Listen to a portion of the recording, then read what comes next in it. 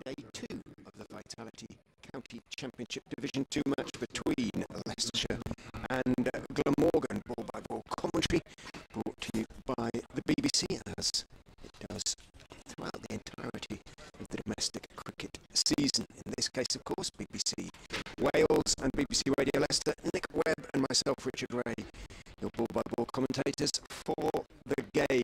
The players heading out into the middle, the players that is of Leicestershire, because Glamorgan about to resume their first innings on 352 for 8. The skipper's still there, Sam North East, 61 not out. Of course he's still there, he's always still there on this ground. Famously scored over 400 just 2 years ago. He's 61 not out, as I say. James Harris is with him 8 not out. So just 2 wickets for Leicestershire to take. They need one more, obviously, for the third and final. Switch off the sound on my computer. Rookie error. Morning, Nick.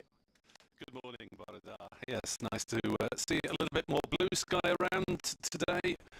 The weather should be okay for today's play, possibly less so for days 3 and 4, but certainly a chance to get a few more bonus points. Leicestershire needing just the 1 wicket for their third, and Glamorgan, well, they'd be delighted if they were to get a further 48 runs for their fourth. I think 3 was a decent achievement, having been put into bat on this green surface.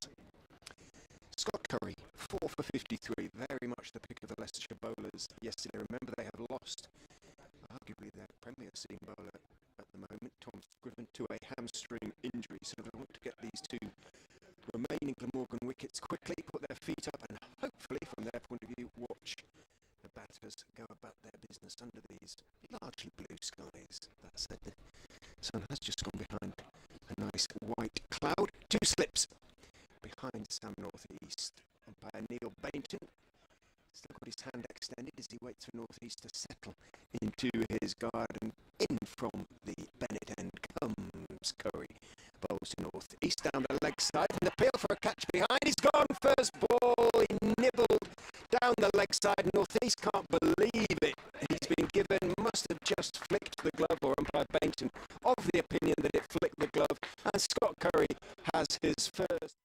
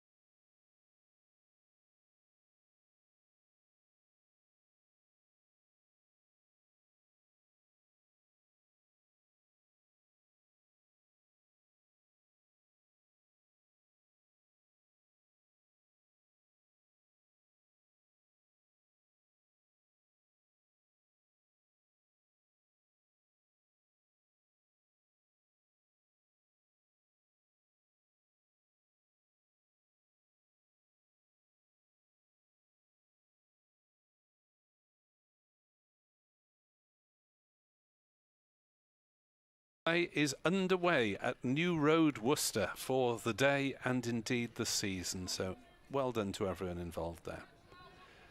353 for 9. As Holland is in to bowl round the wicket to Hamza, who again plays no shot outside off stump. How many balls has he faced? He's faced 8 balls and he's played each of them perfectly. A reminder what's happening elsewhere in Division 2. Derbyshire are 437 for 5 at Bristol, with Matt Lamb on a career best 187 not out. As Holland in to bowl to Hamza, who pokes at that vaguely and is beaten. At Lords, Sussex 297 for 4 in the 92nd over. Pujara is still there, isn't he, always? 91 not out.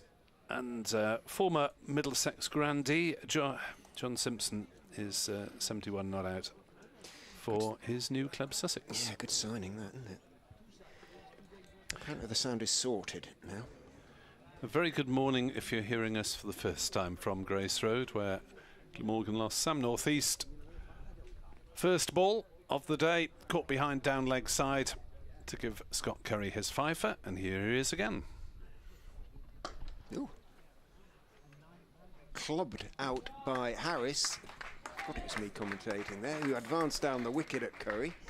Curry didn't sort of seem to see him coming. He didn't adjust his length. It was slightly wide. Harris clubbed it away through the offside, and the sweeper on the offside boundary couldn't get there on that short side. So Harris into double figures on 212, 357 for 9. Looks like he's going to try and make hay while the sun shines. Curry is in, bowl straight. Harris waits for the delivery, which is full outside off stump, and steers it rather pleasantly down towards third man and jogs the single. So, well, prepared to give Hamza the minority of the over, it would appear. And then he tells Hamza that Curry had bowled a slower ball at him out of the back of the hand. He has a good slower ball, Scott Curry. So he's warning Hamza he might get a slower one. Curry goes round the wicket and bowls down the leg side. This time there is no appeal. Hamza did try to help it on its way, didn't hit anything. Up at Northampton, down at Northampton, Yorkshire 330 for 7 against Northants. 3 wickets for the Northants captain, Luke Proctor. Adam Lyth got 100 yesterday, Sean Masood got 60. Curry bowls full on off stump, waits for it. Hamza doesn't step forward, just bunts it out into the offside. Nope, nope, he says as he plays it out towards point, picked up by Ben Mike. Cricket underway in all 9 county championship matches on time this morning. And there's also a T20 men's international between England and Pakistan at Edgbaston at 2:30. Curry is in, bowls outside off stump and a little bit short of a length. Hamza spars away, misses it. Just occasionally he does look like a number 11. Well, that's the second time under he has looked like the number 11. Right, mid wicket, Salisbury I think is being sent back to the square leg boundary. Mike is retreating a bit. They're looking to give Hamza one off the last ball of the over. In goes Curry, bowls. Hamza is forward, leaning forward, not particularly prettily, but getting plenty of bat on the ball, dropping it down just behind him on the offside. Louis Kimber runs up to field, and Hamza has kept another one out. 1 off 14 for him, 358 for 9. Harris will be on strike to Ian Holland. Holland still looking for his first wicket for Leicestershire, signed from Hampshire on loan until the end of the season, as indeed is Scott Curry at the other end. As indeed is Mason Crane on a season's loan from Hampshire with Glamorgan, with a view, presumably, to making that permanent since he's only 27 years old, so got plenty of cricket left in him, particularly having not played an awful lot of red ball cricket, and boy has he made up for that this year. He's really been pressed into a lot of service. It's Glamorgan's top wicket taker with 20 at 32.3 and a couple of fivers in that. Ian Holland then to start a new over to James Harris on 13 not out. 2 slips, 3 saving the single. Most spread back as Harris has a wild waft at the first ball and makes no contact. Aiming perhaps to hit it up here to us so we can have a closer look at the ball. It was a bit of a mow, wasn't it? Well, the theme this morning has been club cricket. That was straight out of it. Yes, looking to club it away somewhere or other. Yes, it doesn't matter where, does it? Anywhere will do. Holland in to bowl to Harris, who drives nicely into the offside, but intercepted at a wide mid-off by Marcus Harris. Keeps them down to a single. 359 for 9. Glamorgan having lost North East for 61. I think I might have said 52 earlier. Apologise for that. Slip of the tongue. North East for 61 with the first ball of the day. Holland in to Hamza, who drives into the offside. Feet somewhat static, but bat reached ball as Hamza rehearses a shot. Thought they'd have had an extra slip in for the number 11. Fine leg and third man is set back. 2 slips, everyone else in the ring. As Holland bowls and Hamza lets that one go by outside off stump. And there's no run. So 7 added this morning for the loss of North East's wicket. 359 for 9. Leicestershire have got their maximum 3 bowling points. Improbably, Glamorgan have an extra 10 overs now after this to get another 41 runs. That seems a long way off at the moment as Holland bowls to Hamza, who plays a shot of some description, not particularly related to the trajectory of the ball. And it's through to the keeper. Last ball of Holland's over. 360 all out was the shout there, so I think that was a Handscomb shout. There's Holland in bowls, a shortish delivery outside off stump. Hamza performs some sort of ducking motion. 359 for 9. Hamza 1 off 18 balls. Harris is on 14 not out. More consultation between the 2 batters, who will shortly become 2 of Glamorgan's frontline bowlers.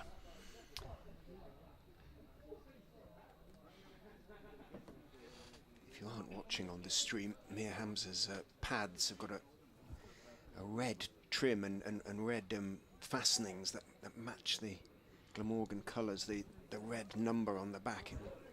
It's nicely coordinated until a ball comes in his vicinity. In goes Curry, bowls short to Harris, who I'm tempted to say actually sort of deliberately and slowly hooked underneath that ball, but I think he actually was attempting this shot and missed it by a good foot. The bouncer, he went for the hook slash pull and was very, very late. There is a deep backward square as well. Ben Mike's out there, also obviously a long leg as well. Curry is in line and length, just on or just outside off stump. That Harris somewhat awkwardly jabs into the offside. Buttinger fields. A little bit unlucky, Buttinger, not to get a chance at the start of the season. The former Notts opening batsman.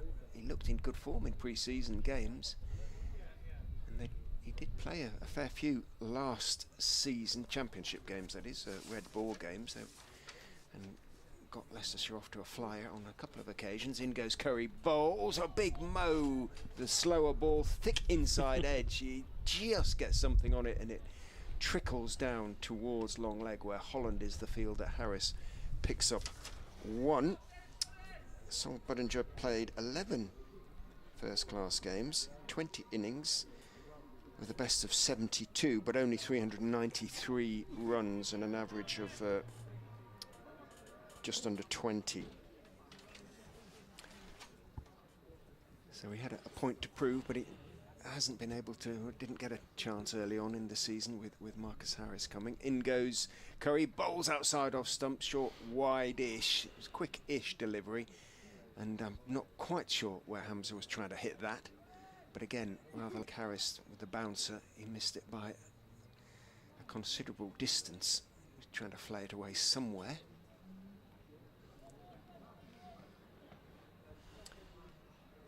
Leicestershire mustn't get frustrated or try and do anything different. In goes Curry and bowls. Hamza defends. Turns his wrists on a walking defensive push out into the onside. That was the 5th ball of the 101st over, so the Leicestershire fielders retreat, offering Hamza 1.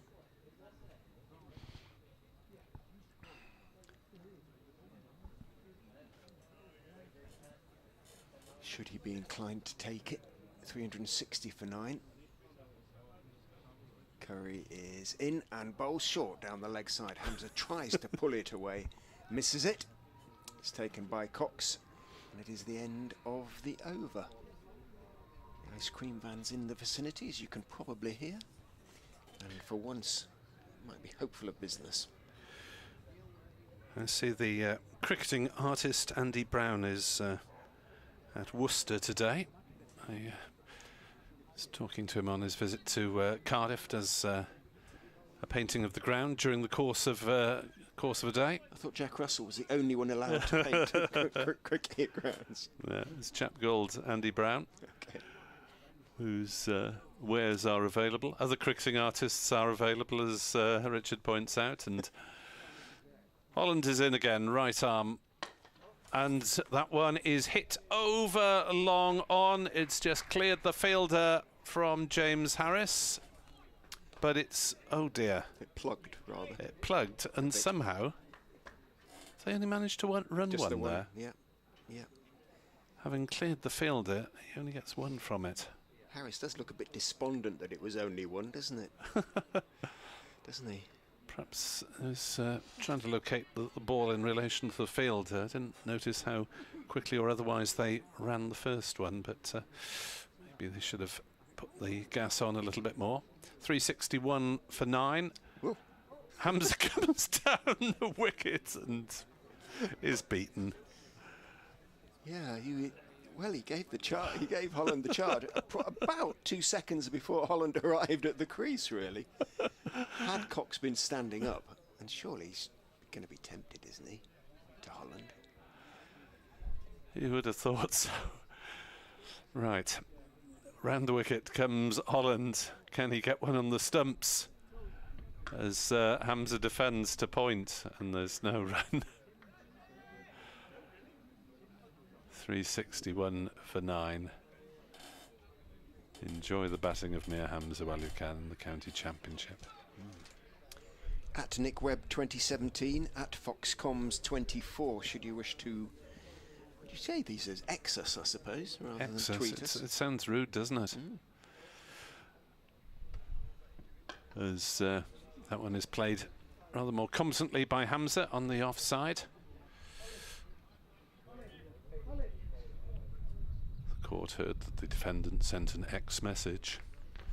Not to be confused with X-rated messages. Don't send us any of those. Please. 361 for 9. nickweb2017@gmail.com if you wish to email. I don't know, even read out Leicestershire supporters' emails.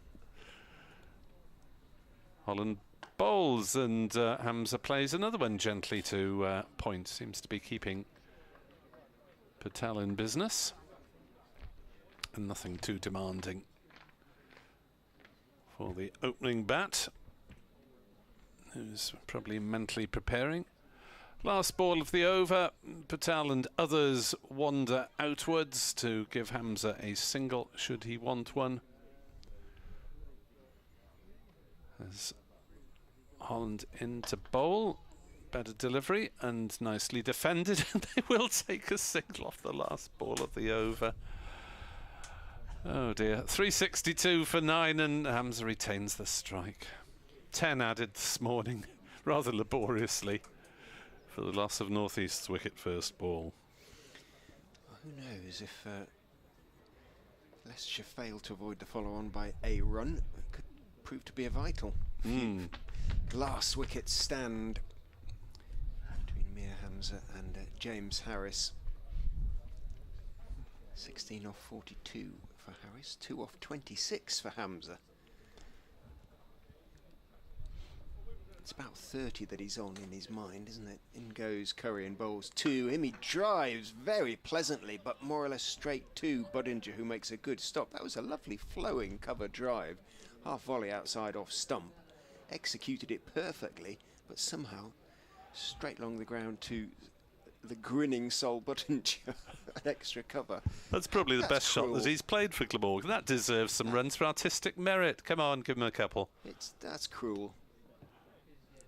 Curry is in, bowls to him. He goes for the pull. He's looking for the ball. He's going to be run out. No, he's not. He had no idea where that had gone.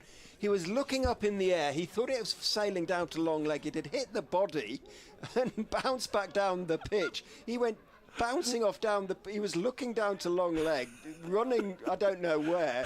Curry picked up underarm the ball at the stumps, missed. The general hilarity out there at the moment. Everybody's laughing because Hamza is now gesturing. He thought it had gone down to... Even James Harris is smiling, actually.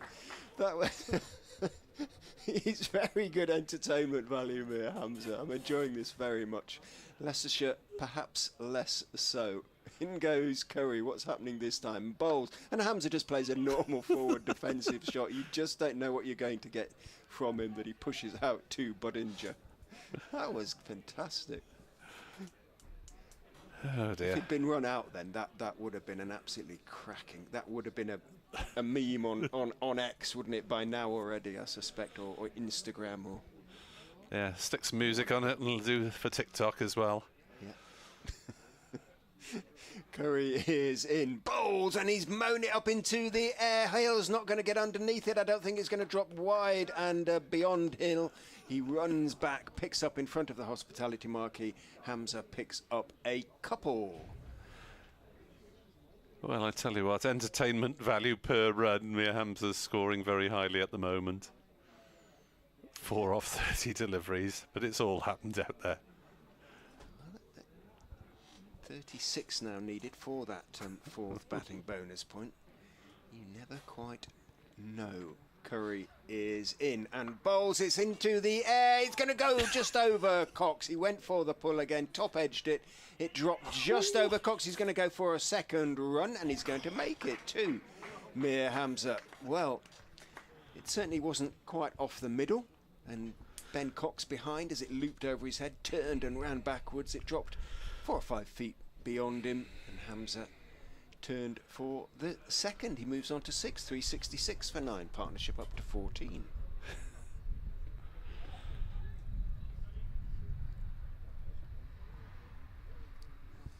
Curry is in and bowls a bouncer that he ducks out of the way of. It somehow, I think, hit the top of his...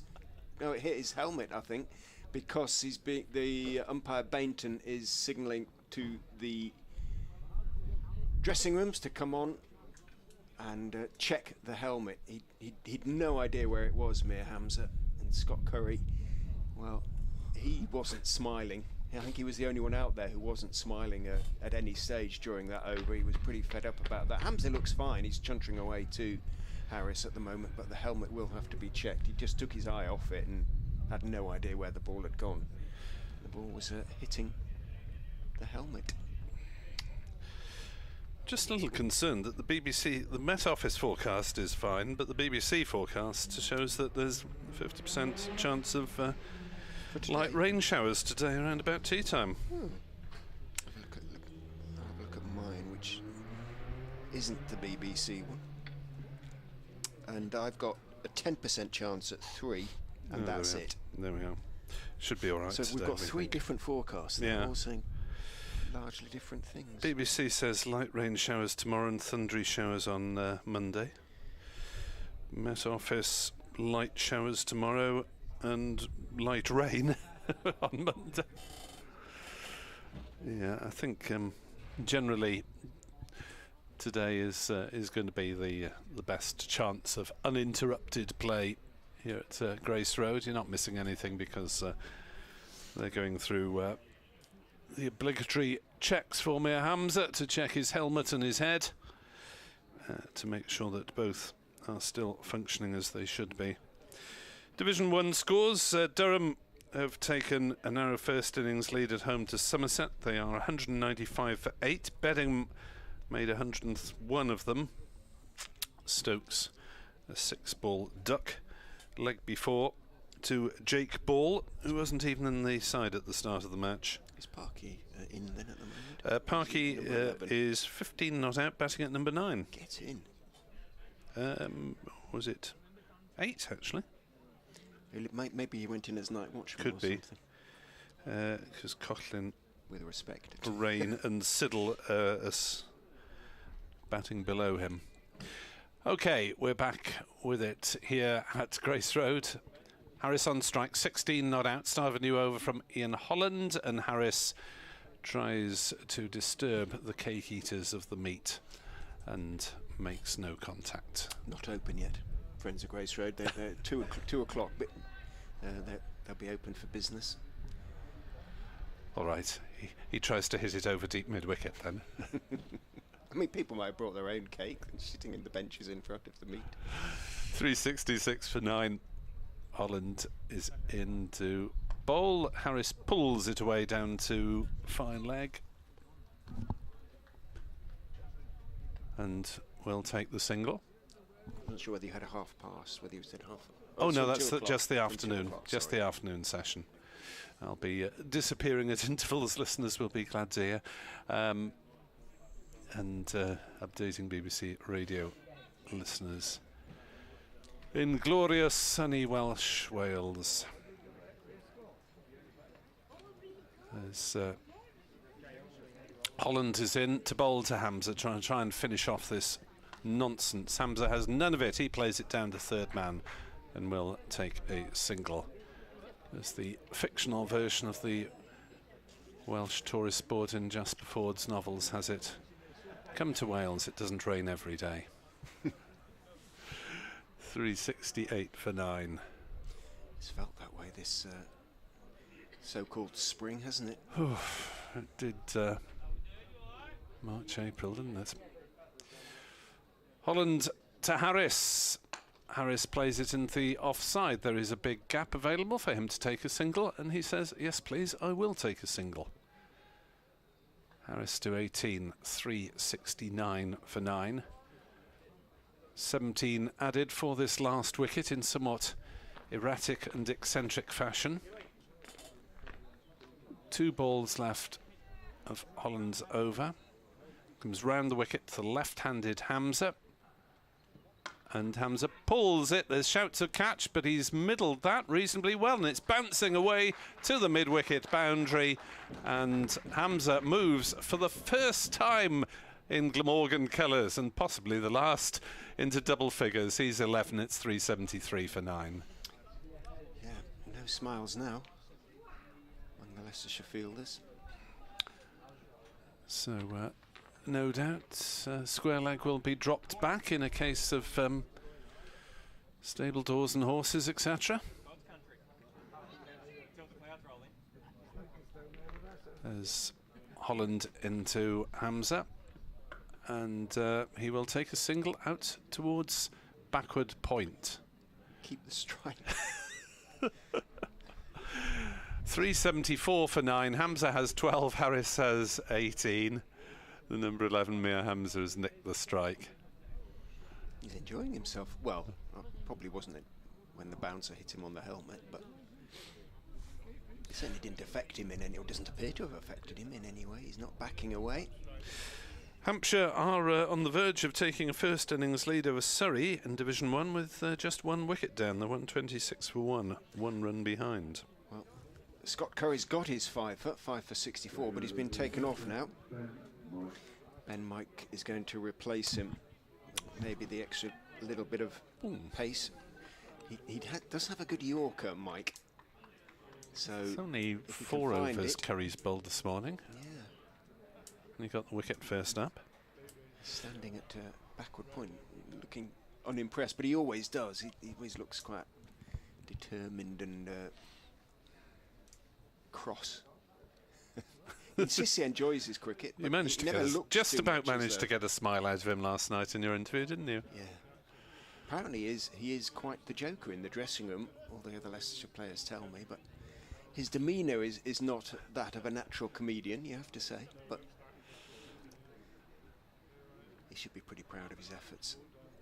So far in this game, he made a really good 70-odd as night watchman in the game against Gloucestershire as well. So Ben Mike's coming round the wicket at Hamza. Bowls outside off stump, hit up into the air, over long on, 1 bounce. No, it made it all the way for 6. Well, just clubbed it. It was short outside off stump. Hamza swung it hard. I thought it was going to go to mid-on at first. In fact, he got loads of it and has thrashed Ben Mike for 6. 380 for 9, just 20 now needed for that 4th batting bonus point.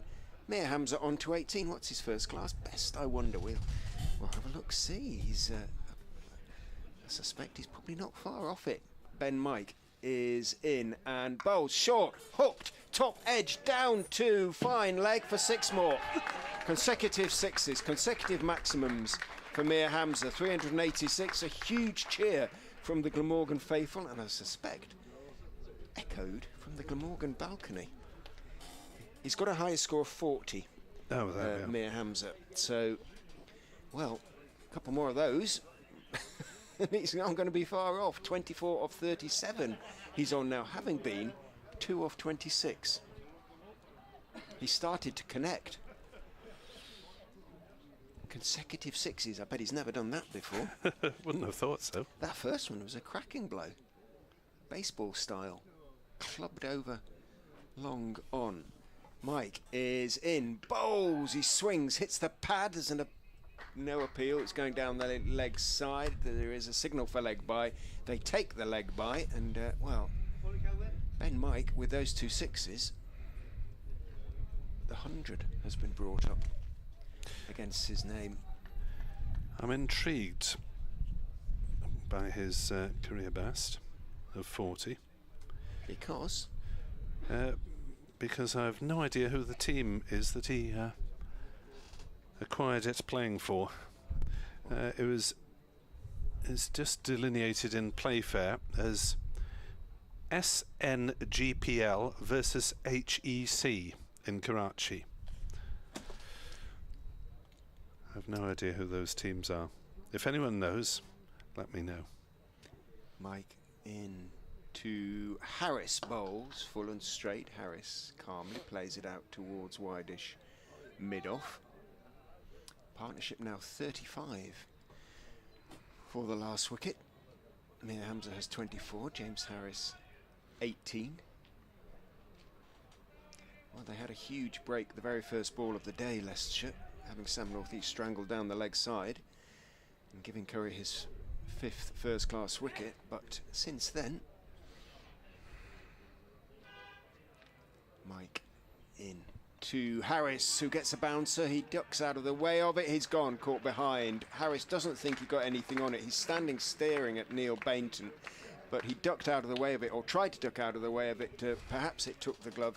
Harris doesn't look as though he thinks it did, but, well, Glamorgan are now all out. And we'll have a look at the replay and see what, if anything, it did hit.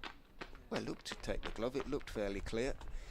And Harris, well, he stood there for a moment, perhaps he was cross with himself. It was a very straight short ball. Harris is holding his right, no, that's Mir Hamza holding his right shoulder as he walks off with a best for Glamorgan. It's Harris holding his right shoulder, I beg your pardon. So Harris making it clear that he thinks it came off his right shoulder, not his glove. Well, 387 all out after being put in on a green top. The applause, we should say, is for Scott Curry, his maiden first-class 5-foot on a very, very green pitch. Glamorgan, if offered 387 at the start of play yesterday, I suspect Nick would have taken it. Absolutely. It looked like bowling-friendly conditions. Must be said, the pitch, although we're commentating at a fair angle, doesn't appear to have offered excess movement at any point. The bounce has been occasionally low, but nothing particularly out of the ordinary. So, despite its appearance, it's by no means a terror track. 387 all out, and presume that's the heavy roller. Very much so, I'm afraid. Is which is not likely to make it any livelier, is being it? conducted up and down. Before play, it was going up and down the strip 2 to the left, which we originally thought was the match wicket for this wicket. So they're flattening out that one as well. Would you think that's the first T20 wicket, maybe, that they're one assumes so. working It's on? either that or the matting one. But there are other. It's not just, you know. Sometimes there are. What are they called now? They're not lightning anymore, are they? Hybrid? No, the the women's team, the East Midlands women's team. Blaze. Blaze. That's it. I beg your pardon. We need it. Marie here. Marie's going to be here tomorrow. We're going to have a cup of tea and be back with you in not much more than 5 minutes' time.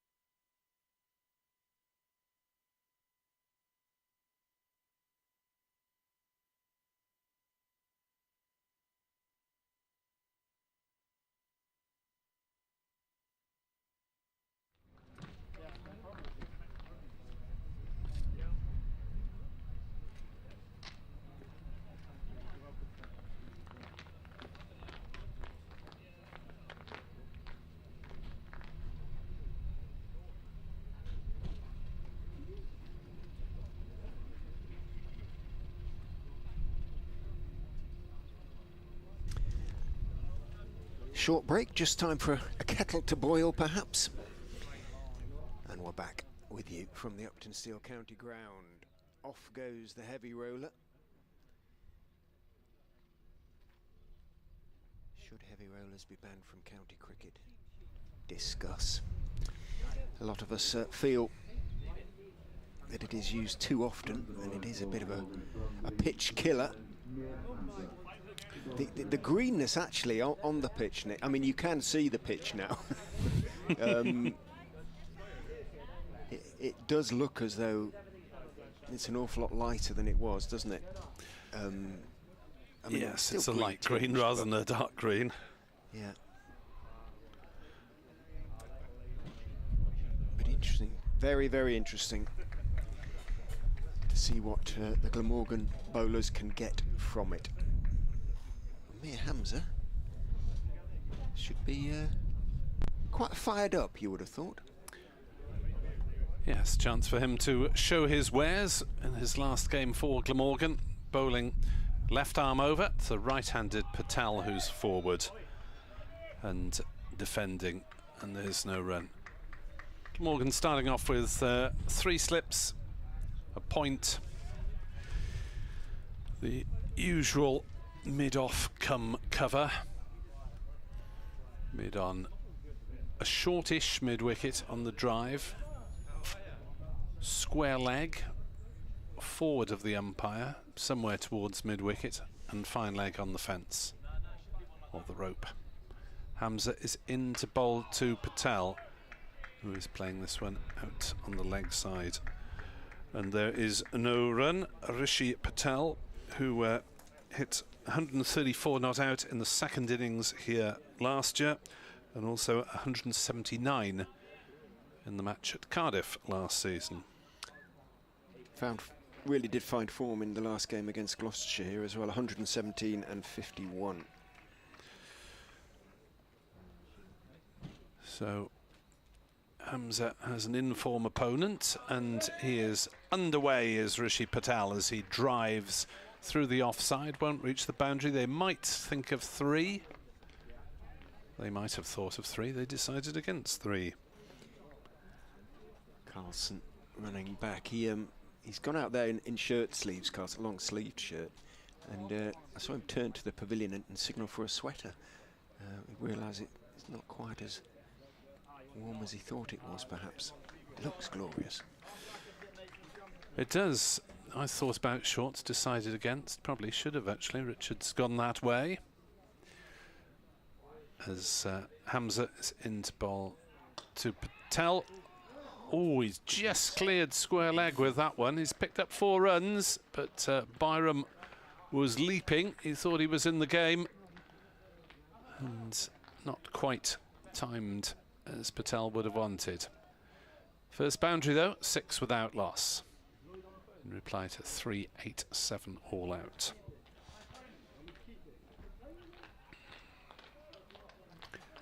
Yeah. What, 3 or 4 feet above? Close enough for him to make a token attempt anyway, as that is through outside off stump with the grunt of effort that we've got used to. Play up Pompey asks for a birthday shout out to the former Glamorgan Club Secretary Mike Fatkin. Very good morning to you, Mike, if you're listening. Happy birthday. As Hamza finishes the first over of the Leicestershire innings, bowling to Patel through lowish outside off stump, no shot required, 6 without loss. John Hughes on Twitter, alias Lord Tenby, claimed it was one of the most entertaining last wicket stands since the halcyon days of Phil Tufnell and Devon Malcolm. I think James Harris had a bit of an extra batting ability on either of those two, but Mir Hamza certainly entertained us in his 24 not out that will send his Glamorgan average rocketing into double figures. Well, both Carlson and Crane have been brought sweaters. In fact, 3. The 12th man has brought 3 sweaters. Also, Marnus Labuschagne as well. It's clearly There's clearly an edge to the breeze, perhaps. So, happily, the Glamorgan sweaters all have their numbers on their backs still, hence making them more readily identifiable. So, Tim van der Hoogten is going to open the bowling for Glamorgan from the Bennett end for the first time this season. Not just from the Bennett end, the first time he's got ball in hand for Glamorgan this season. Fair head. Round the wicket he comes in and bowls to Marcus Harris onto the legs. Harris just neatly turns his wrists on the ball, pushes it out towards mid-wicket where Eddie Byram is the fielder. Bowled well in a second 11 championship game against Lancashire at Abergavenny last week, and also took part in a couple of T20 games at Oxford on Monday. Turns, comes in down the slope. Harris looking to turn it off his legs, takes his bottom hand off the bat, gestures at the ball, actually thumps into the pad, trickles down towards leg gully. Cook runs round and picks up, and a leg bite is signalled. Cook's wicket-keeping gloves are daffodil yellow. Vibrant, aren't they? Striking. Vibrant, yes. Don't miss those in the dark. Van der Hoogten back over the wicket to Patel. Bowls. Patel drives pleasantly, but he can't get it. Yes, he can. I thought from wide mid off it was going to be cut off there by Zain ul Hassan. Hassan did dive across to his left. I thought he got his left hand to it. I think he did slow it down a bit, but it managed to sneak underneath and go on for another 15 yards or so. So Patel is able to pick up a couple of runs.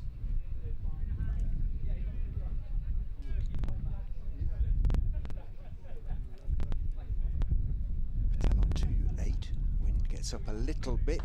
Bowls. Van der Hoogten. Patel is cautiously forward, slightly angled back, pushing out towards cover, moving across to his right is Crane.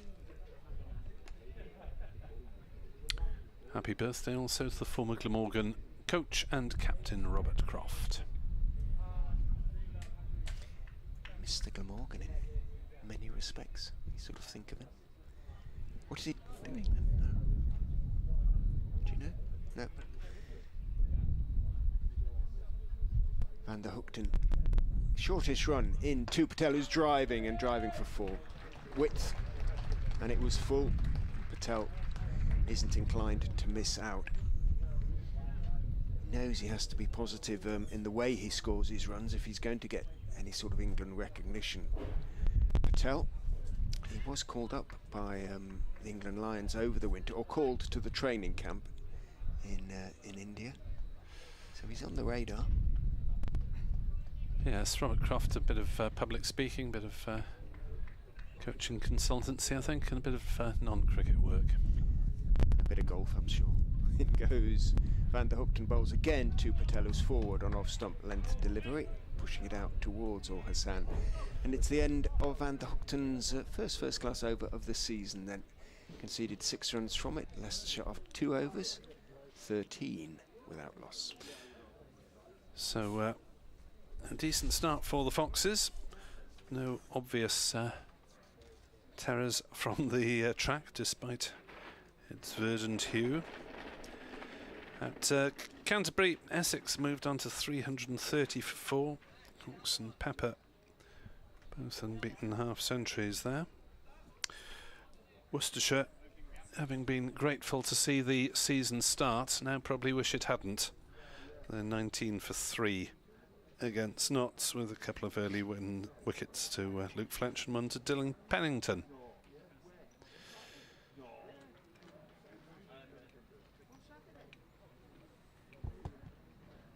And Warwickshire 111 for 4 at Old Trafford. Not an awful lot of play there yesterday. There's Hamza bowls down leg side. Harris shapes to play it, but decides otherwise. Is that a Fox's calendar that you're examining there? Yeah, John Mallett, the club photographer. produces one each year, along with a sort of yearbook of photos and what have you. Impressive. This photo, which is of a sort of sunset scene at a T20 game, which is in July. Hamza bowls and Harris leaves outside off stump through to Cook. Has been selected as a finalist in the, I think, World Sports Photography Award, a massive it looks like it's being played award. on the night of the apocalypse, doesn't it? There's Exactly a distinct end of the world orange vibe to the night sky. They do look like fires, don't they, in the background, rather than sort of broken cloud. But yeah, so it's yeah, big time for Johners. Well done. Hamza to Harris up in the block hole. Harris defends well at the last minute. August's picture is of Harry Swindell's batting sans bat, the bat airborne. But a famous innings. Right. The century in the One Day Cup win. final, I believe. Yeah, it's nice work. Glad that someone still produces calendars. They're not entirely 20th century. There's Hamza in to Harris. Glances it down towards backward square. Byram trots across from in front of the umpire. And they amble through for a single 14 without loss on this fine morning here at Grace Road. The pitch becoming slightly more visible than it was yesterday, slightly more easily distinguishable from the rest of the square. Patel has 12. In fact, that was a leg by, so Harris yet to get off the mark as Patel plays slightly uncertainly off a thick inside edge. Bit of movement there, Richard, was there? Little bit of swing back in. You kind of would hope from Yes. a left armer at this pace, wouldn't you want to swing it back into the right-handers? Yeah, for those not familiar with his work, he is very much a seam and swing bowler rather than an out-and-out paceman, Mir Hamza. As he bowls now, and Patel plays no shot through outside off stump. And there's no run. So Leicestershire with a relatively untroubled start so far to their innings. Patel has 12, Harris yet to score. And we're through 3 overs, 14 without loss. 82 remain in the day. You may have had messages like this before, but Bronte, are Glamorgan allowed to bowl this fast? He says. I thought everything in Wales had to be 20 miles per hour. Ho, ho, ho, ho.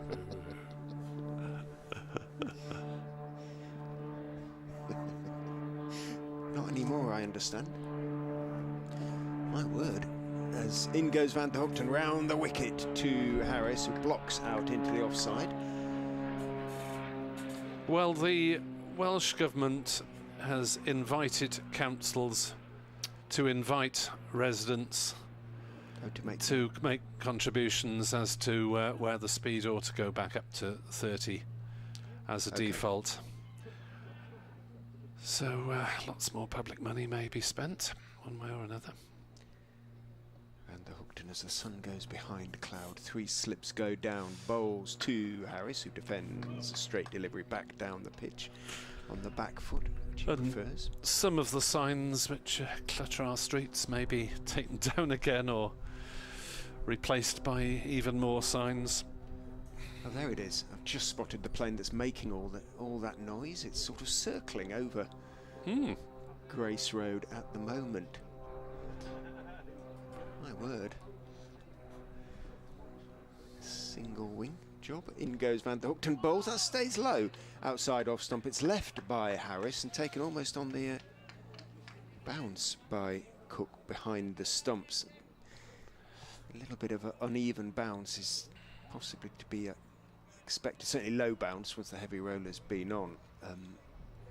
Not unusual, but it's also not unusual for the pitches sometimes here at Grace Road. It was interesting, Scott Curry talking about the pitch yesterday. Very intelligent analysis, I thought. In he goes, Van der Hoogten that is, bowls to Harris onto Midland leg, turned out to mid-wicket by Harris, saying that he thinks that Grace Road is becoming a ground where you look up, you don't look down. You know roughly what sort of pitch you're going to get. Look at the conditions, not necessarily the pitch.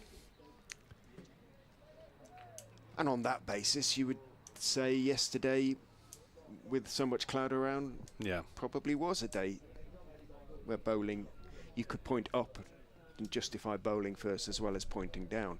Van der Hoogten is in. Harris drives and drives pleasantly from outside off stump, punching the ball economically out towards wide extra cover. Chasing back is Kieran Carlson. Athletic chase, pick up and throw, but Harris picks up 3 and he gets off the mark. I was just thinking that in some levels of club cricket, a throw of that length would probably be a 3-person relay. Either that or send it via delivery firm, which would be quicker. Guy Gibson on the stream. He's interested in your saying that T20 pitch looked like Apocalypse Now. He said, well, that pretty much summed up our T20 season, really.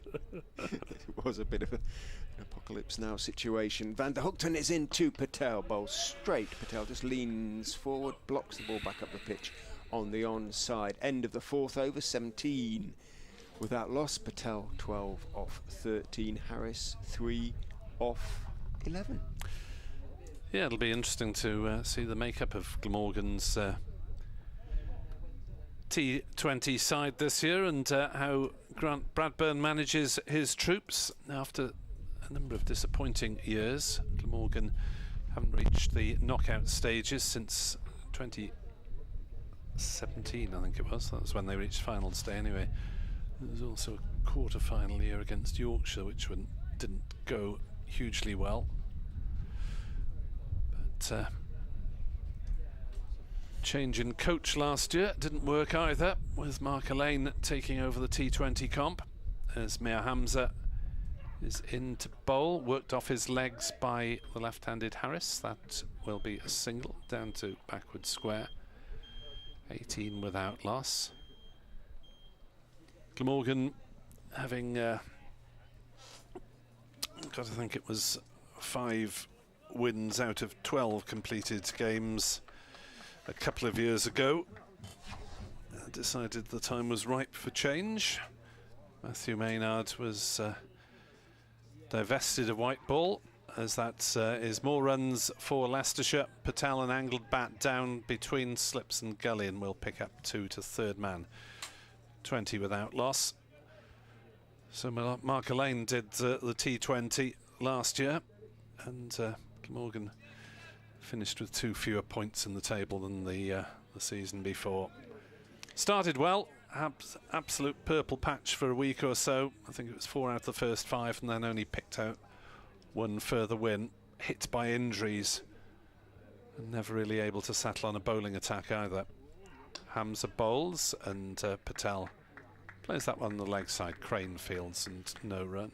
Yeah, Leicestershire won only 2 games. Durham home, dear. Durham away, and that was it. Ouch. That was it, I'm afraid. Yes, it's consequent to which Paul Nixon lost his job. Yeah, Mark Elaine's time at Glamorgan proved rather briefer than expected. Back with Gloucestershire now, as Hams is in to bowl, turned off his legs by Patel, down to fine leg. In fact, turned with his legs by Patel, because leg by is signalled. 20 without loss. Good start from the Foxes, replying to Glamorgan's 387 here on BBC Sport Online. Patel's got into double figures in every innings he's played this season now. Hamza on his way.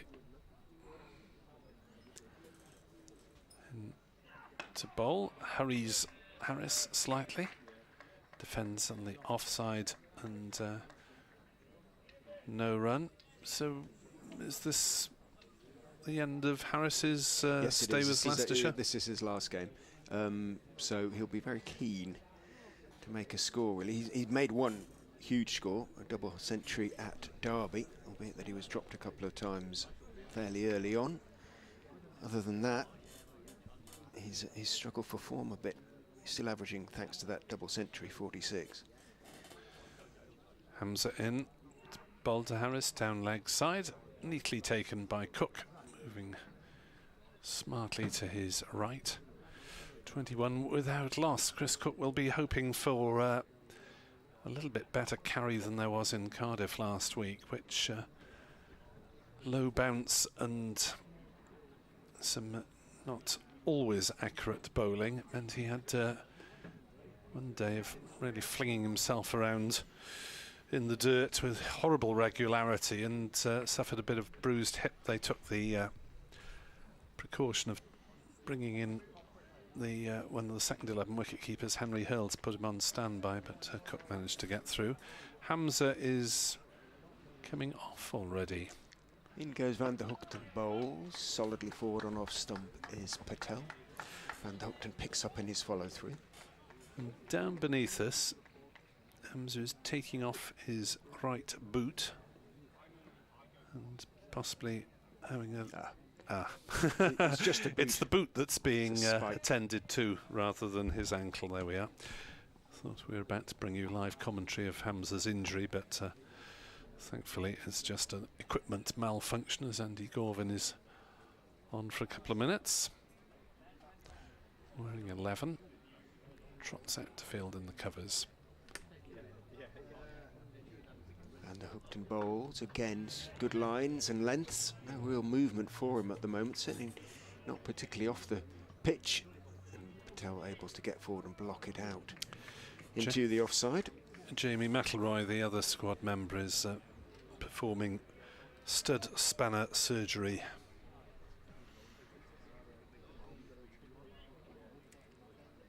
Yeah, he's changed 3 spikes, judging by what he's picked up out of the grass there. And the Hookton is in and bowls full, dug out rather, off leg stump by Patel, almost a Yorker. He examines the bottom of his bat, having pushed the ball out towards mid-wicket.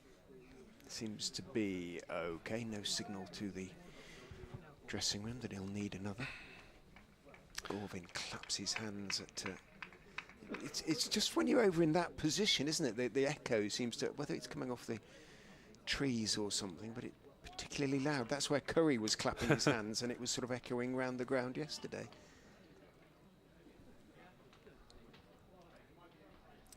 And Hookton bowls, good lines and lengths again. Patel respectfully forward, playing the ball out to mid-off. Carlson, the fielder. Mir Hamza just wandering around in the dugout in front of us. Looks as though he's about to return the action. Looking for a sports drink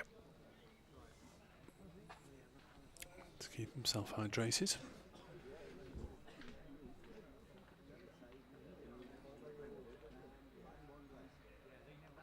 And bowls again, lovely lines, but Patel is forward just outside off stump, plays it with an angle back down towards third man. There's a chase after the ball, a sliding stop, and a pick up. 3 Glamorgan fielders involved in the chase there. I think it was Crane who made the sliding stop.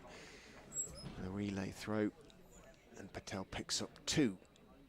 Yeah, Labuschagne was down there as well. Root was backing up. Quite glad of the opportunity to do the chasing there.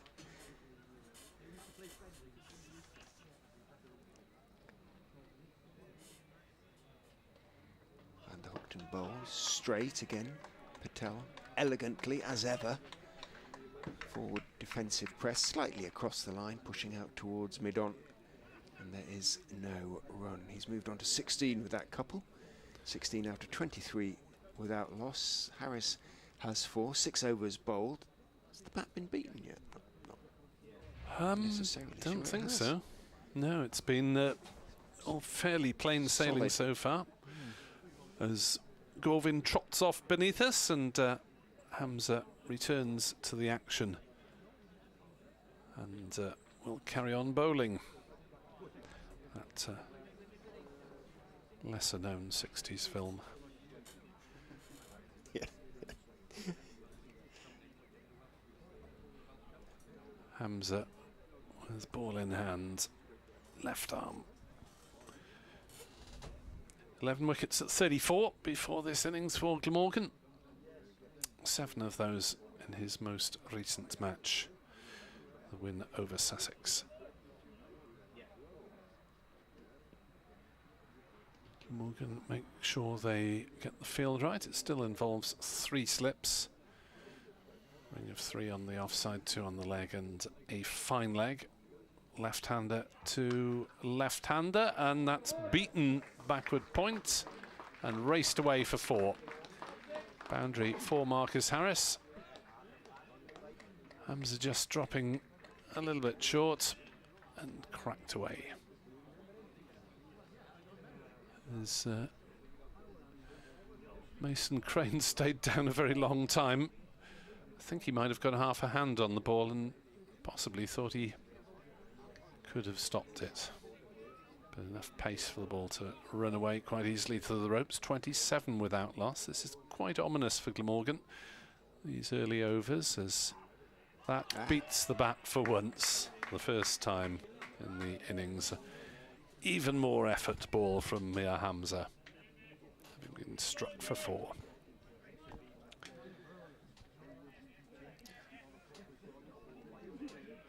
So these two both boasting very healthy averages coming into this match. Patel 58, Harris 46.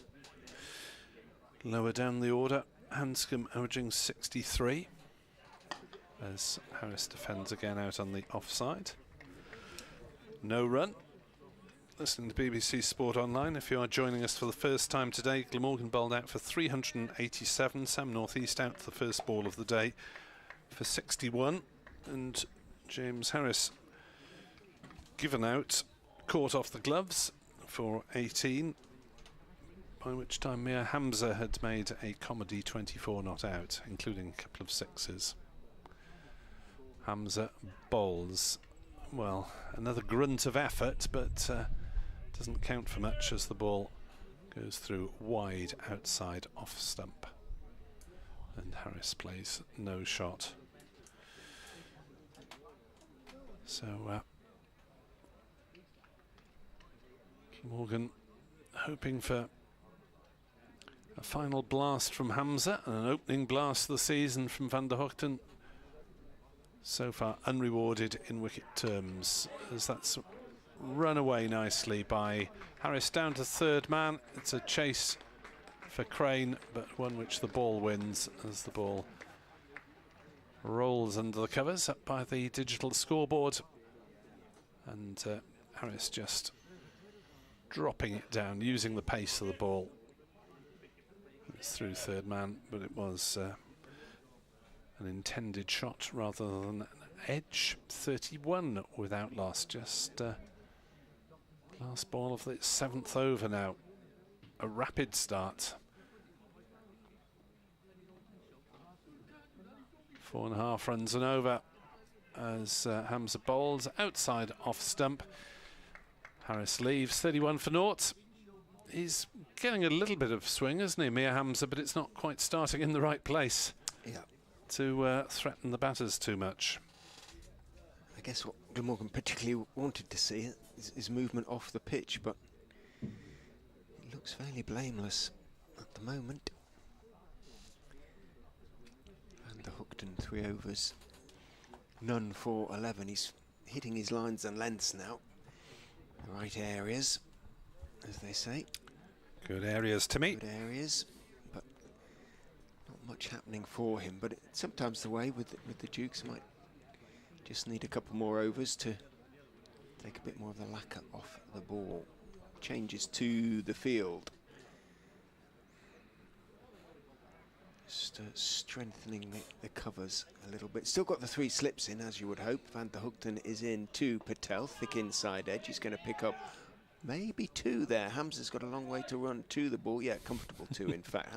He needed to shout Hamza there. I'm not sure he realised it was heading his way. He just moved across too long leg. I think he was rather hoping that James Harris might retrieve it from square leg. Yeah, the 2 were looking at each other, weren't they? But Harris was kind of at mid-wickety, really.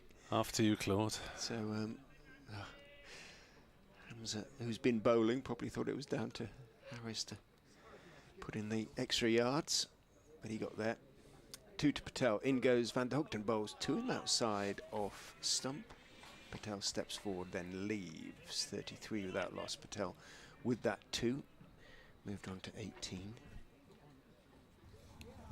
Saturday crowd in. It's sort of beginning to fill up a little bit. No other attractions in Leicester today, sports-wise, which sometimes affects the Saturday crowds here. And it's a beautiful day, so why not get down to the Uptonsteel County Ground and watch a bit of first-class cricket. Some international players here as Van der Hoogten bowls to Patel, who goes forward, and potentially some future international players as well. Maybe Rishi Patel one day for England. Marnus Labuschagne of Australia is here.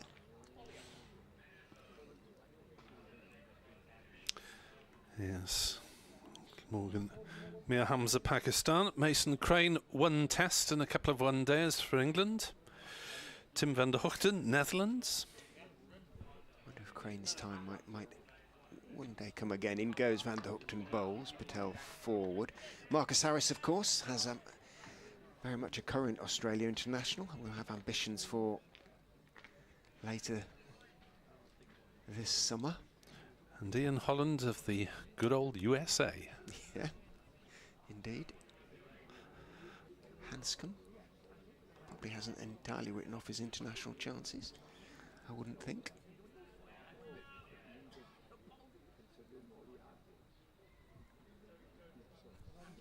And the Hookton is in. Patel forward again, slightly inside edgy as he pushes it out towards mid-on. Has Van der Hoogten, do you think, shortened his run slightly? I'm just obviously having watched him only once or twice a season over the years.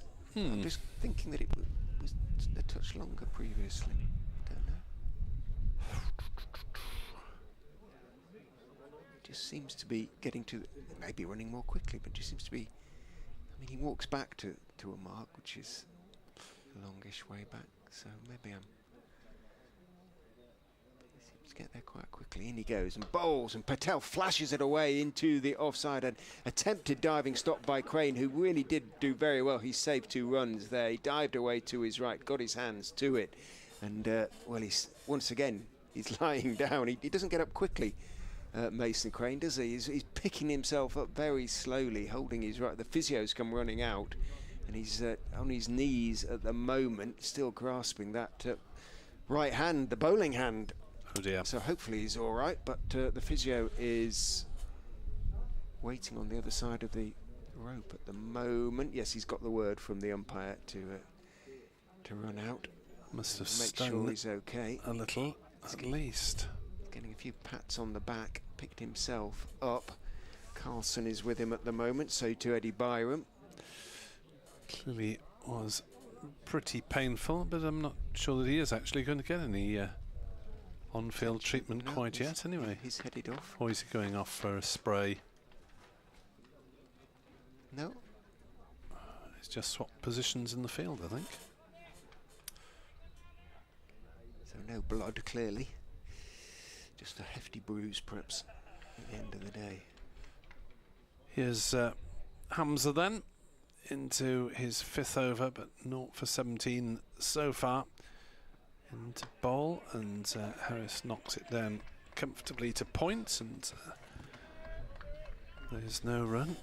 Barely has the ball beaten the bat so far. It's all been relatively plain sailing for the Foxes openers, replying to 387 for Glamorgan. 35 without loss. Patel 20, Harris 12.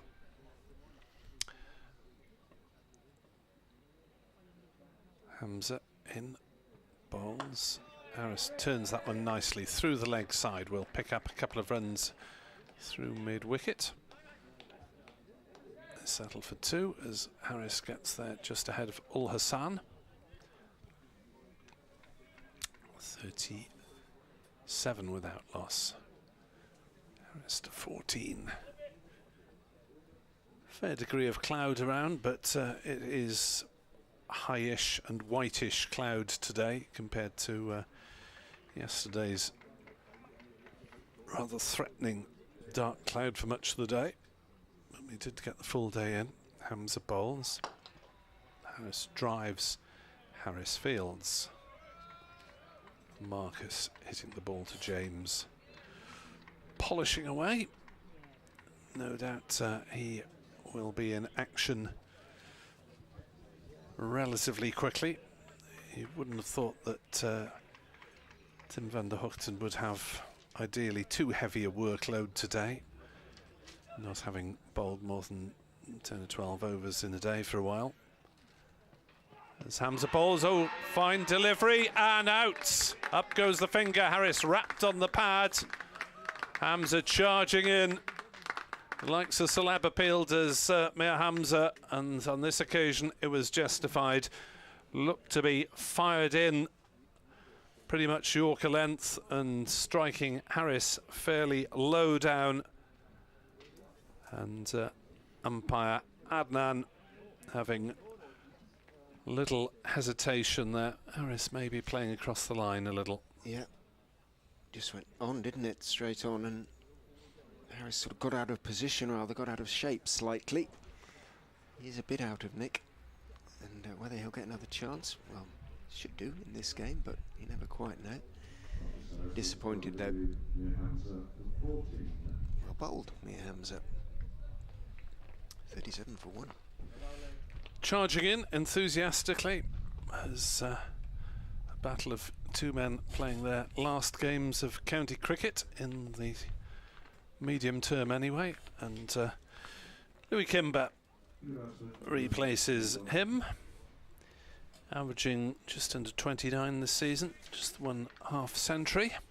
He's threatened on numerous occasions. He's been given a chance at 3, Louis, to establish himself. There are those who'll say that he's more of a sort of natural middle order batsman, hits the ball very, very hard. More of a 5 or 6 perhaps by nature, but get up top, sunshine. Yeah, his scores this season, as I say, he's got in on a few occasions: 24, 4, 18 not out, 10, 65, 22, 46 and 13. So he really could do with a knock. He'll be a big part of Leicestershire's one-day setups. Messrs Gorvin and Harris administer various drinks, and 37 for 1. Much needed breakthrough for Glamorgan, because that was looking ominously comfortable for the Foxes until then. Mir Hamza asks his square leg to come in a couple of metres as Hamza is in to bowl to Kimber and beats him first time up. Good ball. Can't have been too far off target, and maybe not too far off taking the edge either. 37 for 1. Patel is that rarity, really. The specialist opening bat. Glamorgan have found them difficult to come by in recent seasons, as that is clipped off his legs by Kimber to get off the mark with one down to fine leg. 38 for 1. If you consider that David Lloyd was promoted up, having batted virtually everywhere from 4 to 10 previously. Billy Root's been promoted from 6 mostly last season. Eddie Byram was more of a 5-6 when he arrived from Somerset. Zainul Hassan, who has done the job, promoted up from lower middle order. Likewise Andrew Salter last season. Who wants to be an opening bat? Apart from Rishi Patel.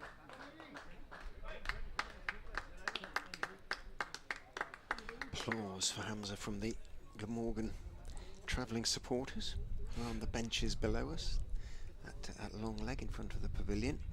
So extra slip going in, well, gully actually, alongside the 3 slips for the new batsman Louis Kimber as Van der Hoogten goes in, bowls to him on towards Midland leg, turned by Kimber off the back foot out towards mid-on, and there's no run.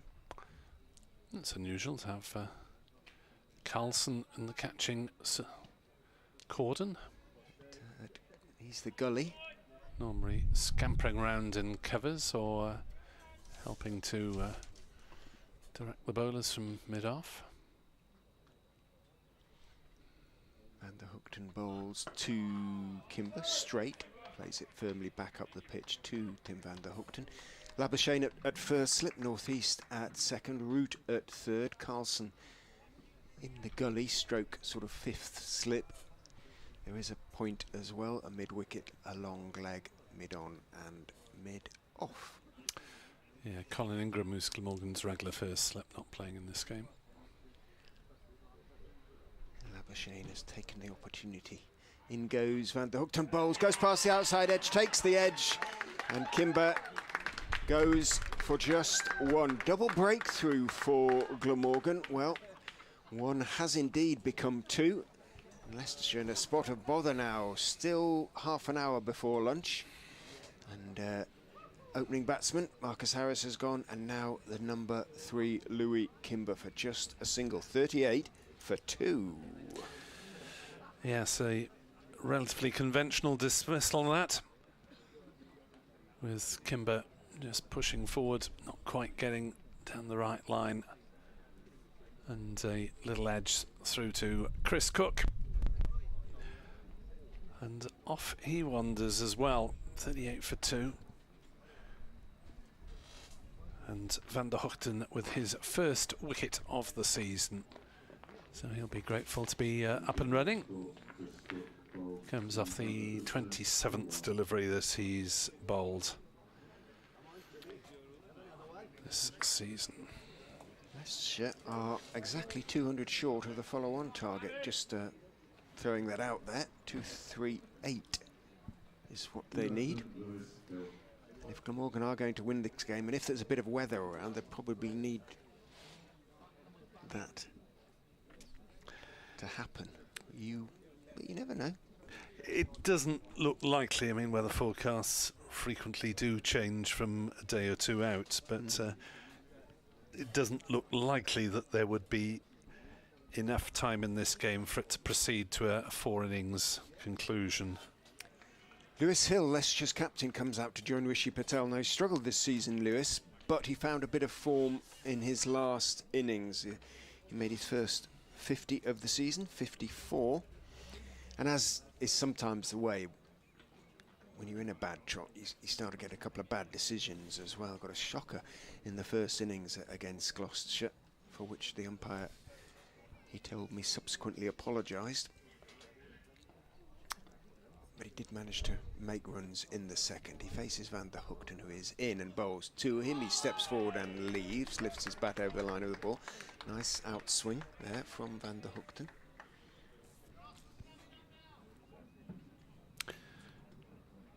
Yeah, there's just the little bit of early innings life in proceedings.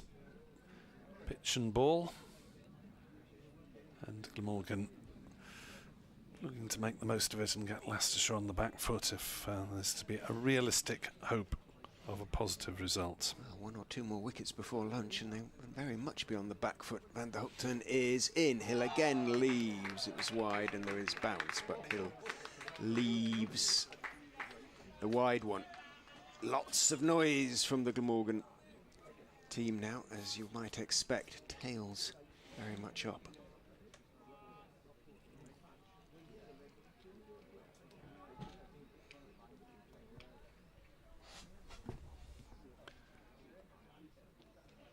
For 15, Van der Hoogten to finish his 5th over. Comes Just down the slope and bowl straight. Hill is forward, blocking the ball out to mid-on, immediately holding up his bat to Rishi Patel. Well bowled, Tim van der Hoogten.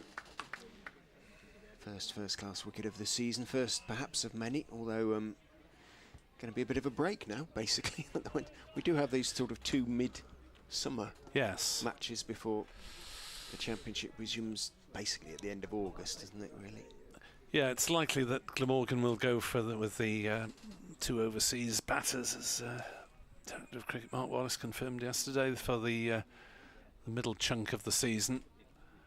Labuschagne here for June and July, as that is defended by Patel. First ball of Hamza's new over into his 6th over. I mean, whether Labuschagne stays around for any of the one-day cup, they might feel it better to say thanks, Marnus, but to go with just Colin Ingram as the overseas for that, and give 1 or 2 of the younger batters on the staff a chance. As Mir Hamza bowls and Rishi Patel defends out on the offside. Tom Bevan has had 1 first-class game this season.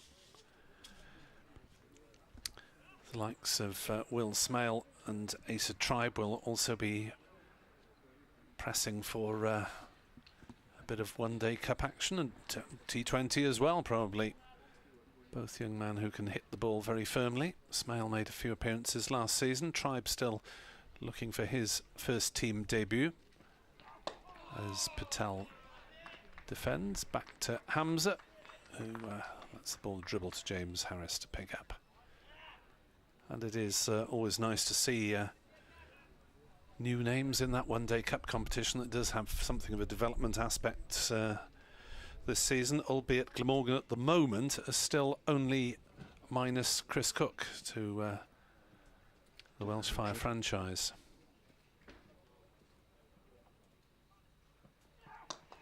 As that is clipped towards square leg with optimistic shouts of catch it.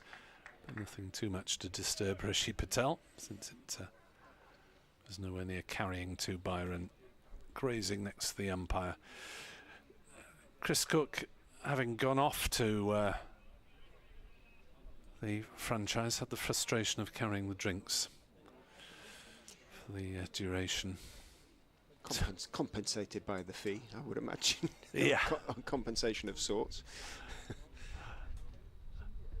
Hamza bowls and Patel plays no shot as the ball is angled across his face or the face of his stance and through to Cook.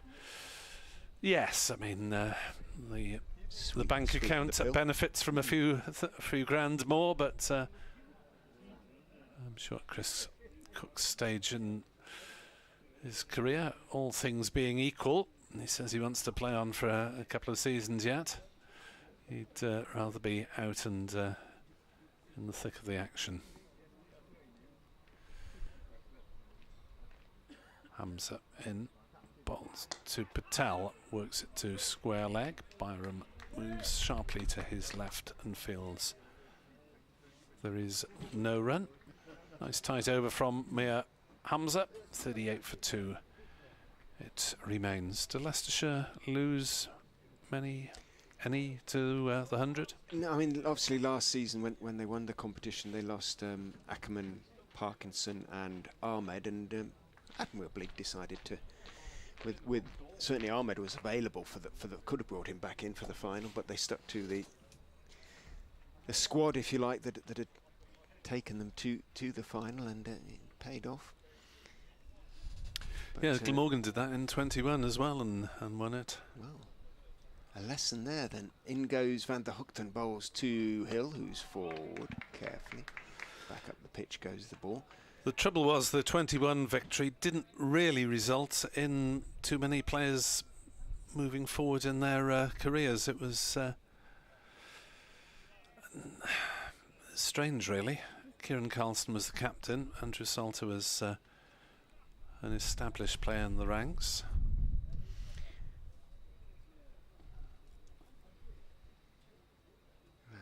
Upton up on his toes, bowls outside off stump wide, and Hill has nothing to do with it, lets it go through.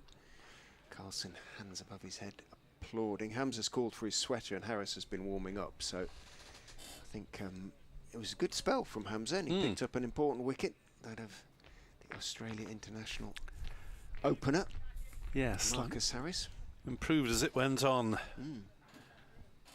Graham Smith on Twitter suggesting there's plenty for the bowlers if they can put it consistently in the right place.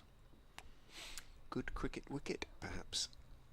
Appearance is deceptive. In goes Van der Hoogten, bowls again outside off stump. Hill lifts his bat high over the line of the ball. It was a slightly shorter ball, got up a touch. Look, could be a double change because at t'other end, Zainul Hassan is warming up. So both Harris and Ul Hassan, that would be the likely next two cabs off the rank. Yeah, Harris. Certainly. But certainly, Ul Hassan is the next seamer in line, but frustrating season for him with the ball. Van der Hoogten is in, comes back a touch on Hill, he keeps it out. Perhaps it stays a bit low. Puff of dust from Hill's feet as he moves into position, gets into position. In terms of the bowling attack, Mason Crane, as I say, has done a lot of bowling already this season, despite the fact that we're still in May. He's sent down quite a few overs. May get a few more in this game. But the seamer's doing a good job at the moment. Van der Hoogten is in on off stump. Hill drops it out into the offside, seizes a bit of a gap. Carlson having to run to his, I beg your pardon, Crane having to run to his left to pick up and throw. Doesn't bother throwing because both Hill and Patel went straight away and made their ground comfortably. Marnus Labuschagne will probably fancy a bowl at some stage. I'm sure. We'll see what he's bowling. We'll see what he's bowling. Yes, I was going to say, but what is the question? Hassan again bowls a couple of looseners while he awaits Van der Hoogten, who bowls, and Patel drives pleasantly and he gets that through. Wasn't quite at the pitch of the ball. We had a perfect view of that from sort of fine leg. Patel hitting it away through straight extra cover. He wasn't quite at the pitch of it, but he got plenty of it, and although Crane flung himself to his left, clearly he's recovered from that bruised hand, or, well, he's okay anyway. He couldn't quite get there, and Patel moves on to 24-43 for 2, Hill 1. Need to get through to lunch, these two. Marnus Labuschagne, most regularly a leg spinner, but one day last season, bowled about 25 overs of off-spin, just, well, Matthew Maynard, the coach, appeared somewhat bemused at the end of it all. It's like Jesse from the Fast Show, isn't it? This week I will be mostly bowling leg spin, off-spin, seam up. Yeah, he has actually taken a couple of wickets with seam for Glamorgan as well. As Zain Ul Hassan will come into the attack. Right arm military medium. 23-year-old, youngest player on the Glamorgan side, born in Pakistan, brought up in the Midlands, as his first delivery is defended by Lewis Hill. And one of those players that you just feel pleased that he's got a chance in first-class cricket, because he bounced round half a dozen second 11s for a couple of seasons. He was in the Worcestershire Academy, didn't quite get the breakthrough there. Told he played for Hereford a bit last season. Yeah, I wouldn't be surprised. My Hereford correspondent tells me. Thank you. Ul Hassan bowls and played out in the offside by Hill. No run. Foxy Phil lives down there. All right. Yeah, half a dozen county second 11s plus the South Asian Cricket Academy is on their books for a while. And impressing in Glamorgan seconds at the tail end of the 22 season, on contract last year. As that's edged over slips or guided over slips. It was precarious anyway from Hill. Up and over it went. It's flashed away for 4. How close was that to Labuschagne? I thought he got a hat. I thought he might just tip that over the bar. Let's have a look on the replay. It was a deliberate shot, wasn't it, by Hill? But wow, he almost misjudged it. Yes, it didn't seem too far over Labuschagne. Maybe it was a reasonable a foot clearance. A foot or so. Labuschagne still down, as if to exaggerate the drama of it all. Would have been a special catch. Well, he'd need to have been about Scott Curry height plus some, I think. 6'5" Leicestershire seamer. Hill on to 5 as Ul Hassan bowls and played into the offside.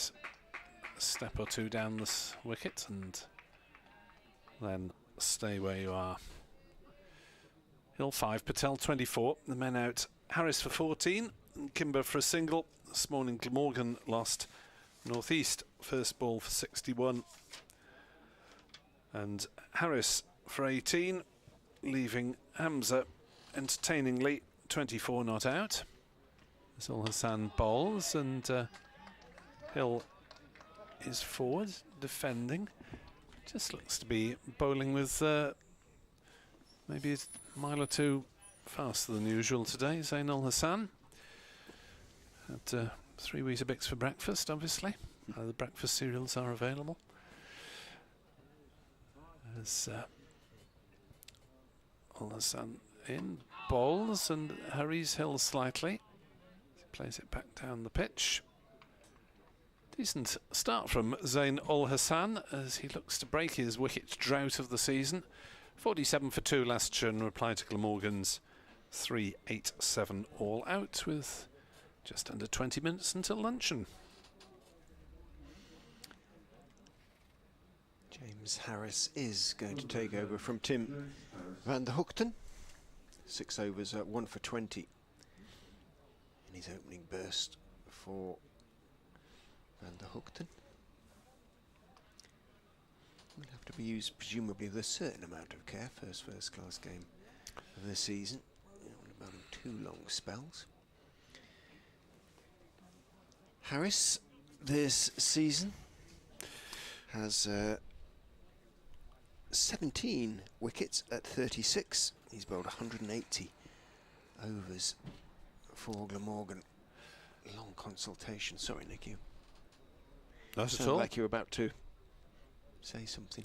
Not at all. I would have told you exactly the same statistics. They're the same on your sheet of paper as they are on mine, so crack on.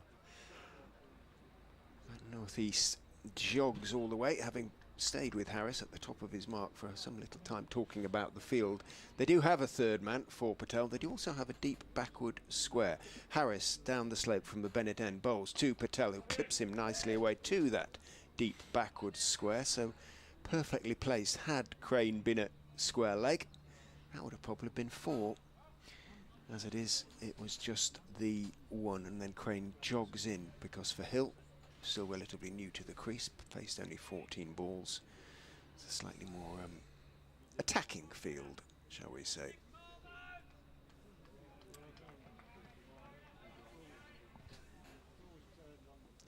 Cook shouts encouragement and claps his hands together as Harris is in and bowls. Hill is forward, head right over the ball, defending out to mid-off. And James Harris playing every game in this block of cricket, which is quite the achievement for a seam bowler.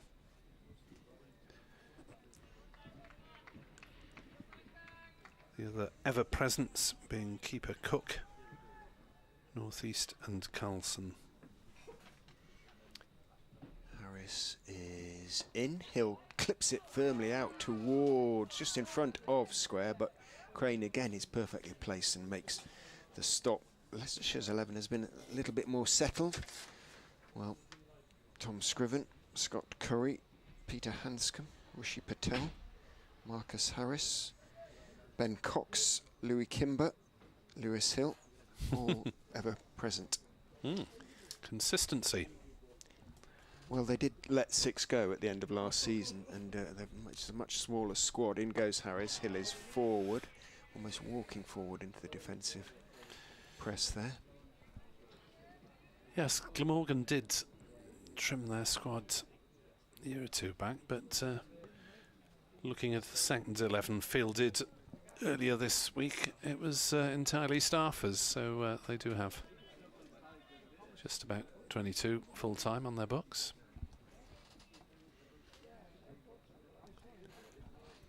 Harris, sweatband on his left wrist is in. Bowls to Hill, who has timed that really nicely. Fullish on his legs, and he's clipped it away to mid-wicket. Crane is athletically out. It is Crane, isn't it? After that, he's going to pull it in about a foot inside the ropes. They're thinking about a fourth. They're going to run the fourth. Oh dear. Crane didn't throw straight away, and by the time he did, Cook was shouting for it. I mean, yes, it's a good 90 yards.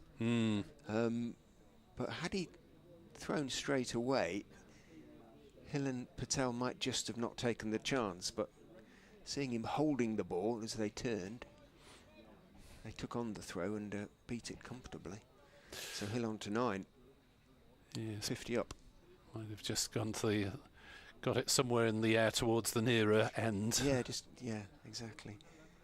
Harris in again to Hill. Bouncer. Hill plays it well, just bobs at the right knee and moves his head back inside the line. End of Harris's first over. 5 runs conceded in it. Leicestershire 52 for 2. Patel 25, Hill 9, and we have 14 minutes until lunch, so 4 more overs perhaps. If they get on with it, probably 3.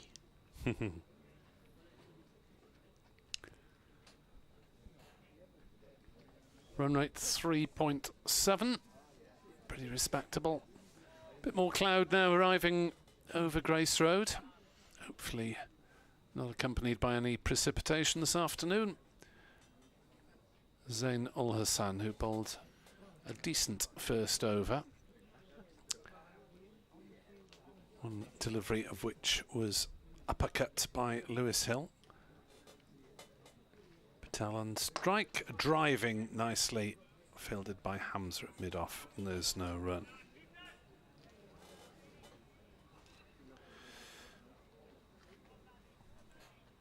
So Leicestershire will be pretty keen not to lose anything further in this little session before lunch, otherwise it really will be Glamorgan's session. I think it just about has been, as things stand, as Al Hassan fires one through outside off stump and Patel plays no shot. I won't quickly forget that Hamza innings. That moment where he didn't know where it had gone, when he thought it had gone down to long leg.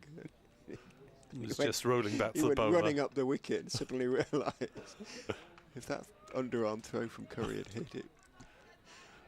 There was general amusement, wasn't there? The silliest run out of the season.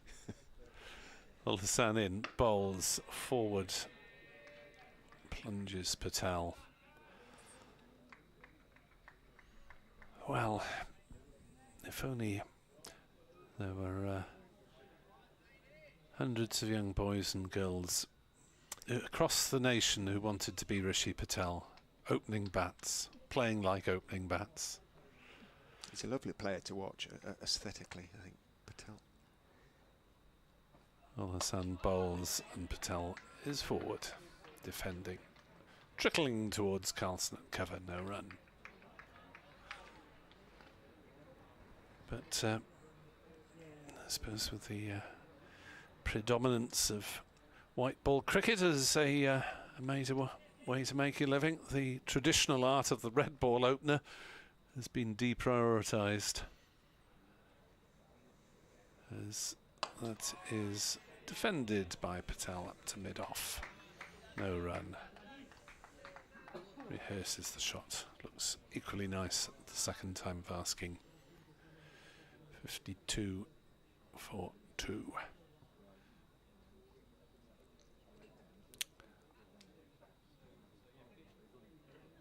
Ul Hassan, shorter run than Hamza, as you would have expected.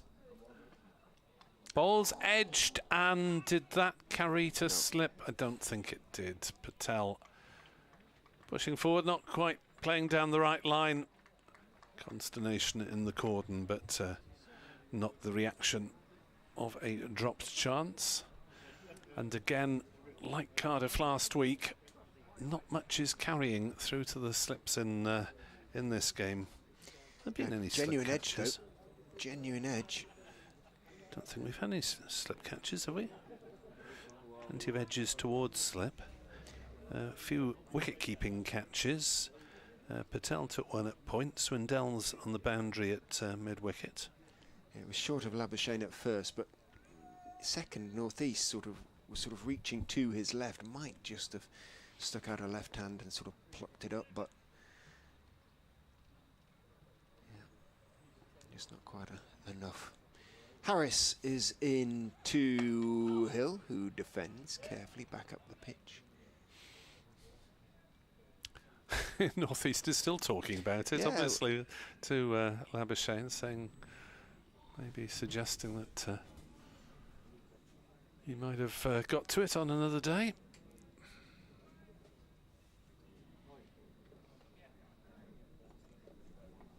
Hamza is told to go finer from sort of long leg towards fine leg as Harris is in to Hill, who's looking to cut one of his favourite shots, but a bit of a bottom edge and doesn't time it. And it bounces towards sort of gully. Third slip runs across to field. And there's no run.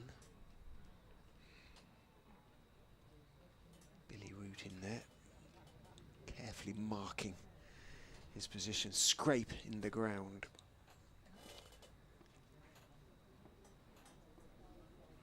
Harris is in and bowls a bouncer, but very short, and Hill, well, didn't really have to duck. Instinctively did, but it was well over his head.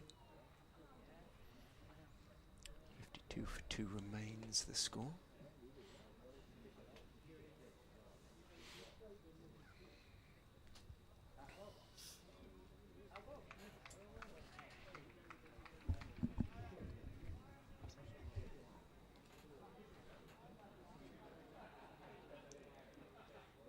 Bowls onto the legs of Hill, clipped away off leg stump down towards deep backward square. Nice crane, towel hanging out of the back of his trousers, so perhaps a little bit of damp in the long grass, or the longer grass on the other side of the boundary, close to the advertising hoardings. But it's a pretty nice day, single taken.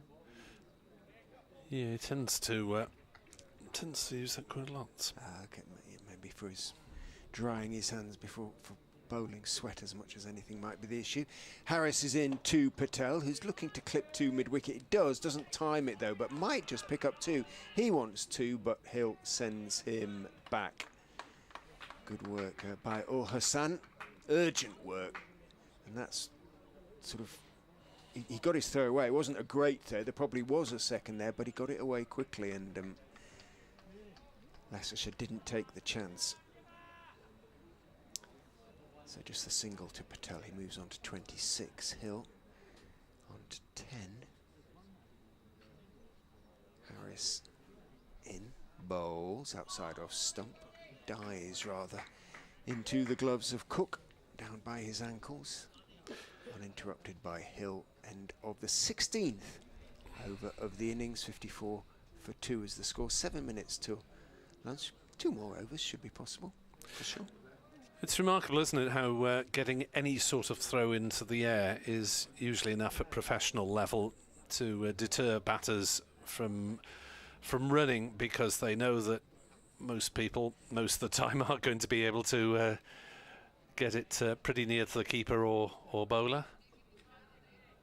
And so even if it's an off-target throw, it'll do its job as long as it's delivered quickly, as the first ball of Ul Hassan's new over is played nicely by Patel out towards Crane in the deep on the offside, and a single is taken. So much time, Patel, hasn't he? It's obviously it's not a quick wicket, but you sometimes feel watching him that the only way he's going to get out is sort of impatience as much as anything. He just sort of, but in the last couple of knocks in particular, he's really applied himself. Certainly applied himself against Glamorgan last year, and he's driving that one is Lewis Hill out into the covers, and it's well stopped by Kieran Carlson, despite fielding just on or behind that wickets with the matting cover on, the green covering, which can provide an awkward bit of bounce on occasion. 55 for 2. As Ul Hassan bowls, that's left by Hill. Ball that carried on its trajectory and wasn't hugely far away from the off stump as it went through low to Chris Cook. So nice tight start from Zain Ul Hassan. Certainly if he can't get in the wickets, he's looking to constrain and frustrate. Ul Hassan in bowls to Hill, who is not at all frustrated there as he plays that one down towards the deep mid-wicket boundary. It's fielded by Van der Hochten. Turns well, strong arm, and a couple of runs taken. Hill to 12, 57 for 2.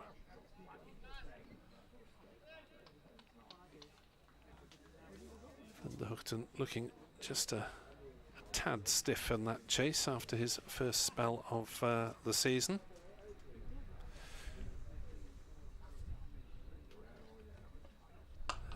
It's dabbed on the offside by Hill, but fairly close to Crane at point, who's come in off the boundary. In my dotage, I'll occasionally start up in my armchair because I'll hear that shout of no from Lewis Hill, which I've been hearing for the last sort of 12 years. But it was quite strangled there, wasn't it? He gives it everything, but it's usually quite high in tone, and it's very, very distinctive. Ul Hassan bowls to the Leicestershire captain, who plays that one gently to Van der Hochten at mid-on, who will hang on to the ball because he's be bowling it from t'other end, the Bennett end of the ground. 57 for 2 Leicestershire, Patel 27, Hill 12, having lost Harris for 14, Kimber for 1.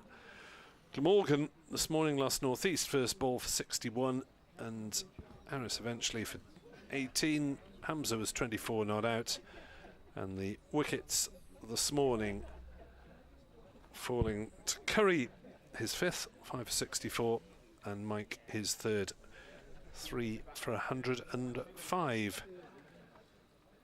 Holland finished wicketless. Salisbury had 1, Scriven just bowled the 4, and Kimber had 1.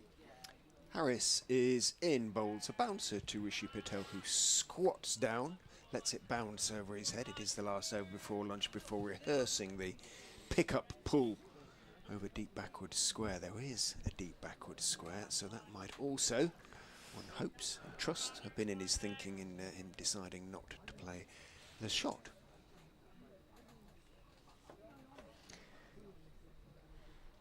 Hamza does some stretching down below us as Harris is in, bowls down the leg side. Ooh, well taken by Cook because he stepped inside the line of the short ball, and then it swung. So he'd stepped across to the left, and then there was outswing, so he ended up reaching away to his right when he was going in the other direction, but managed to just pluck it out of the air. Grins at Labuschagne. I think he performed gymnastic feat of some ability.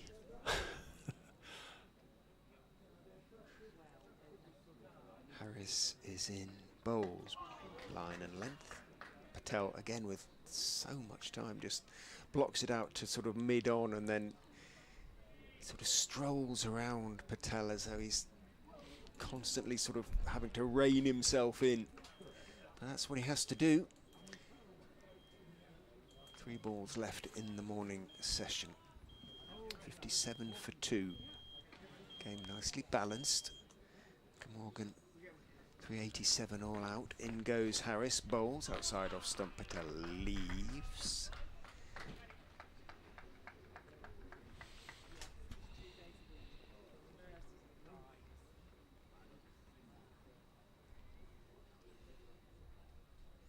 Hill wanders down, spot of gardening just to make sure that it's going to be 1 o'clock. Makes sense. The digital clock showing 12:59 at the moment, but it'll tick over any moment, any second, as Harris charges in and bowls on off stump. Patel just leans forward, blocks it out into the off side. In comes Byram to field. He was an engaging interviewee yesterday. Yes, one of the Mr. Polites of the cricket circuit. There aren't many surly brutes out there, are No, there? thankfully.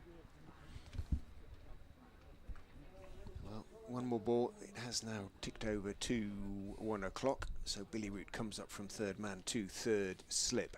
Harris is in. Patel defends on off stump. That is the end of the over, and that is lunch. Umpire Bainton flicks off a bail, hands James Harris his cap. 57 for 2, Leicestershire at lunch on day 2, replying to Glamorgan's 387 all out. 3 bonus points apiece from that first innings then. We are set reasonably fair. There's a bit more cloud around. We'll be back with you here at the Uptonsteel County Ground in around 38 minutes time. Enjoy your lunch. We're going to go and have, well, we ordered anyway, Stilton and mushroom Wellington. Hope you have something nice too. Back.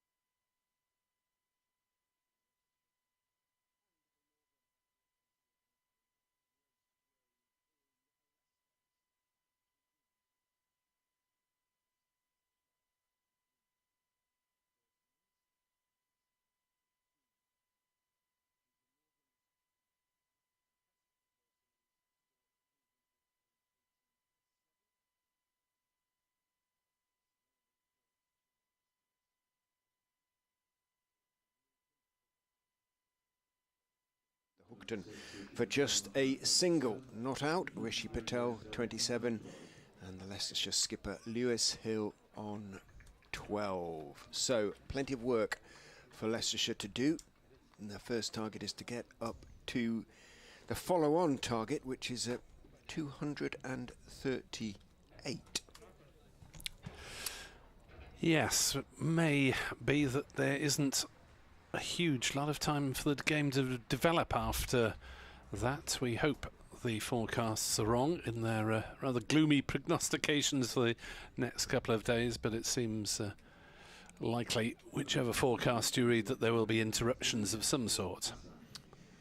The voice of Nick Webb of BBC Radio Wales, and myself, Richard Ray, BBC Radio Leicester. Did I say BBC Radio Wales again instead of BBC Wales? That's unforgivable. Well, I do appear on the radio sometimes, but BBC Sport Wales is the usual branding, since so much of our operation is online and the audio streams rather than on your traditional wireless.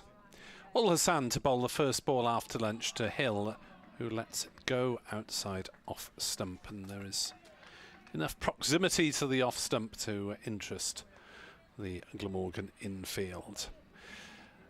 Our best wishes to Andrew Hignell, who hasn't been feeling too well in the last 24 hours, the Glamorgan scorer, and has been subbed for duties, so I hope he's recovering back at the team hotel.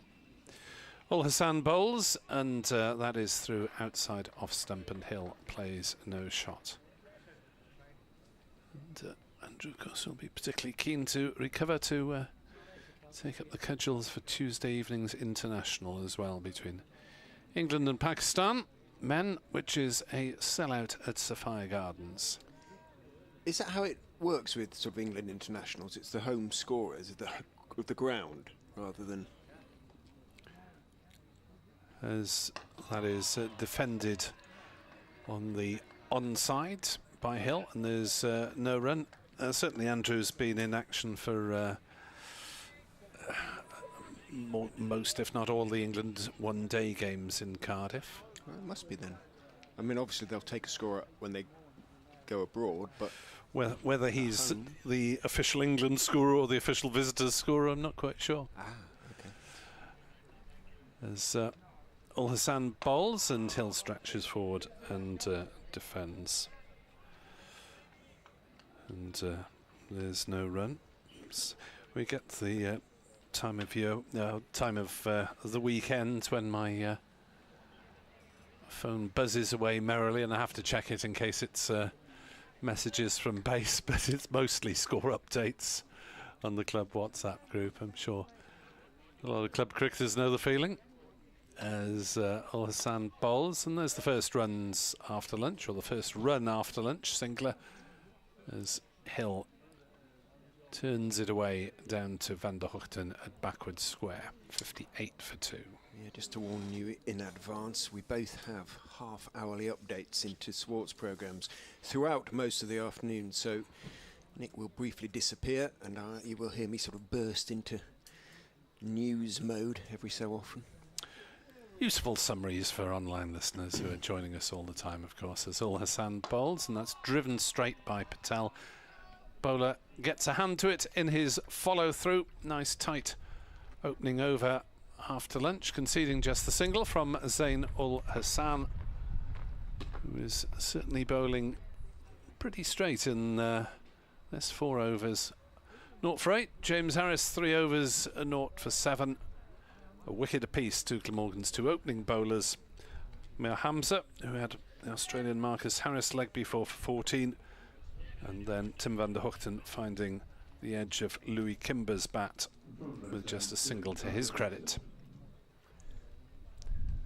And that pre-lunch burst from James Harris from that Bennett end is all he's going to bowl for the moment, going back to Van der Houghton.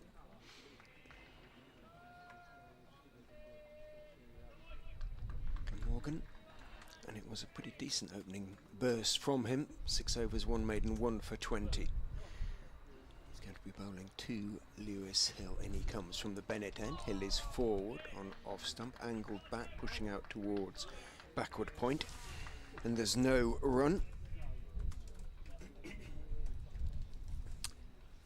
Enjoyed your lunch out there. Nice day where you are. Enjoy it while you can.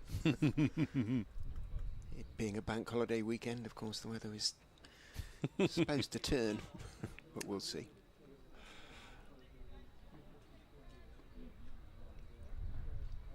Plenty of blue sky, plenty of cloud around as well, as Van der Hoogten is into Hill. Grunt of effort from the bowler rather than Lewis Hill. He's a fairly quiet character. We interviewed him this week for BBC Radio Leicester's cricket show, Talking and Podcast. Available through BBC Sounds, folks. Talking Foxes. And talked about the sort of difficult, having to transform himself in a way from a very quiet, almost introverted character. And the Hookton is in, bowls to him, he's forward, thick inside edge, it dribbles towards backward square, and seeing the opportunity, Rishi Patel calls his captain through for the single into a sort of more open and approachable. Well, he was always approachable, Hilly, but he just didn't like to do interviews and things like that. Now he knows he has to, and he's made himself into a reasonably effective, actually, public speaker and, you know, giver of team talks and things like that. But he said that's been a big part of his sort of captaincy journey, so to speak. Van der Hoogten is in to Patel, who is forward on off stump, steering the ball out towards wideish mid-off, and there's no run. 59 for 2 with that single.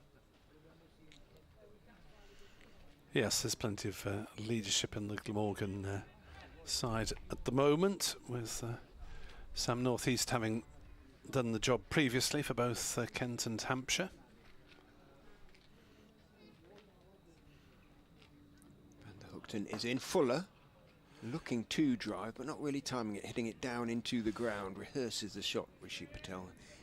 It ran out fairly comfortably straight to mid-off. Kieran Carlson is doing the white ball duties in both shorter form competitions, and did quite a bit of championship in David Lloyd's injury absence last year. Chris Cook had 3 seasons at the helm and is still behind the stumps.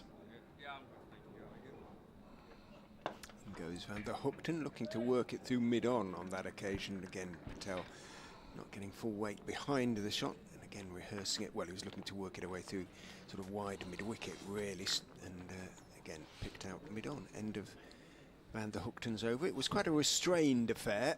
It was an over from a man who's anticipating quite a lot of work today, I would suggest. And of course, Glamorgan have Marnus Labuschagne, who's quite often happy to offer an opinion. About anything, really? Probably. I don't really know him very well. You done a few interviews? I've done a few interviews, but he does so many that well, Hassan is in to bowl, and Hill is playing that defensively to mid-off. I mean, he does so many interviews that you don't expect too much idle chit-chat when the microphone is not switched on. 59 for 2. Bright sunshine brings the Ray Sunnies into play as Hill defends. Back to the bowler. Wipe the dust off them. They haven't been used very much this season. It's probably the way to go, isn't it, with the sunglasses at the moment, but that'll inevitably bring the nearest nearby cloud over the sun. As we look out from our lofty perch over wideish long off, and Hill is defending another one. Back to Ul Hassan, and the scoring rate just dropping under 3. Patel 27, Hill 14. A bit of attritional cricket, at least for the time being. As Glamorgan probe for further breakthroughs. Well, Hassan into bowl and off the back foot Hill defending. And this is a Leicestershire side that has got some healthy batting averages low down in the order, really, with Scott Curry 65 off a couple of just a couple of dismissals for him. Yeah, you can't get him out, basically. Tom Scriven 71, although he'd be batting on one leg as Hill defends into the offside. Yeah, he's got it strapped up and he's icing it this afternoon. He was moving it, I mean walking, okay, when he came in for lunch. We're at almost an adjacent table to the teams, or tables. I had a chat to him. Just to settle down a bit, the injury, so to speak. Yeah, fingers crossed. As Ul Hassan bowls, a wristy little whip from Hill down to backward square for a single. 60 for 2. Hill has 15. Single off the Ul Hassan over. So would Scriven expect normally to be a regular member of the T20 squad as well? Yeah. He's a gun fielder, or was. As you've seen, a good bowler with plenty of variations, and very good batter as well, really. So he would be certainly in the squad, and very much part of the one-day side, although that's a while away yet. In goes Van der Hoogten, bowls. Hill cuts in the air through the slips. Well, where through the slips? Northeast, on his knees at the moment, sort of shrugs at Cook. Root looks down, hands on hips. It's gone down to the third man boundary, but high between second and third. How high? That's the question, was it? Nobody got a hand on it, but let's have a look-see. On the replay. Yeah. It would have been a great catch, but he didn't get a hand on it. Sort of flung himself high to his right. Northeast. Might be disappointed not to have got a hand to it. In goes Van der Hoogten, bowls straight and full, and Hill just leans forward, pushes it out to mid-on. It is his, as I mentioned, his favourite shot, and it gets him a lot of runs, but I've seen it get him, over the last sort of 11, 12 years, I've seen it get him out quite a few times as well. And I'm always a bit nervous when he plays it relatively early in his innings. And, rather got away with it there. He's moved on to 19. Lewis Hill, 64 for 2. He will keep playing it though. And the slips will be alert. As a consequence, Van der Hoogten is in absolute line and length on off stump. Hill forward, and then just indicates with his right hand it might have stayed a bit low. Yes, it's remarkable the number of batters who feel it necessary to do that. Every single one. It's very difficult out here. You don't know how to. Tell all and sundry what exactly the ball is doing. Yeah.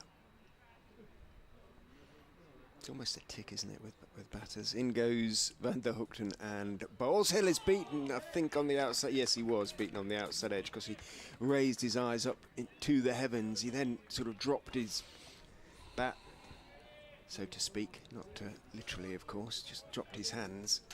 But after the ball had gone past the outside edge. The sun is toying with us, isn't it? Sunglasses on. Yeah. Oh, there it goes.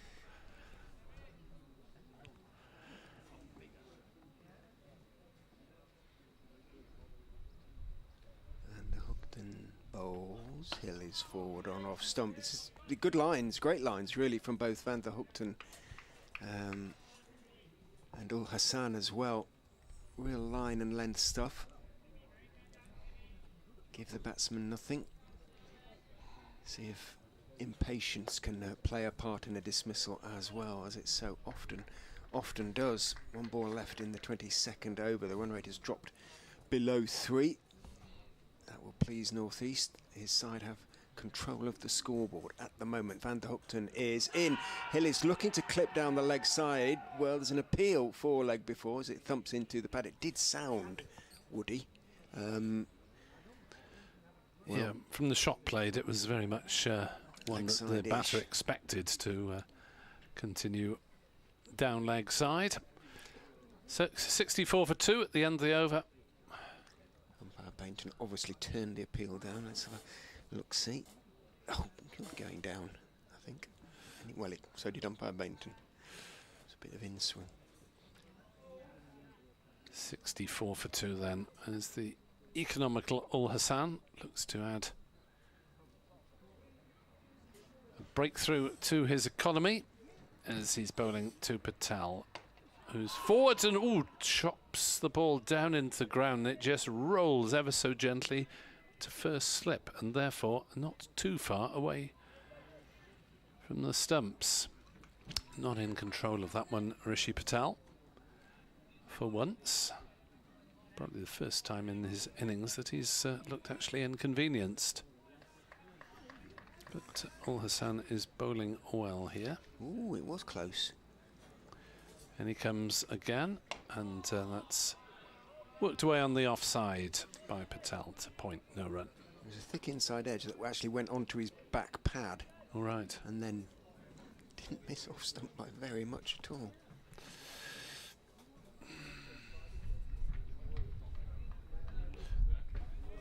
Sort of not an opportunity, but a misplaced shot, certainly. Ul Hassan on his way again, and Patel is forward, playing back to the bowler. Patel with a strike rate of just under a run every other ball, taking his craft seriously as an opening bat. Hill has also been quite defensive so far. Ul Hassan bowls half a step down the wicket from Patel, and that probably lessened the volume of the appeal when he was hit fairly high up. Fairly as in very. Shakes his right hand. It did rise on him a bit. This is good stuff from Ul Hassan. Accurate. No, it's not quick, but it's giving the batsman absolutely nothing and getting the odd one to do just something. Yes, maybe a fraction, bowling a fraction more quickly than usual, as that one sees Patel steer it to point, and there's no run. Learning from the success of Andy Gorvin in the last couple of matches, bowling not with tremendous speed, but if you bowl the vast majority of your balls on the stumps, then at least you give yourself a fighting chance on a wicket without huge amounts of pace. As forward stretches Patel, defends on the offside.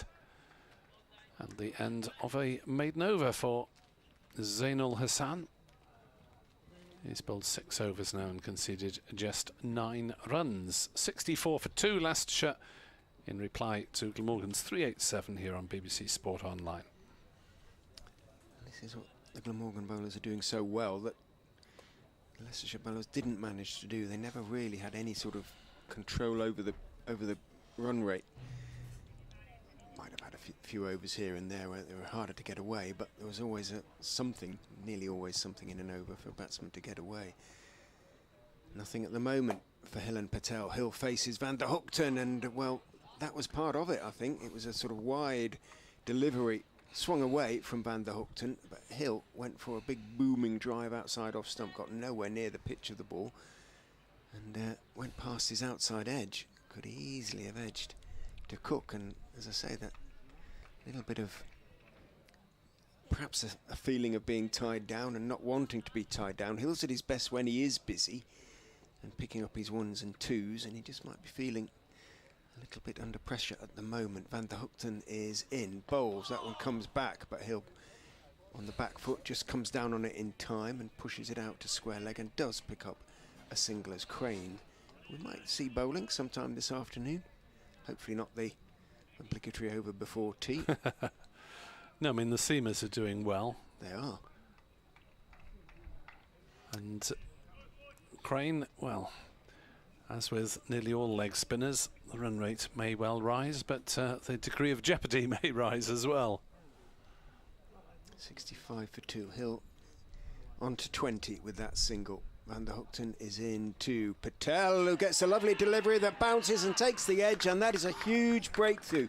Beautiful bowling from Van der Hoogten, and helped by Ul Hassan's parsimony at the other end, I feel, but that was a super delivery. Patel wasn't trying to hit it hard or anything like it, but it bounced and he was drawn forward, took the edge of the bat, and that is a very, very important wicket. Leicestershire are in trouble, 65 for 3. So 2 for Tim van der Hoogten, already on his comeback, showing the virtues that allowed him to be Glamorgan's leading wicket taker in the championship last season, and Glamorgan's first bowling bonus point of the game as they go 4-3 up on points. Update for BBC Radio Wales may well beckon next door, so I'll leave you in Richard's hands for the next 3 or 4 minutes. Well, Nick has good news for listeners to BBC Wales on that basis. Glamorgan at the moment have Leicestershire in something of a stranglehold.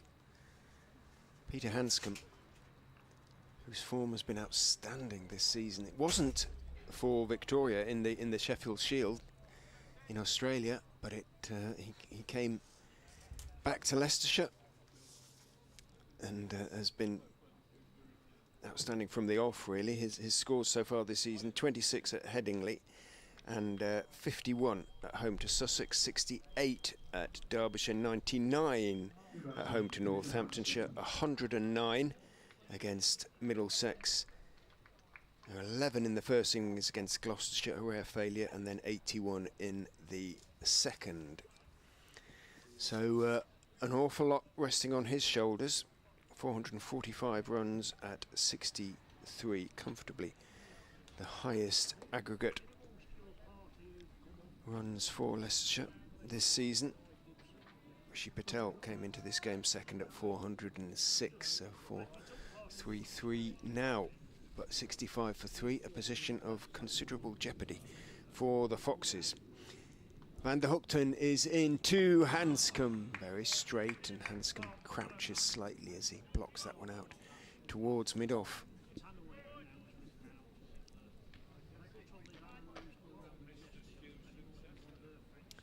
Slightly nervous murmur around the ground at the moment.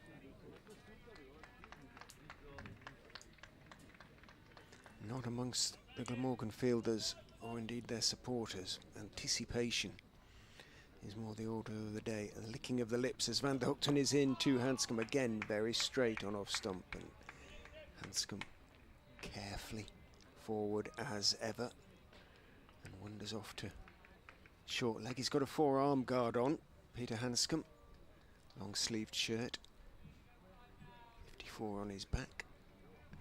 Lewis Hill, short sleeved shirt, no forearm guard. Skipper too, there's a lot resting on his shoulders. And the Hoogten is in, bowls outside off stump. Foolish but outswing. Started wide, went wider. End of a successful over for Van der Hoogten.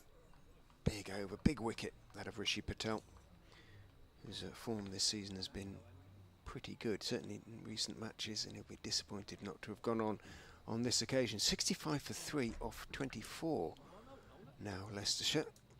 Run rate coming down all the time. And that 2-3-8 follow on target looks a long way off at the moment.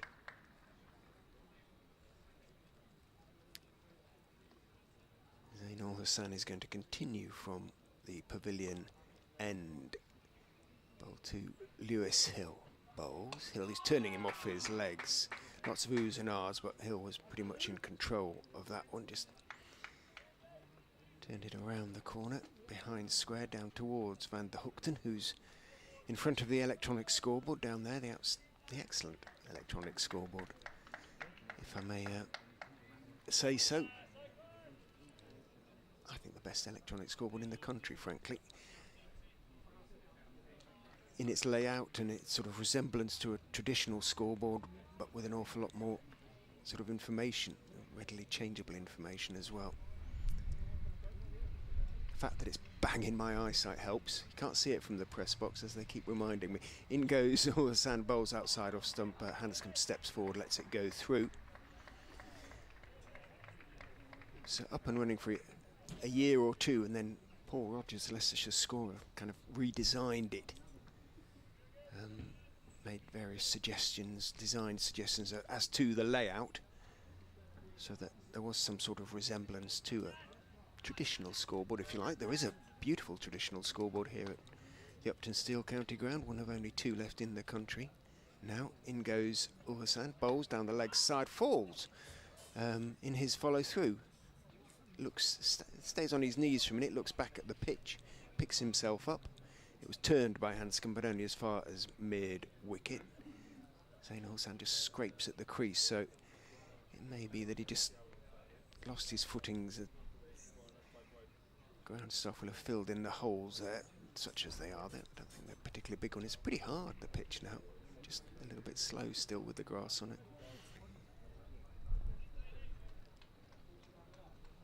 So yes, just to finish my very laboured point, the scoreboards at the Uptonsteel County Ground are as good, if not better, than any in the country. In goes Ulhasan, bowls onto Midland leg this time. Pushed out to mid-on. On the walk again, almost on the back foot by Peter Handscomb. Got his family here now, Pete, for the rest of the season. He's going to captain Leicestershire in the T20, which starts next Friday, 6 days away, that's all. In goes Ulhasan, bowls outside off stump and allowed to go through by Handscomb. Leicestershire at home to Yorkshire next Friday. I think there are still a few tickets available for that game. Lots of Glamorgan comments. Thomas Jones, Quinn Griffiths. How good it is to have Van der Hoogten back in harness. And one or two comments to the effect that how much he's been missed. Nick Webb has been missed and he's back alongside. Finish off this over. So like we've only got the one ball to go. In goes Ulhasan and bowls, driving his Handscomb but not putting any weight into the shot. Oh, he's going to get off the mark because it's bobbled on the mat in front of cover, who looks disgusted at the mat. Kieran Carson, it is probably one of the best fielders, if not the best fielder on the Glamorgan side, but blaming the mat that it was just in front of him as he dived to make this stop. Handscomb off the mark. Leicestershire 67 for 3. Yes, umpire Adnan just giving it a suspicious prod with his shoe as he walks past. Well, it is one of the hazards. Wickets need to be protected sometimes, be it a used wicket that's very bare or a nice prime one that's about to be used for something important. Van der Hoogten then on his way towards us from the Bennett end, bowling to the Australian Peter Handscomb, who will get runs here again through Carlson, again fielding. Oh no, it's not Carlson, is it? He's on the other side now, but through the fielder behind that piece of matting. Didn't jump though on him, did it? I don't think it. Just he dived to his left, went through his.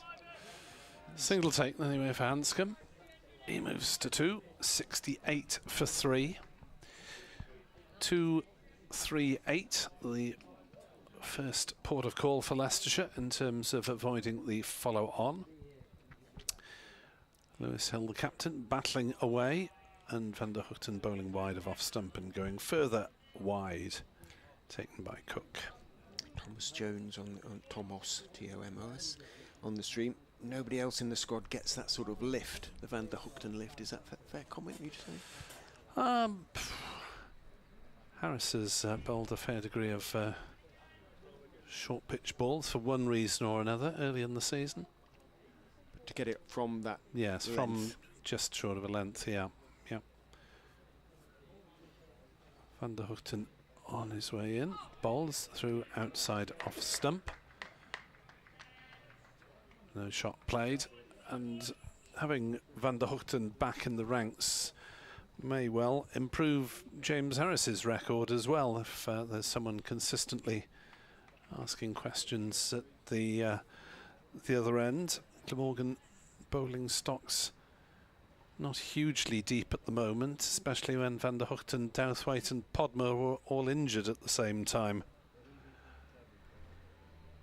And Van der Hoogten bowls. Hill plays no shot through outside off stump. There was one stage where they're playing a second 11 match that I dropped in on, and I think the entire Glamorgan bowling unit was made up of trialists, university students, players borrowed from other county second 11s, etc. It's often a revolving cast at second 11 level, as Van der Hoogten to Hill, who dabs it on the offside, thinks about the possibility of pinching a quick single, but correctly decides there is none. And the cast list between Glamorgan's second 11, the Cardiff MCCU team, and sometimes the Wales National Counties team, there's a considerable amount of crossover during the course of a season, that there'll be quite a few players who may well have played for all three. Not the greatest seasons for Wales in the national counties, the T20 competition. Bit of a fruitless campaign, as that is through. Hill taken well low down by Chris Cook. That one threatened a little, and Hill not able to get anything on it. Possibly something that saved him there. 68 for 3 at the end of a pretty testing over. Yeah, lovely stuff from Van der Hoogten, who may well be my interviewee of the day at this rate.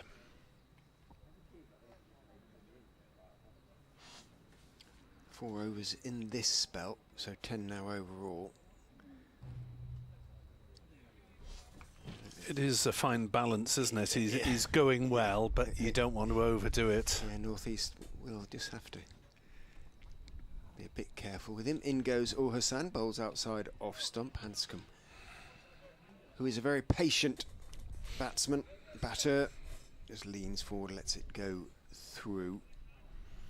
But when he's bowling this well, you want to keep him on. I'm sure North East wants to keep him on. Yeah, Hamza was doing a lot of stretching down below us, so might not be far away. Hassan is in nice shape to that delivery on off stump, just a suggestion of outswing. Handscomb forward. Hamza's actually bowling some loosening deliveries now at mid-on, so perhaps that will be it for Van der Hoogten for now.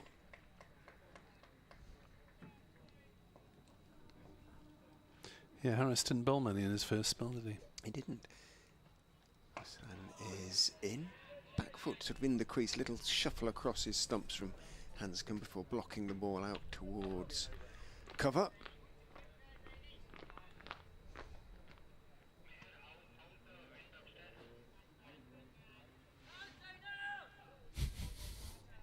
So Zaino. Oh dear. Zaino. Well, it could be Zaini, which would be much worse, wouldn't it? It goes Hassan, and he's overpitched on that occasion. It drifted on towards the legs of Handscomb. He timed that quite exquisitely.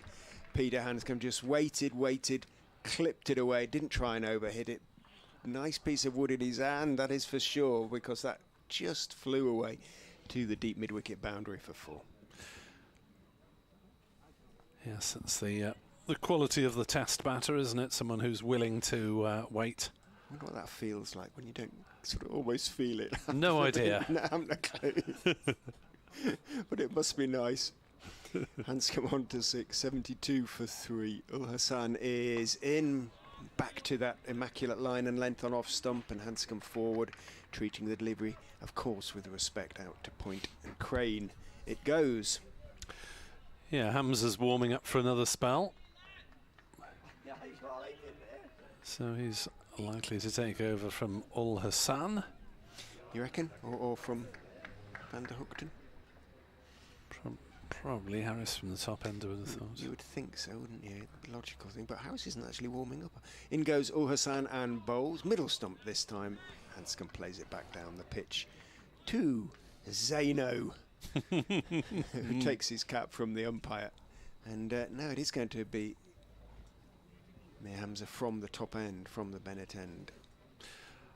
Ah, well called. So Hamza changing ends. Zaino. There must be some sort of linguistic rule as to whether you add an O, an I or Y sound, or an S on the end of unimaginative nicknames. I suppose you can't say zany because that Exactly. means something wacky. Exactly, yeah. Although it's a slightly old-fashioned word now, isn't it, zany? don't hear it used very much. Interesting discussion with Leicestershire media this at lunchtime. The first ball of the day had been described as the maiden ball of the day. Is that right? No, it's not. Just doesn't. It isn't. It's right, not a it's phrase not you'd something you heard. say. Hamza is in, bowls outside off stump, and Hill plays a swashbuckling drive, which only fails in making contact with the ball. Yes, you can have obviously a maiden over, you can have a maiden wicket or any sort of achievement, 50, 100, whatever. But not a maiden ball of the day. It just isn't. Just the opening ball, isn't it? Harris is now. Whatever it was, Northeast was caught off it. Hamza bowls, another swing and a miss from Hill, and maybe the skipper needs to have a word with himself. Either that or smack it through the covers for 4. It's definitely not the same plane that was around this morning. Droning overhead. There was a little aerodrome, as we used to call them, about 3 miles north, a bit more than that, 6 miles north of Leicester. Not north, south is that way, isn't it? Yes, south. I've no idea, you tell sorry, me. you don't know, it's south, yeah. Hamza left arm over, bowls and beats Hill with a ball back of a length that probably moved away as well. Hill this time finding a defensive shot that made no contact, as opposed to the 2 previous attacking shots that made no contact. So having a little bit of a torrid time is Lewis Hill in this over, and Hamza may well fancy his chances. That one went late, some of it after it passed the wicket. Hamza bowls, and that one is got away by Hill through the covers. He has picked up a couple of runs. It's stopped just inside the ropes by Van der Hoogten, and by the time he'd turned and made his way back to the ball, they were able to get 3.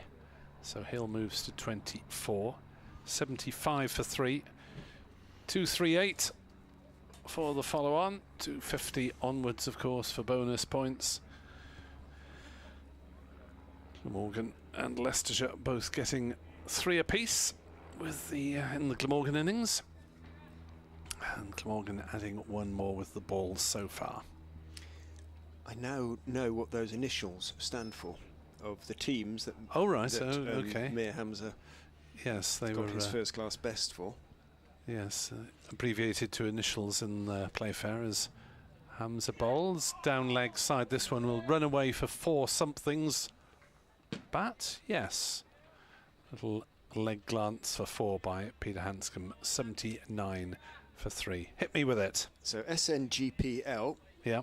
is, well, some of the initials anyway, is the SN Gas Pipelines Limited. HEC is the Higher Education Commission. Gosh. A very strong team. Karachi earlier this year. Best bowling. It's Hamza, wait for it, wait for it. Hamza into Handscomb. Outside, off stump, no shot, bit of swing, Cook takes. It was 7 for 59 for UBL versus SSGC, and that's United Bank Limited versus SUI Southern Gas Corporation. Oh, These right. gas teams are strong in India. I wonder if any of the players actually work for the relevant corporations and part-time cricketers. And yes, here's your plumbing tools. Go and fix that leak. But I'll have to do it quickly because you're in the baton tomorrow, or whatever. I know in Japan, where the rugby teams are largely organised on a company basis, the domestic Japanese players are expected to actually put a few shifts in the office or whatever, as well as their endeavours on the rugby field. I don't think the overseas players do that. Shifts being what, sort of cleaning the offices, or yeah, one of my very favourite. Manufacturing various technological appliances, knocking together a telly or two. Be computer related, I'm sure. We're chuntering away because James Harris taking his time to set his field. Happy with it now, it seems. In he runs from the pavilion end, bowls to Lewis Hill onto the legs of the Leicestershire captain, who goes back and turns it calmly out to mid-wicket. Zainul Hassan is the fielder. That's arguably definitely one of my favourite expressions. Involves a gas leak. P.G. Woodhouse said he wore the whatever, I'll think about that for a minute. Melancholy expression of a man who went looking as Harris goes in and bowls, and forward goes Handscomb, stroking it out towards point. Crane runs across, picks up, but he's not going to get there in time to prevent one of a man who went looking for the gas leak with a lighted candle. Melancholy expression of the man who went looking for the gas leak with a lighted candle. 81 for 3. Or the comic version would have a blackened face and hair sticking up at all angles. Yeah. Harris is in. Quick and straight. Quickish. Smart. Lively. On off stump. Hill played it on the back foot. Didn't move, fortunately for him, so he was able to block it out into the offside. It'll be interesting to see whether James Harris has any playing T20 duties. Last year he spent more of the campaign in the BBC commentary box than on the field. Did he? Very good he is too.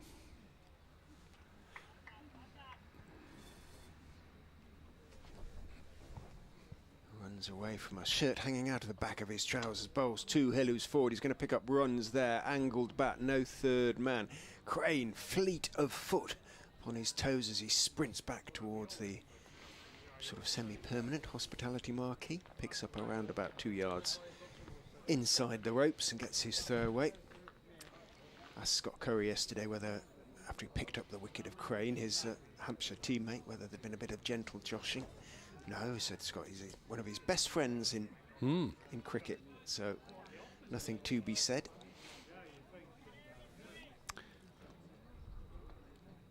Hill on to 27. Harris is in to him. He's cutting hard down into the ground, but bounces up nicely for Crane. Who gestures again. I don't know whether he too is irritated by the presence of the mat. I mean, mats covering protected pitches are not uncommon at county grounds. No, I suppose it's just the awkward position that it is just in front of the players who are in saving the single in this particular instance. And it does look well tamped down, as they say. Harris is in. Hill is turning him off middle and leg out towards mid-wicket. Should be a second run there. Hassan picks up, and suddenly Harris, who was standing with his hands on his head, realises he has to run back to the stumps just to gather the throw. The return, 85 now for 3. Hill is now the innings top scorer. He's on 29 not out. Handscomb has 11. I wonder if Scott Curry's nickname really is Ruby Murray, as alleged in the Who's Who. Rhyming slang. Have you ever heard it used by anyone else? I haven't, by any of his teammates? The only one I've sort of heard has been sort of Scotty, to be honest. So maybe that's a Hampshire thing and not a Leicestershire thing. Ruby Murray is a sort of originally Cockney, I suppose, isn't it? Originally, a long time ago. Yeah, it's just usually abbreviated to a Ruby in our neck of the woods, anyway. 85 for 3. That's how Cockney rhyming slang's supposed to work, isn't it? Yeah. It doesn't rhyme. Yes. You don't use the word that rhymes. It's the first word of the expression that you're supposed to use. Well, apples and pears, stairs. Yeah, but they say apples, don't they? Do they? Yeah, oh, right. Although, yeah, that's the theory. Fell down the apples. Yeah. Hams around the wicket, bowls. Handscomb leaves through to Cook.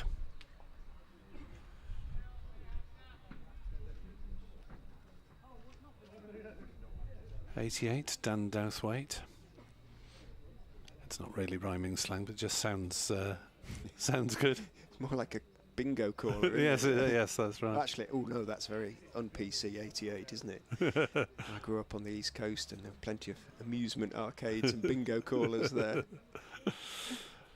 Yes, no fat shaming around here, as that's through outside off stump, and there's no shot offered by Handscomb.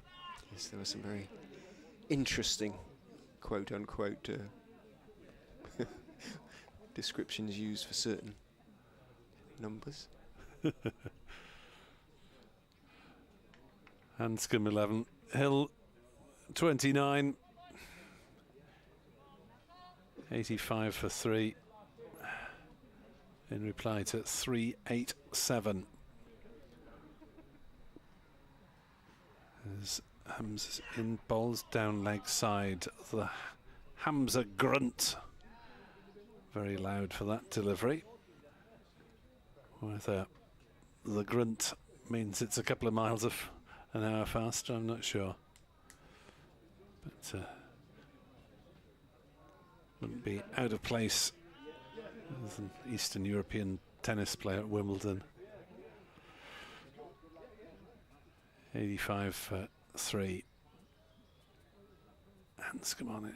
Hamza on his way, and Handscomb slightly squared up, but plays competently enough out on the offside. Dribbling to Kieran Carlson at cover. And there's no run. Leicestershire just trying to calm things down again after the loss of Rishi Patel. Added 20 so far for this 4th wicket. Some distance to go before Leicestershire can relieve pressure on them. As Hamza in bowls, and again Hamza it has Handscomb squared up a little. What's it doing, Richard? You're slightly more in line. Obviously he's bowling from left arm around, but then he just got that one just to swing up away a little bit late at Handscomb, hence he's being squared up. He thought it was going to come on towards his sort of midland leg. It ended up sort of middling off. Well bowled. Still the 3 slips in place for Glamorgan's Pakistani paceman, and that is edged towards slip and not carrying Zumana Slabashane. 85 for 3, testing over from Mir Hamza there, and Handscomb has done well to survive it. But again, not much is carrying through the slips. Yeah, just thinking that. It's all very well having 3 slips there if the ball isn't going to reach them on the fall. Yeah, you might as well stand a good yard closer, and if you drop it, then at least it's carried. But yeah, there were 3 in the first 3 overs of the Glamorgan innings, weren't there? They all dropped just short of slip. And it's been the same today, just the carry isn't quite there. Unless the edge is thin enough just to go through to the keeper, it seems. 85 for 3 off 30. But calm, he said, in terms of being restored to the Leicester innings, I mean, if there's a word you'd apply to Handscomb, it is always calm. Harris is in to Hill, who's turning him off leg stump down 2 deep backward square and jogging a single. Hill onto 30.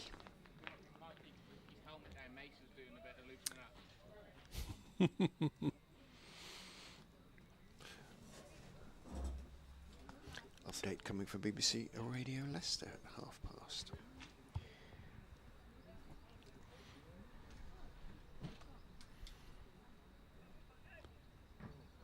Someone spotting Mason Crane doing a bit of warming up. There he is at point, vigorously winding. Harris is in, bowls, appeal for leg before going down the leg side, and Harris knew it, I suspect. Hassan Adnan immediately, he was shaking his head in fact as Harris turned to him, and Adnan also points to the leg side, which every umpire ought to do when they don't give a decision. It's very helpful to the commentators. It is. Indicate to one and all why it's not been given. Definitely ought to be sick. In fact, yeah, raise that with the ECB.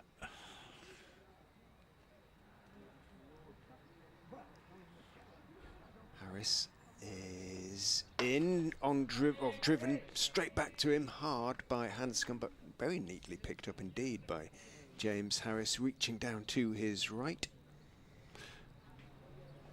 Shakes his right hand off a little bit. Or how about the umpire having a little electronic device that he can flash up his reasoning on the scoreboard as well?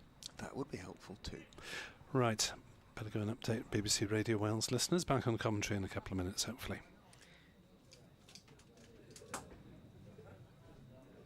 Three balls to go in this. Harris over his 5th. In he goes and bowls. Driving is Handscomb. He's going to pick up maybe 4. Crane might just drag it back. It's slowing up quickly. No, he won't. He was almost there, Mason Crane. It dribbles over the ropes at wide third man, and Handscomb picks up 4. Here comes the update.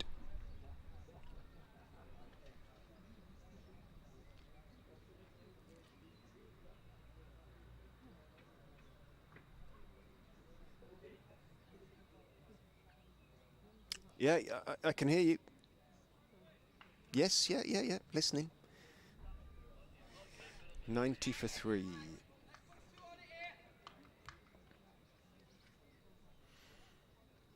Yeah, 90 for 3. Now the Foxes, almost 90 for 4 there, as that one just misses the off stump of Peter Handscomb.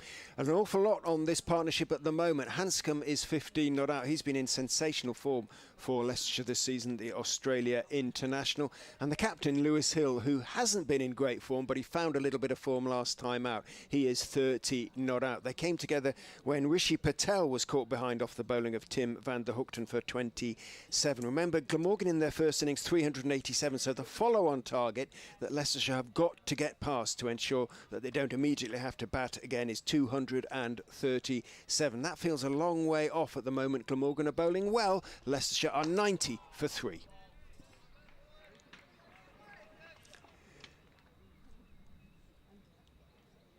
He missed just one delivery if you're listening online. That Handscomb played back past the bowler, but only as far as very straight mid-on end of the over. 90 for 3 of 31. Hill 30, Handscomb 15. And are we going to see Mason Crane straight away? No, it will still, from that end, from that top end, be Mir Hamza. That was a quick one. No, they just texted me to let me know it's been... my appointment with the airwaves has been delayed by 10 minutes. What's sports going on in Cardiff? And not a lot. I suggest it's probably a bit of bit more a light-hearted chat and discussions. Banter, bants. There may be some bants involved. Not my natural forte. No. As Hamza will come down the slope and bowl to held down leg side, well stopped by Chris Cook on the second bounce. Horrible one for him, did brilliantly. Yes, the ground doesn't get any softer with the advancing years. 90 for 3. Hill has 30, Handscomb has 15.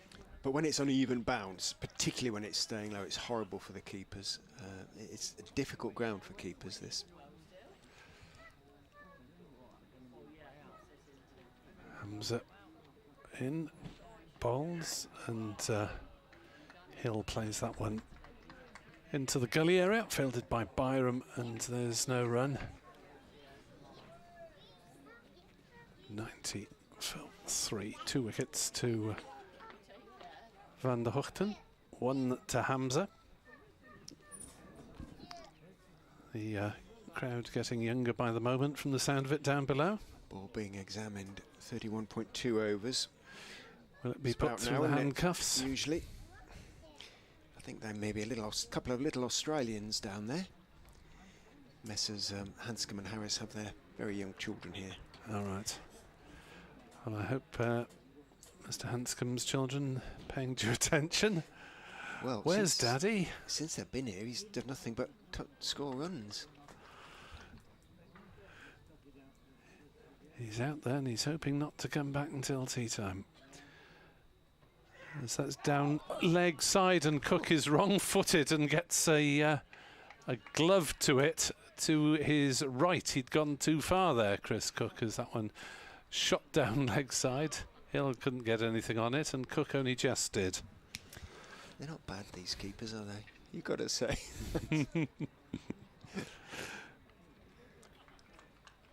But just slightly over-anticipating there, Chris Cook.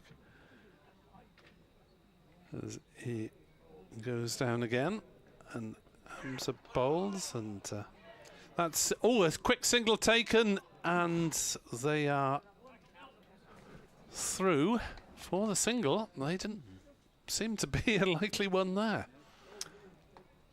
Had it hit, I think it would have required a decision of umpire Adnan. I think Handscomb had probably made his ground, but ran himself out, Peter Handscomb, on 99 here a couple of matches ago, which was possibly the most unlikely thing I've seen on a cricket field, given it was Handscomb. It was sort of a tip and run. That seemed a bit tip and run-ish from Hill. Hamza Handscomb plays that one gently to mid-wicket. There certainly isn't a run there. 91 for 3. Quite a sedate afternoon session so far. What was it at lunch? 57 for 2 or thereabouts. Now 91 for 3. The introduction of spin should break us out of our rhythm one way or another. Hamza in bowls, and Handscomb was drawn into playing at that. Fenced at it initially, might have just about dropped the wrists on it. Through to Cook it went. Hamza bowling well at the moment. 9 overs, 1 for 28. 91 for 3 it remains here on BBC Sport Online. Yeah, Glamorgan seamers continue to make it much harder for the Leicestershire batsmen to score regularly than was the case yesterday when Leicestershire were bowling at Glamorgan. And Hamza, as you say,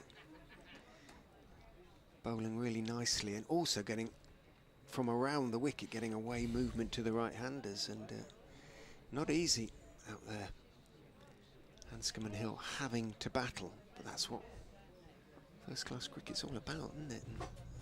Yep. Over 4 days, sun comes back out. Harris has just leaked a few more runs, is in from the pavilion end, bowls a very short bouncer that flies down the leg side, taken by Cook. Good bit of blue around at the moment, so I think we can put sunnies on for a while, possibly. That should see the back of the sun. Hopefully it will hang around. Beautiful out there, people in shirt sleeves. Gentle breeze. England are batting first, having been inserted against Pakistan in the T20.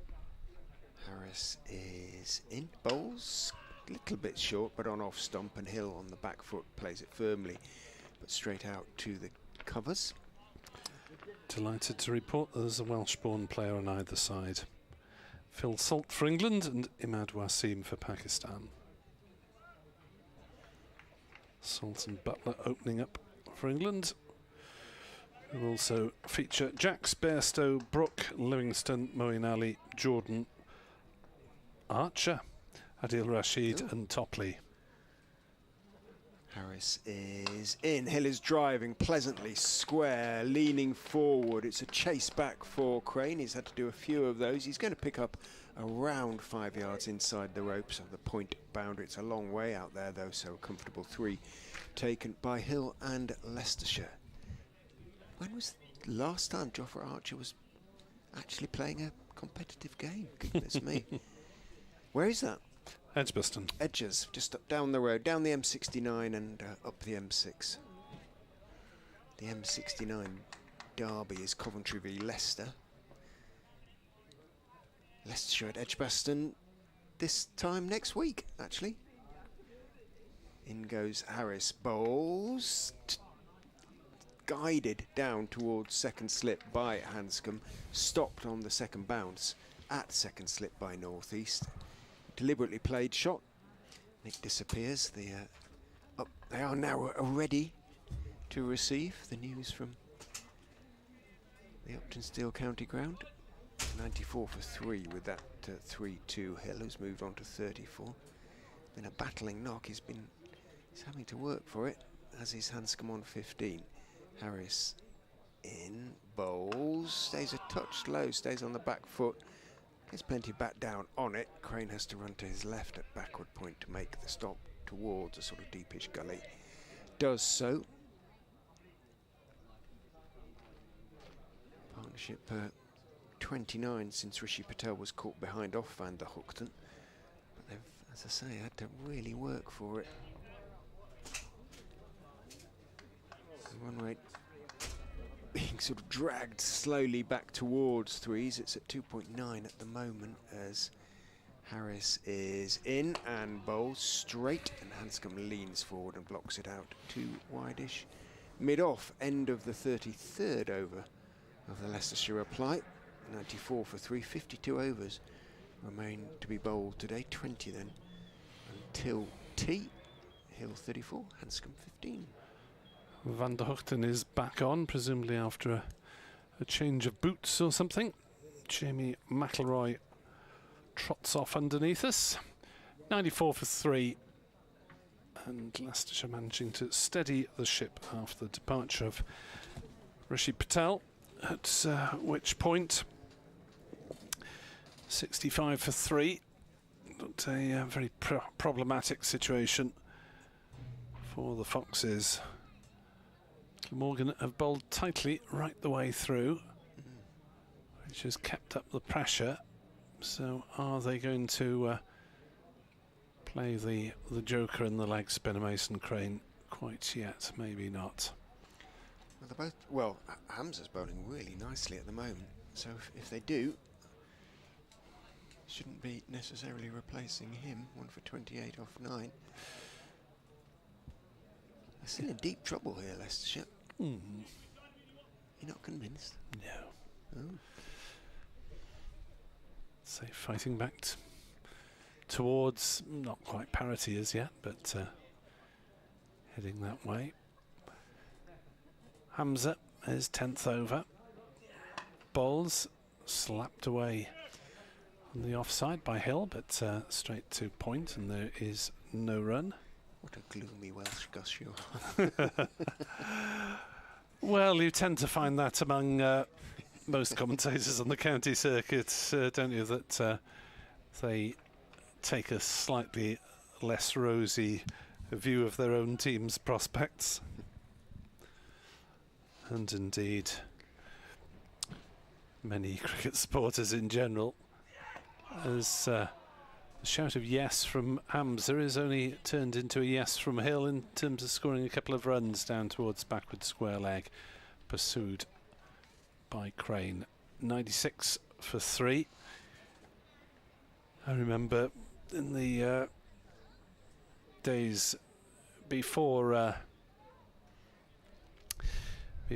a regular county commentator, as Glamorgan had brought in a leg slip in the form of Kieran Carlson for the bowling of Mir Hamza, just in case he'll hits one down leg sides. That one hits the pads, and there is no response from umpire Bainton, who indicates that it was going down leg side. Hamza can't believe it.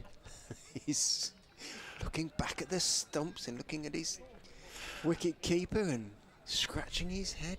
What? He says. I remember being in the crowd at the start of one, I think it must have been the opening game of the year, and one spectator of a certain vintage wandered in, saw that Glamorgan had lost a few wickets early on, and his opening gambit for the season was same old rubbish then.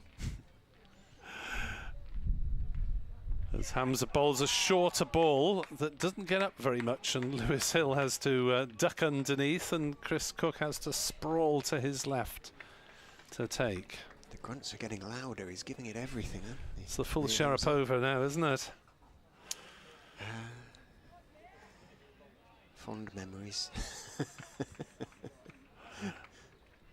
3 slips and a leg slip. 96 for 3.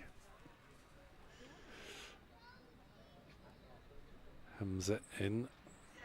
Bowls turned off his legs by Hill. He'll get a couple of runs here as James Harris has ground to make to his left in the outfield.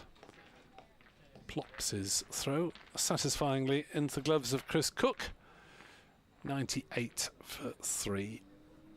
Hill 38, Handscomb 15. No, in all seriousness, as Boycott was irritatingly wont to say, had 2 to score, and 2 wickets that is, and very, very different. It would, but Glamorgan have to get those 2 wickets as Hamza doing his best to provide one. Sees Hill pushing forward, bowl rolls out on the offside, fielded by a dashing Eddie Byram. 98 for 3. End of the over. Hamza 1 for 32 off 10, but threatening, asking questions. As Kieran Carlson is in discussions with umpire Adnan. Yeah.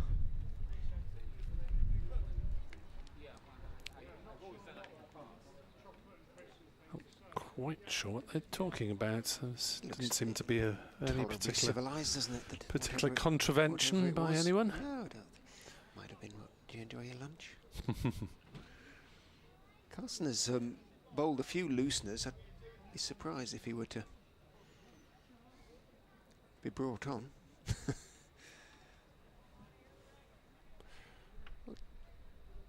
Yeah, his wickets this season have been quite expensive, 4 of them.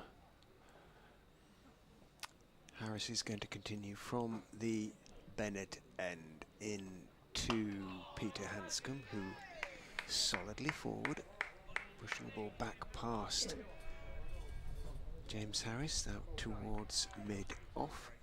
Glamorgan got a bit of a mess with their over rates at Northampton. I think they were -3 in the Northampton innings. They looked as though there would be only one Northampton innings, so Sam North East just had to stick on the spinners for about an hour, even though they weren't actually getting any help off the wicket.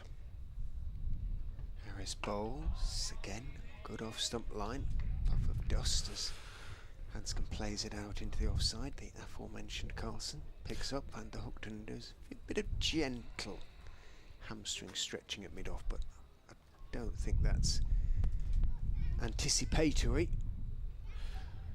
Thankfully, Glamorgan's over rates have been, by and large, apart from that one occasion, quite decent this season.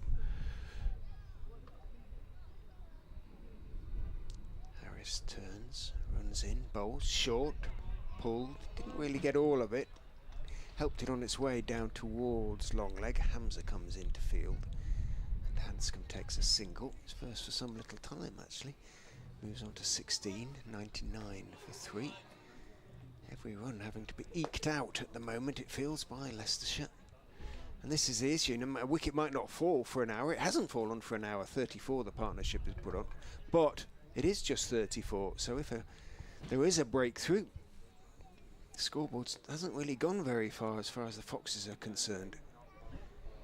Harris in, bowls, cut, steered down to third man by Lewis Hill. Just enough width, not a huge amount, but Hill, when he does get it right, that shot, and as I say, he does love it, plays it very, very neatly.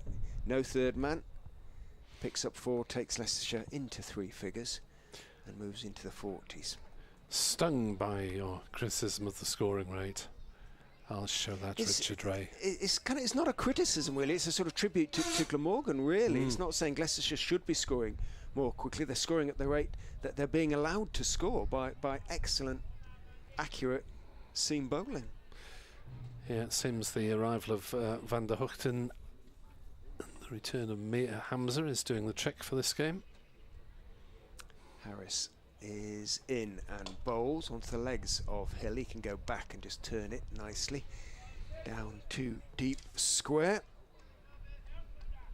Takes the single. Is it Byram down there in front of the popular seats? Yes, it is. 104 for 3. Hill onto 43. 1 ball left in Harris's 7th over. Just bowled them 2, or it might have been 3 before lunch.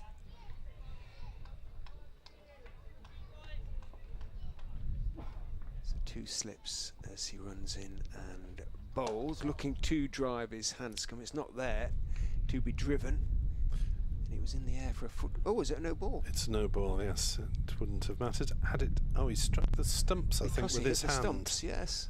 Not an overstep, but that's a no ball these days if you take off the bails at the non-striker's end during the course of the delivery. Jim carefully must have really tried to get close to the stumps, excuse me, with that particular delivery.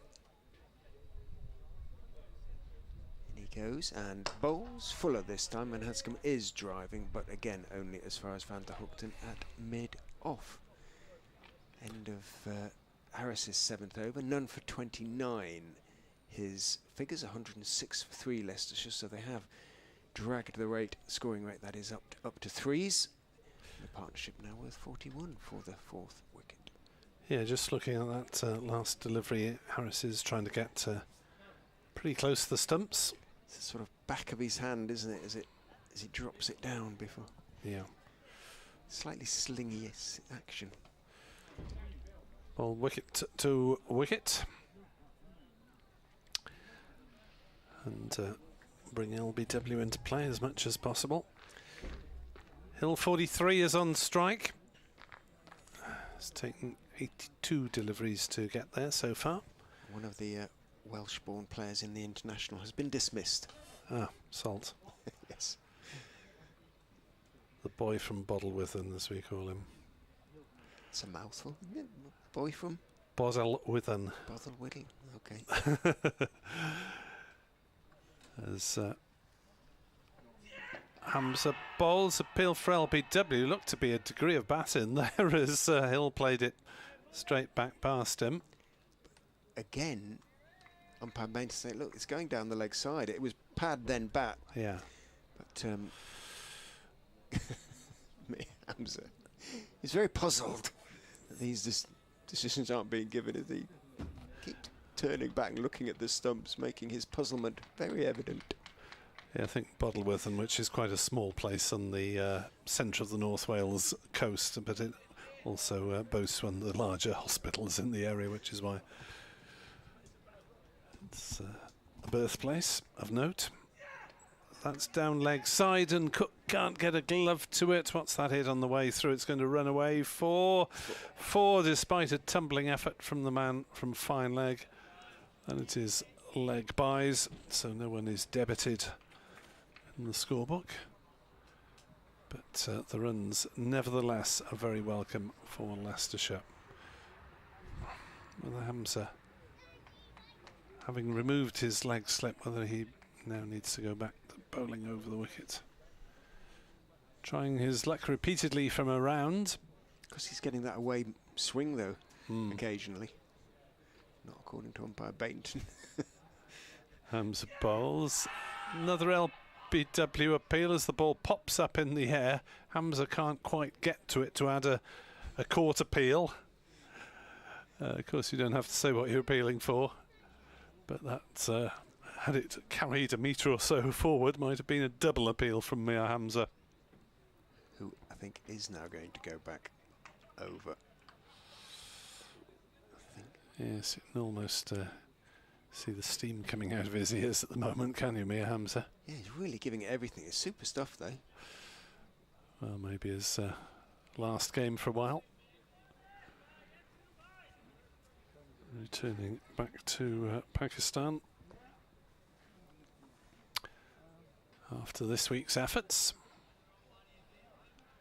Glamorgan going with the two batters as their overseas players, Labuschagne and Ingram, for the T20. Hamza in, bowls, and Hill has met that one off the middle of the bat, but Hamza still greets it with a yell. 110 for 3. Of course, I suppose logically it makes more sense to have two batters for the T20 because you give them batters have longer to potentially influence the match. But Glamorgan will have to get their bowling attack right. As Hamza bowls, leg glanced for 4 runs by Lewis Hill to move to 47 not out, beating the charge of Harris.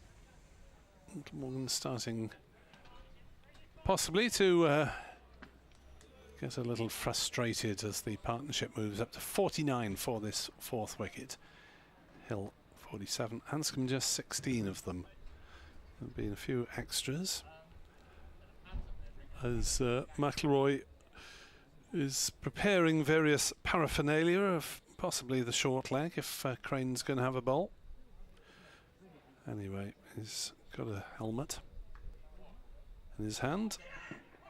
As that one flies towards gully, there's again a double appeal from Glamorgan, and neither is given out. First they appealed for LBW. The ball spun up into the air, was taken by a diving Eddie Byram, and umpire Bainton says it's not caught or LBW. And Glamorgan must be wondering if someone's parked in umpire Bainton's space by mistake, because they're not getting anything out of him at the moment. In fact, they probably think that for the day's proceedings, because Northeastern Harris looked rather disgruntled when they were both given out caught behind. 114 for 3 as it's time for spin. In the presence of Mason Crane from the pavilion end. He's going to be bowling with a shortish mid-wicket, assuming he stays in that position. And a slip. Backward point is being moved a little bit wider. Almost a sort of deepish gully position. There is a sweeper, Harris, on the offside and at mid-wicket. Mid-on and mid-off are deepish. Crane bounces in and bowls a long hop down the leg side. And, Handscomb just tries to sort of help it on its way vaguely. It didn't really look that interested in it. And it was taken by Cook. I think every club cricketer would have tried to wipe that into the middle of next week, wouldn't they, really? Basically. Eyes light up. Yeah. But Handscomb just didn't look bothered. In goes Crane and bowls. He wants a proper delivery like that one, yes, just to push away through the covers and take 1. Come on. 50 partnership for the Foxes. We're both test players. Yes. Handscomb and Crane, let's have a proper battle. 115 for 3. Still, Nick Webb's doubts notwithstanding, a position of considerable jeopardy as far as Leicestershire are concerned, but certainly one would have to acknowledge an improvement on 65 for 3. Crane is in and bowls fullish to Hill, who jams it out rather than drives it out to Van der Hoogten at mid-off. Remains on 47. This should speed up the over rate, not that it's behind, it's level at the moment. Crane is in, gives it some air. Hill waits for it and again sort of rather jam drives it out, if that makes sense, and gets it wide of the diving Carlson at cover, or inside the diving Carlson at cover, and Van der Hoogten has to move to his left at mid-off to field, so Hill can and does take 1, moves on to 48. Yeah, a little bit of a fast bowler's stop from Tim van der Hoogten went down in instalments, but it did the job, so who cares? Crane in, bowls, and that is driven with a slightly angled bat by Handscomb out towards extra cover, and 1 is taken. Carlson did the dive. Nick is going to pop next door to update. He's hoping BBC Wales if they're interested. Handscomb on to 18, 117 for 3. Crane in, Hill forward, thick inside part of the bat. Ball dribbles out towards mid-wicket, end of Crane's first over. No obvious spin, but didn't really find his lengths in that over, so the batsman got to the fuller ones got to the pitch of the ball in most instances. So very early days for Mason Crane. Will Mir Hamza consider his continue even his committed spell? He will. 1 for 36 off 11 for him now. If he's going home after this game, Glamorgan looking to get their money's worth out of him.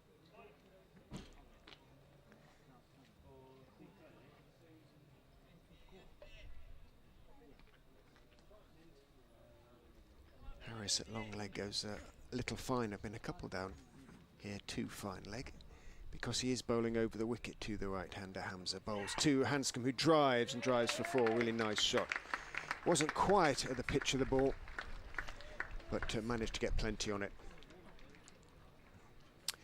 Yeah, they're continuing to build this partnership for the 4th wicket. That is the captain, Lewis Hill, who's moved on to 48, and the Australia international, Peter Handscomb, on 22. 65 for 3 when Rishi Patel was caught behind off the bowling of Tim van der Hoogten for 27, and a position of some jeopardy. They're still in a lot of bother, Leicestershire, here, but the pitch is beginning to play well under the sunshine down here in Ayleston, and Handscomb and Hill beginning to look established. They've put together the partnership of 56 for the 4th wicket so far. Remember, 238 the figure to avoid the follow-on, and probably, given the weather forecast for the next couple of days, mean that it'll be a 7th draw out of 7 for the Foxes so far this season. They're 121 for 3.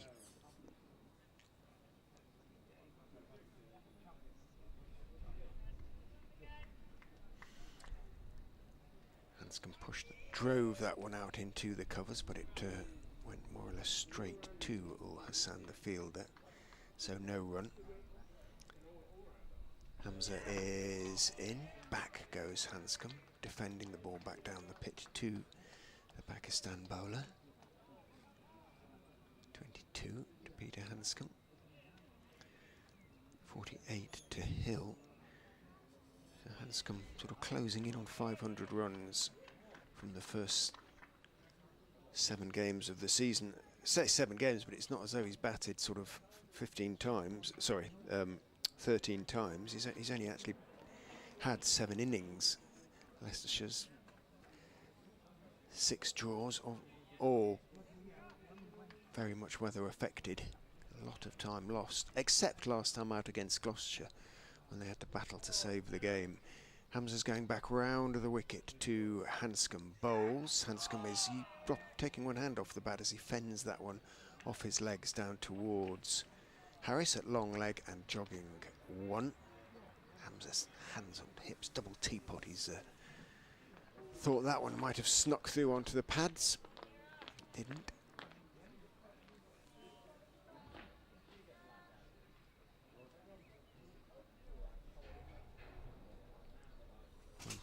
Two now for 3.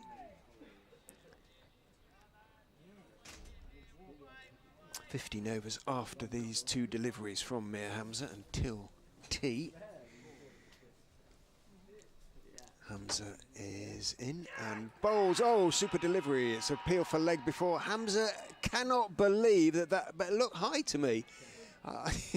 All these decisions from umpire Bainton, and I think he's turned down 6 appeals now. Gloucestershire are going to have to be a little bit careful here. Sorry, Glamorgan are going to have to be a bit careful. I was just talking about Gloucestershire, that's why I said the name.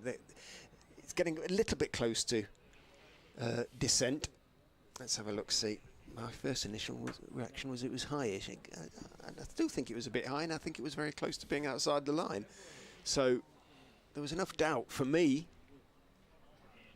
to entirely justify umpire Bainton's decision. Your thoughts, Nick? I think it's just frustration with the cumulative events today rather than any one particular one. 6 appeals from Mir Hamza that have been turned down consecutively, and he comes to finish his over.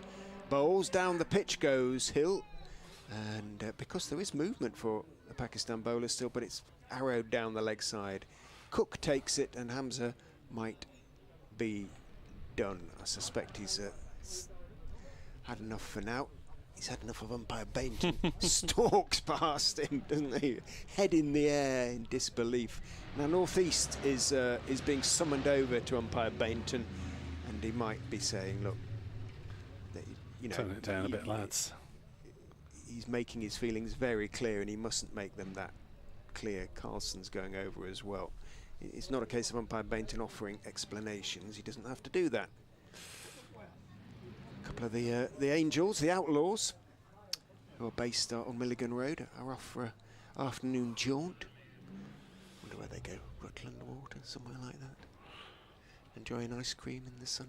Take off the leathers. Who knows? Polish a spot of chrome.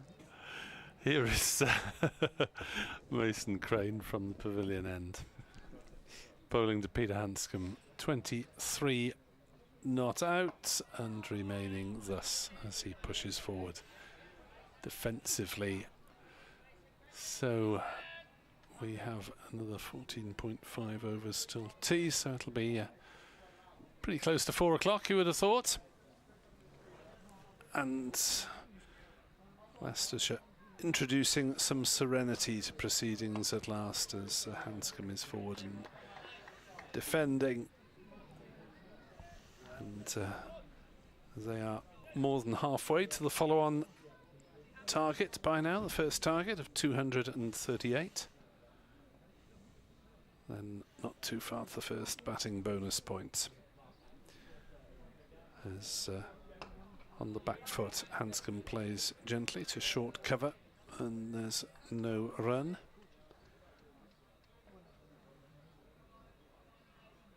Crane, who was bowling on the most sharply turning wicket I've ever seen at Sapphire Gardens last time out, or for a few years anyway, tosses one up and is driven by Handscomb to mid-on, and there is no run.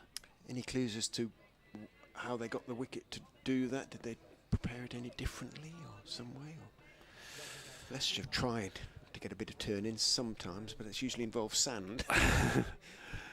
Crane bowls off driven, and that's beaten the dive at mid-off, and it will just about go for 4. Nice shot from Handscomb, and Tim van der Hoogten went full length in pursuit of it, and then had to pick himself up and give vain chase as well. 27 to Handscomb, 126 for 3. I'm not an expert on the preparation of wickets, and sometimes at Sapphire Gardens the outcome has not been what captain and coach expected as well. But not that I'm criticising ground staff, because this year has been an absolute menace to try and prepare anything that's usable, I suspect. with the erratic weather that we've had. Handscomb putting that last delivery away stylishly and then propping forward defensively to the next one. Andy Gorvin, the substitute fielder, is on temporarily as David Harrison, the Glamorgan assistant coach, takes off wicket on a wander around the ground, a stomp around. Clockwise. 4 wickets. See if he can produce something as Van der Hoogten goes off. Drinks for the batters.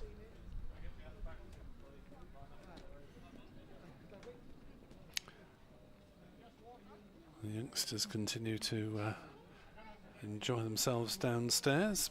A group of Glamorgan supporters as well in front of us, but they haven't had no anything. youngsters among them. No, they're in the opposite end of the age spectrum by and large. Well, it's sort of self-fulfilling, isn't it? I mean, who has time to watch 4 days of cricket apart from retired people? Yeah, indeed. Well, especially away games when there's a trip involved. Saturday, might be 1 or 2 come down younger, just for a few hours perhaps. It's not expensive to get. It's free after tea. Should you be in the vicinity? Is it free after tea at Cardiff? Not sure. Not sure. Most grounds, I think it is these days. 126 for 3, and after the pause, James Harris will try his luck and to see if he's any more successful at getting umpire Bainton to raise the digit. Yeah, nothing fruitless for Mir Hamza that spell, but not for want of effort. Goodness me, he gave it everything. In goes Harris and bowls to Hill, who goes for the pull. It was there to be sort of helped around the corner. Didn't really get anything on it. I think it sort of came off the body slightly as he swiveled and dribbled down the leg side. Cook picked up. It would be an exaggeration to say he fielded him. Barely reached him.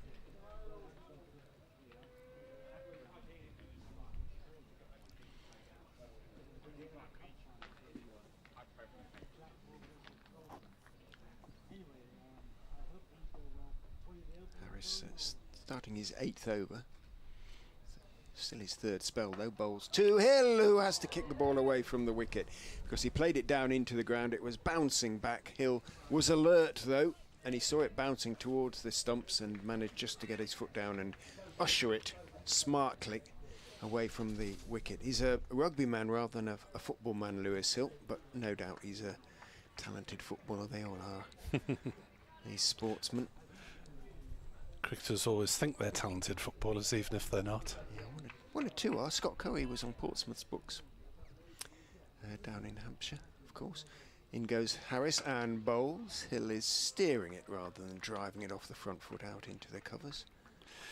That was a genuine one where the boot was absolutely needed. The ball did appear to be heading for the stumps rather than somewhere in the vicinity of, and Hill did well to boot it away without booting it onto his stumps.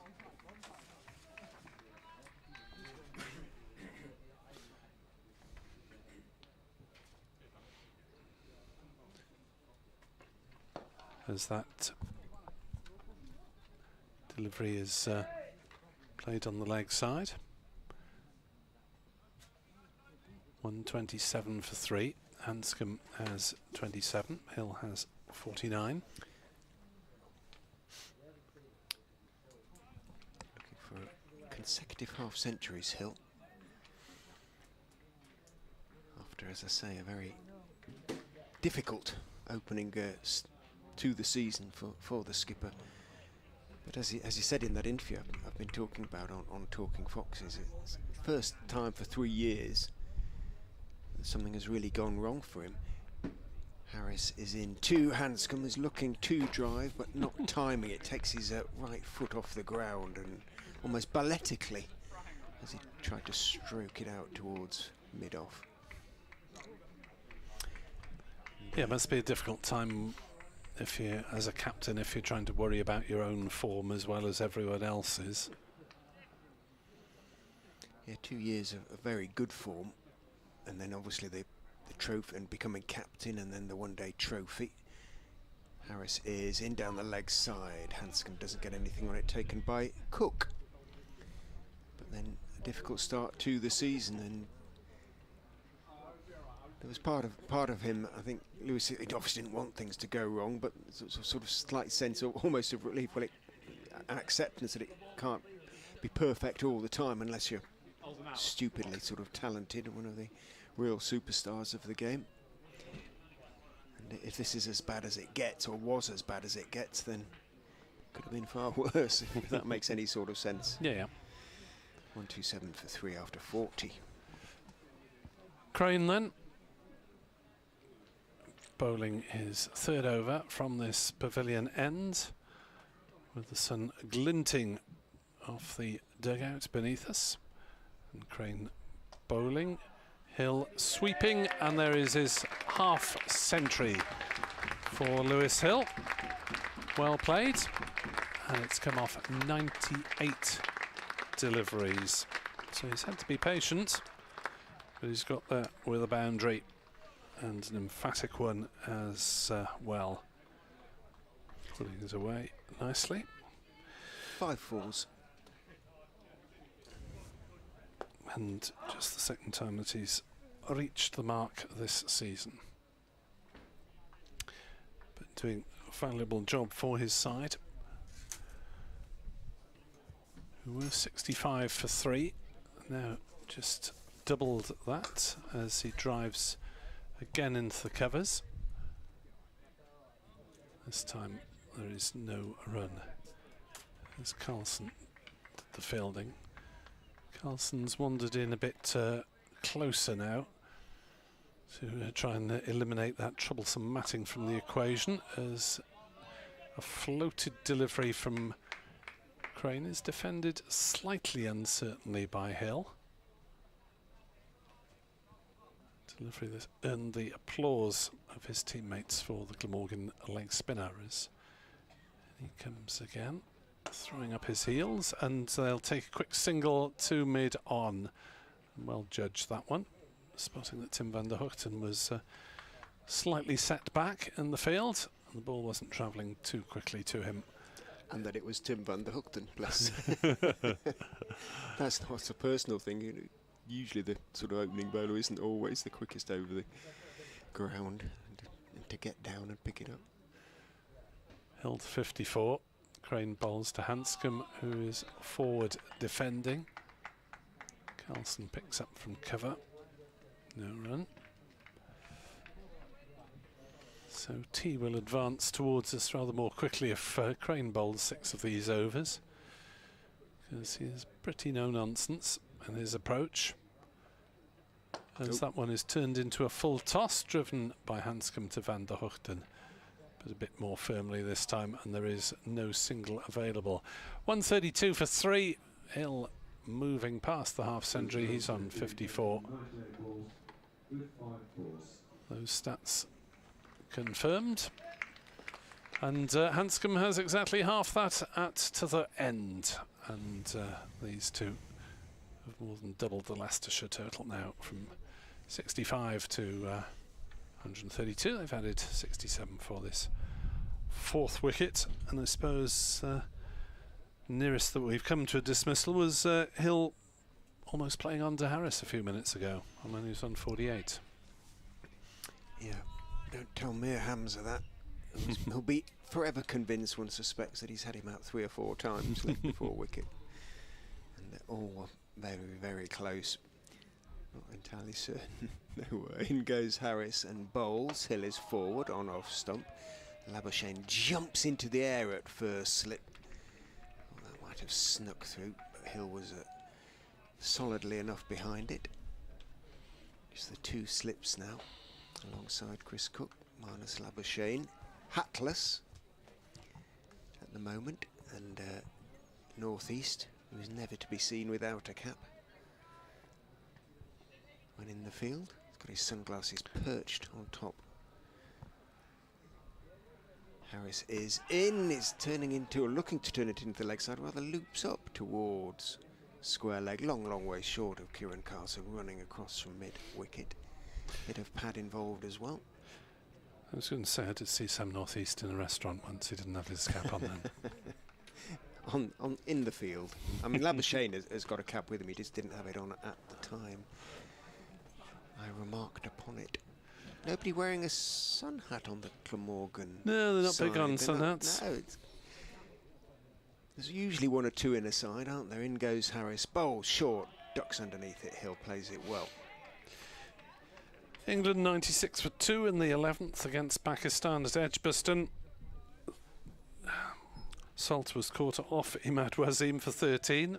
Dismissal involving the two Welsh-born players. Just Butler 46 not out. Will Jacks made 37. Johnny Bairstow has just arrived at the crease.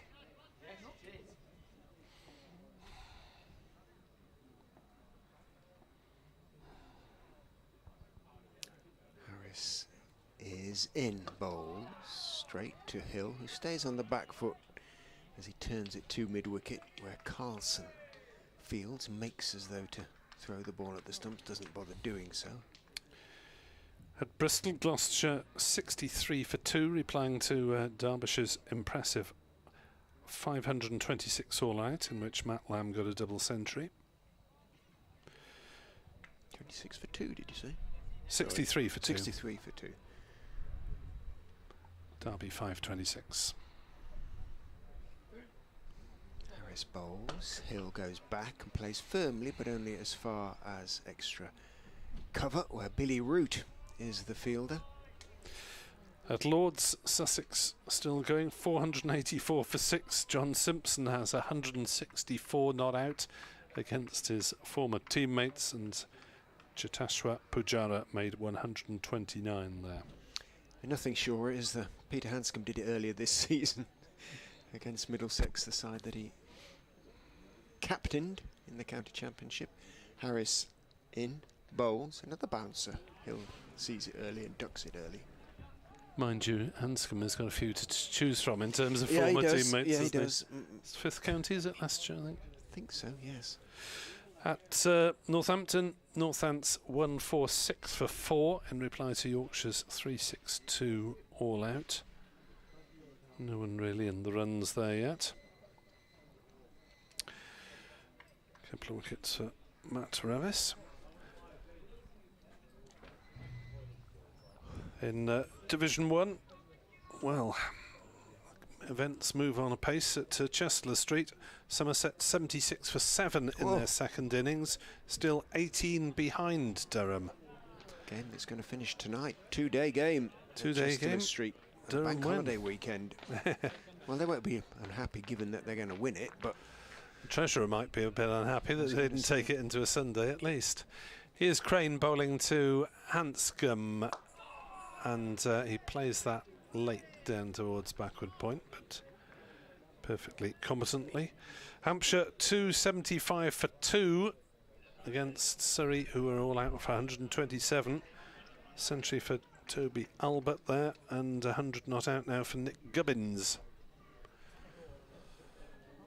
Crane is in to bowl, driven back past him, got a fingertip to it, I think. Took some of the pace off the ball, and Handscomb is through for the single.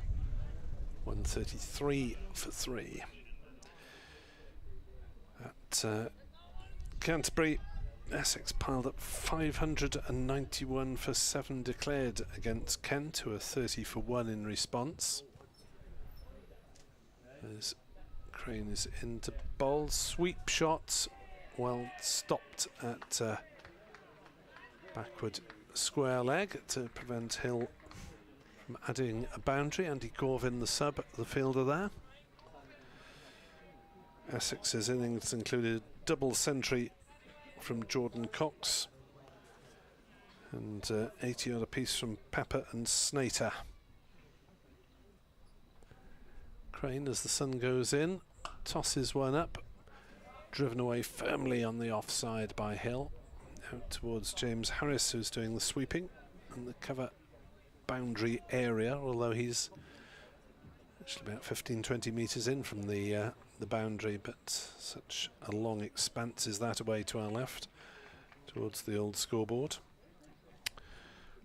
Crane bowls and driven but not timed by Handscomb to mid-off. Al Hassan Fields, no run. Old Trafford, Warwickshire, 230 for 6. Alex Davis steering the ship, 103 not out. Crane bowls, shorts, didn't hugely get up, but Handscomb dealt with it well, playing it away on the leg side for a single. 135 for 3, and at Worcester, poor old Worcestershire, back at their spiritual home, New Road, after a couple of matches. Switched to Kidderminster and a further day's delay. Worcestershire 80 all out against the wishing they were back at Kidderminster. Pace attack, 3 apiece for Fletcher and Pennington, and Nottinghamshire 68 for 0 in reply. Pennington, of course, ex-Worcester. Yes, to add to the agony. So not Worcestershire's day on the field, even if they were delighted to see cricket back on it, or in terms of getting their spectators through the doors and watching some cricket, but not going their way at all. Harris runs in athletically from the Bennett end on the back foot. Handscomb defends the straight delivery out to mid-off, where Andy Gorvin, or "Oh Andy," was the chorus as he made that stop off the sweep off Hill in the previous over. Lots of clapping going on out there, lots of encouragement for Harris, who's into his 10th over now, none for 30. He too has found a good line and length though. Run rate still just 3.1 as Harris is in. Handscomb steers it very, very nicely indeed, and you heard the thump there as it hits the advertising hoardings in front of the meet. Friends of Grace Road, the door open there. They are, of course, open for business at the moment. Their usual splendid array of cakes, and we tried the Barrabrith yesterday, so there was a sort of tribute to the visiting county, as there always kind of used to be, or there was for a couple of seasons, plus an explanatory notice they used to put up explaining said specialised cake. In goes Harris and bowls, and looking to drive Handscomb, but not quite timing it. Runs out fairly slowly to wide-ish mid-off, where Andy Gorvin is the fielder. 139 for 3 with that boundary off the previous ball. Handscomb into the 30s now, 33. Partnership is 74. Sorry, did you say the cake needed explaining? Well, yeah, as in, you know, why it was associated with that particular county. Right. In certain cases, obviously, it's, you know, perfectly obvious, but in goes Harris, bowls straight, and again the sort of back foot comes off the ground there as Handscomb leans into defensive push. But I used to find that really interesting. I remember Sussex lardy cakes and things like that, and London was always Middlesex, or well, once or twice. I think Surrey did. I definitely saw a championship game against Surrey, so they must have been in the second division at some stage. I remember because the Curran boys were both playing. In goes Harris, and clipped away off his legs by Handscomb down to long leg. And they both had those man buns, you know, yes, when they're sort of like a ponytail on top of the head. Ridiculous they looked, but our colleague Mark Church wouldn't have it. No one ever told Gareth Bailey looked ridiculous when he was banging in the goals for Wales. Oh, he had. He used to of course he did. He yes, sported one as well, didn't he? Update coming at past for BBC Radio Leicester. A reminder comes. And Wales. And indeed Wales.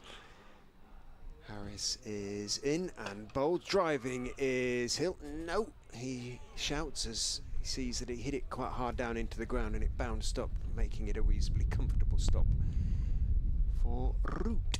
End of the over, 140 for 3.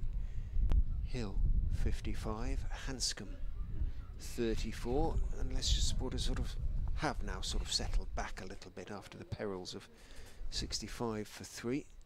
Scoreboard has taken a slightly more comfortable turn as far as they're concerned. Comfortable appearance, partnership of 75 for the 4th wicket thus far. Yeah, the run rate's improved slightly as well. It's up to 3.2, but they're not yet in a comfortable enough position, Leicestershire, where they can worry too much about the batting bonus points. 250, remember, is the first one. As Mason Crane has given way after just 4 overs to Zainul Hassan from this pavilion end. Whether that's been enough for... It might be a change of ends, but enough for him to see there hasn't been much happening for him from this pavilion end. No, it's a little early in the game, isn't it? I suppose to be taking a lot of turn, as Ul Hassan has been pulled tightly without reward. Is seeing this one played up to mid-off, and Handscomb is through for a quick single. James Harris, the fielder at mid-off, had a throw at the stumps as if to say, don't take liberties, but they were comfortably through for the single. 1-4-1 for 3.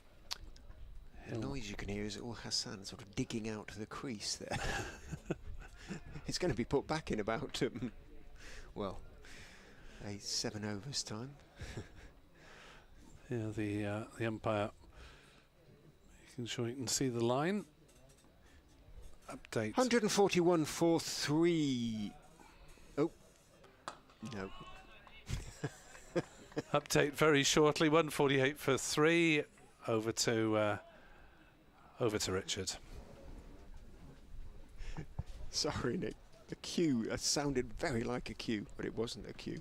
He was talking about something else. 141 for 3.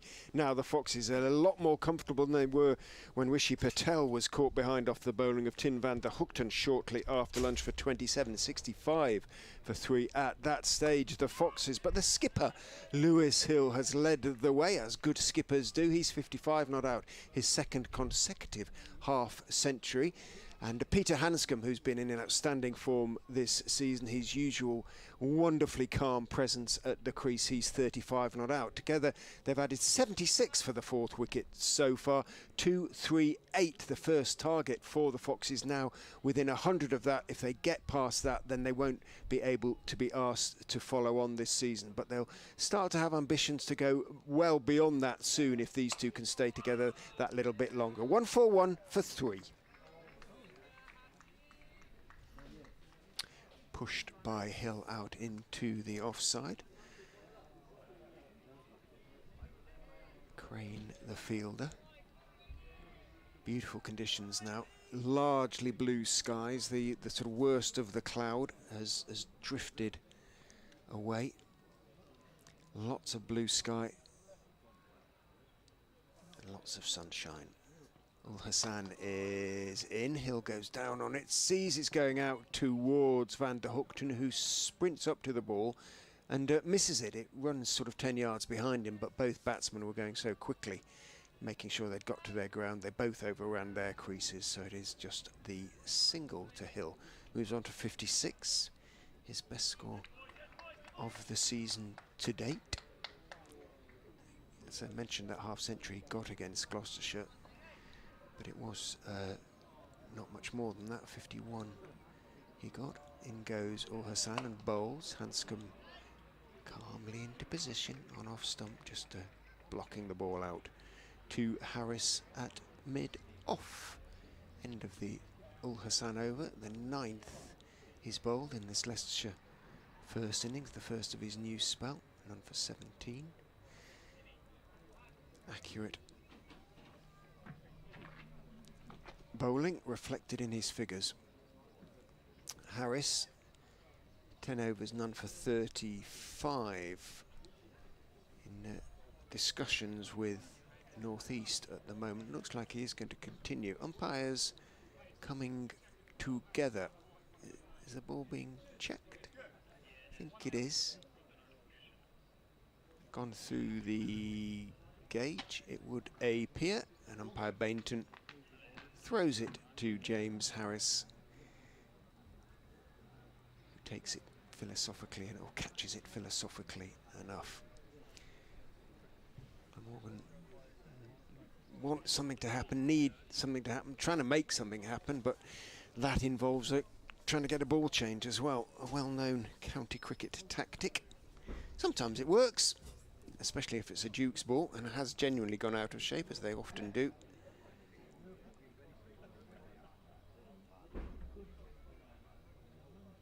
Sometimes it doesn't.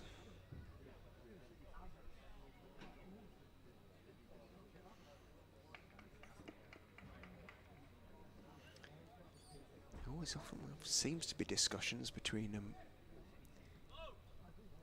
Harris and his skipper, the result of which is that North East has gone to gully instead of second slip. Harris is in, bowls short to Hill, who makes sure he gets on top of the pull, helps it around the corner to deep backward square, where Carlson is the fielder at the second attempt, actually. Hill takes one, moves on to 57, 143 for 3.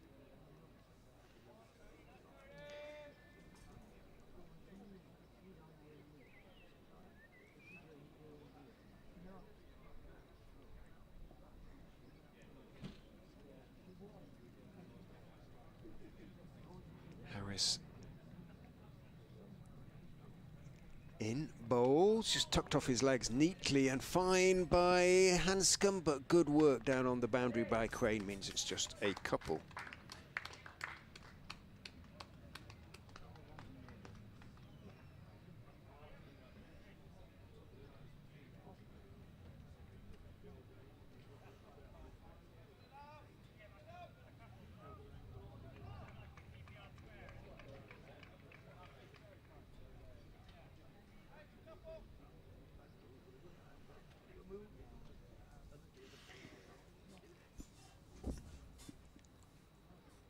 Harris is in, bowls short, and it just sort of jab pulled really. It was on him, well, he was there in position too soon really, Peter Handscomb, and had to sort of stop the pull. And as he did so, the ball was onto the bat and rather lobbed up towards square leg and then out towards deep backward square. But the man in a single saving position is kind of between mid-wicket and square leg, and so it was well wide of him. Handscomb picks up one, moves on to 38, 146 for 3. Harris is in short again and again. Hill's helping it around the corner. Crane is fielding. He doesn't take it cleanly at the first attempt. Consequently, Hill can take on the arm for the second and makes his ground. Moves on to 59. 148 for 3. Partnership up to 83. Just starting to move up through the gears a little bit, aren't they, these two batters? Yeah, they've kind of shown their experience, really, haven't they? They've not tried to do anything too expansive at any stage. And they've taken the run rate now from around about 2.45, 4 or 5 that is, not being that precise, when they came together to 3.2 now over for the innings as a whole. Harris is in, Hill is turning it out towards mid-wicket, where Billy Root is fielding at the moment, and there is no run. Yeah, starting to get to the stage where Glamorgan are wondering where the wicket's coming from. Yeah, they've done that. They've shown the ball again to the umpires. And we have a different ball, please. I say it's a perfectly valid tactic. Every county captain would do it in such circumstances. Harris is in, bowls a very high bouncer that Hill would have done very well to reach under any circumstances. As it is, he just bobbed at the knees and let it soar a good 3 feet over his head. 148 for 3 at the end of the 46th. 7 overs until tea. Yeah, Harris does tend to bang the short one in considerably. And not much reward for him today. Well, Hassan continues to be tight, going for fewer than 2 runs and over. But still wicketless this season, in the first 11 anyway. As he starts a new over to Peter Handscomb, who plays that beautifully off the back foot through the offside. Hasn't quite timed it enough to reach the boundary. They turn and have a look at a third and then decide against as the throw comes in from a deep mid-off position. James Harris with the pursuit. As the 150 comes up for Leicestershire in the 47th over. Al-Hassan bowls and forward comes Handscomb, defending to mid-on. There's no run. So Leicestershire, just 88 runs needed now. Looking like something of a formality, the follow-on figure. 238 to get into the lead. Al-Hassan bowls, cracked by Handscomb, but straight to point. No run. The wickets to fall today in the Glamorgan innings. Those of Carlson for 61, first ball of the day, and Harris for 18, leaving Hamza not out 24. Curry completed his maiden fifer. Ben Mike, 3 wickets, was the next most successful. Al-Hassan bowls and Handscomb defends, no run. In the Leicestershire innings, Marcus Harris was leg before to Hamza for 14. Louis Kimber edged one behind off Van der Hoogten for 1 before lunch, and Rishi Patel, who looked well set, went the same way. The Van der Hoogten combination for 27, making it 65 for 3 at the time. But the partnership continues as Handscomb is beaten for once outside off stump, playing a slightly indeterminate waft to Al-Hassan. But the nearest that Glamorgan have come to a wicket since then was a delivery from James Harris was chopped down at his feet by Lewis Hill, and he had to boot it away as it bounced towards the stumps.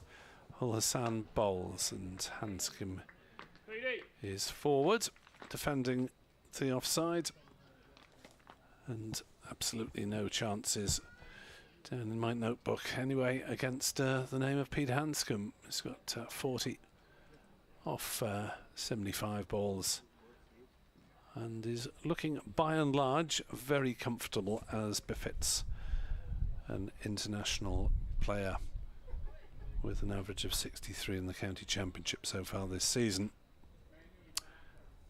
with 104 half centuries to his name. He's 10 runs away from the half century. Batting to come, Holland, Cox, Mike, Scriven, Curry and Salisbury for the Foxes. It might be a one-legged Scriven, suffered a hamstring strain and will not field or bowl again in this match. Another bowling change brings Van der Hoogten back for his 3rd spell. 2 for 27 in his 10 so far. Can he make the breakthrough before tea?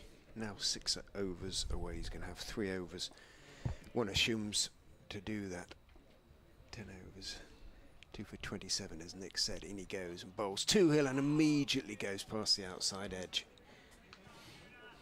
Well, I've seen that ball that got Patel, and it was a beauty. There's bounce and movement. And that's what's needed, with these two having taken the partnership to 85. Very pleased to say we're going to be joined by Kevin Howells tomorrow, bless his heart. In goes Van der Hoogten, and it's down the leg side, thumps into the pad of Hill. Absolutely no appeal from anybody as it bounces towards backward square. Well, it's no leg by signalled, was there? I think there was. Not sure. 51 for 3 anyway. I was looking down at scores elsewhere. Sorry. Yeah, well, that's good news if Kevin's going to be joining us. I guess he's up at Durham at the moment. In goes Van der Hoogten. Handscomb steers the delivery away from outside off stump towards backward point. Where Durham have won. Well, that explains it then. By an innings and 6 runs. Somerset 88 all out.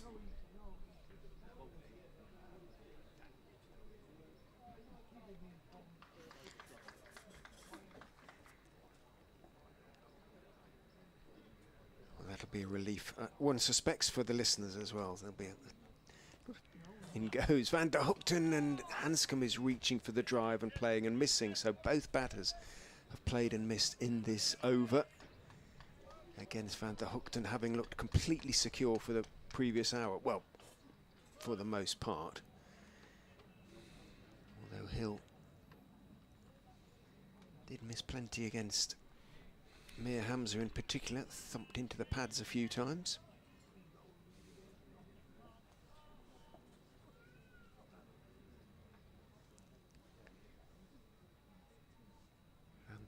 Is in with that easy run and bowls. Handscomb is forward with an angle back, getting to the pitch of the ball and steering it down towards Hamza, who's at third man and jogging one, moving on to 41, 152 for 3. So that follow-on target 238. Now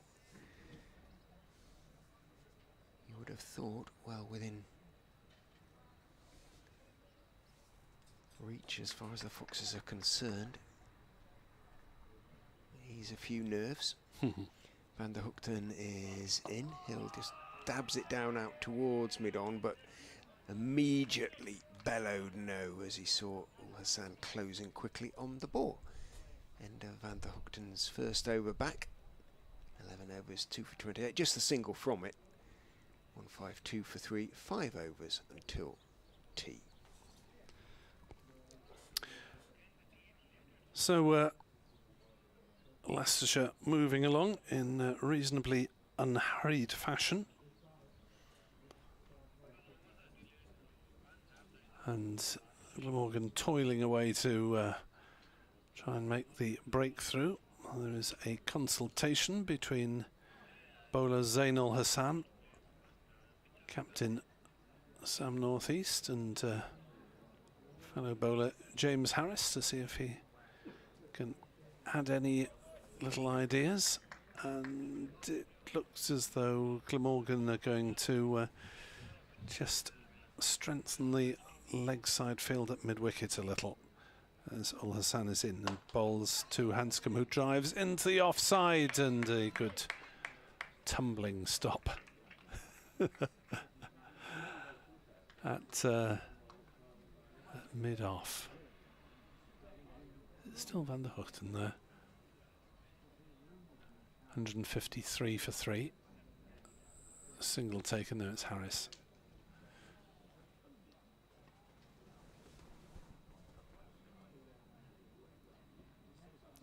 Ul Hassan bowls short down leg side. Initial shouts briefly of catch it, but Chris Cook couldn't take it cleanly. Not sure what it came off. Lewis Hill remains there, 59 not out in the afternoon sunshine here at Grace Road. Very pleasant watching conditions. Fairly still as well. Not too much chilly breeze to worry about on what is forecast to be the best day of the game, weather-wise. Ul Hassan bowls, turned into the leg side by Hill. Diving stop at mid-wicket, and there is no run. So Glamorgan just about managing to keep a lid on things, but have toiled in vain since the departure of Rishi Patel for for 26.65 for 3. This stand approaching 3 figures as Ul Hassan bowls up in the block hole, driven back to him by Hill on the bounce. No run. So, given that the ball isn't passing the bat very often, Glamorgan is now down to 1 slip, and Sam Northeast is in the short mid-on catching position on the drive. Mid-wicket is fairly close in as well, as is cover. So Glamorgan looking to bowl straight and try and induce the error. Won't come there because Hill has plenty of time to knock it away down to square leg. Byram does the fielding. Single taken. Handscomb on to strike on 42 not out at 154 for 3. Hill moves to 60 with that single. Examining slightly suspiciously part of his bat. Chats to umpire Adnan. Glamorgan try and keep the energy going in the field as Ul Hassan bowls, and Handscomb is forward defending to cover as there is no run. There are 4 overs to go until the tea interval, and all is well in Fox's land. Carlson looking keen to get a bowl. He actually bowled a loosener from the, or hopeful loosener. Well, no, that's Labuschagne actually, who bowled a hopeful loosener from the Bennett end as he walked from his position at slip. So he might get an over or 2 before tea. Maybe not from that end though. You would imagine Van der Hoogten will bowl the last 2 overs pre-interval from the Bennett end. He'll certainly bowl the first of them.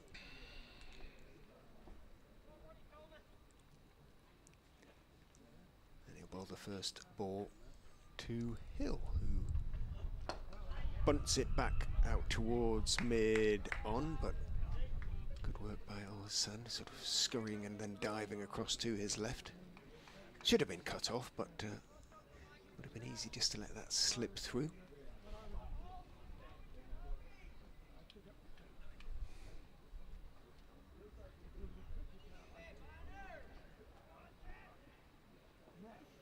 Amazing winning that really for Durham.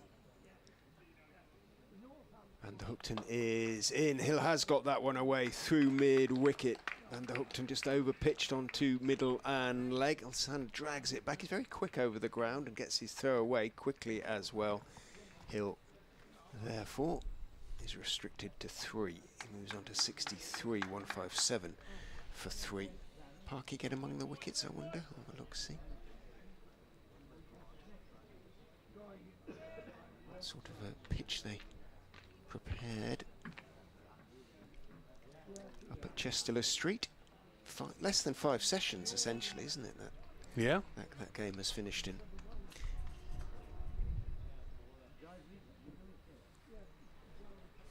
And Hookton bowls down the leg side, doesn't get anything on it. Handscomb and flicked back by Cook, having taken it. Let's have a look at the scoreboard. England 164 for 5 with 2 overs left against Pakistan in the T20 International. Jos Buttler 84 not out of 50. Other man out, Salt 13, Jacks 37, Bairstow 21 and Brook 1. There was another former Fox, Ben Rain, who was among the wickets as ever. In goes Van der Hoogten, forward. Solidly goes Handscomb. Pakistan's most successful bowler, Swansea-born Imad Wasim, 2 for 19. Unfortunately for the tail, he didn't grow up playing cricket on the parks of Swansea because his family moved back to Pakistan at the age of 3.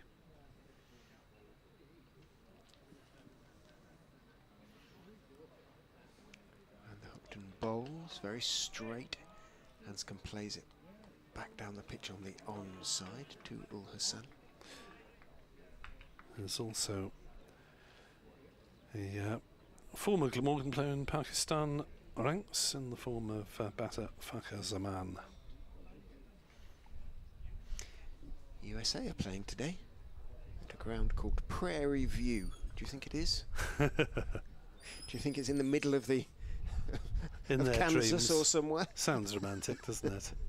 Build it and they will come. In goes Van der Hooked and turned off his legs by Handscomb. Timed it nicely, but only as far as mid-wicket, where Root is the fielder. So why is he in Holland sitting with his pads on downstairs and indeed not wearing the stars and stripes? 157 for 3. 3 overs till tea. And no one out since Rishi Patel went just after lunch for 27 off 61 balls. Prairie View is in Houston, or near Houston, so they clearly have prairies in Texas as well then. Get your lift-off jokes in.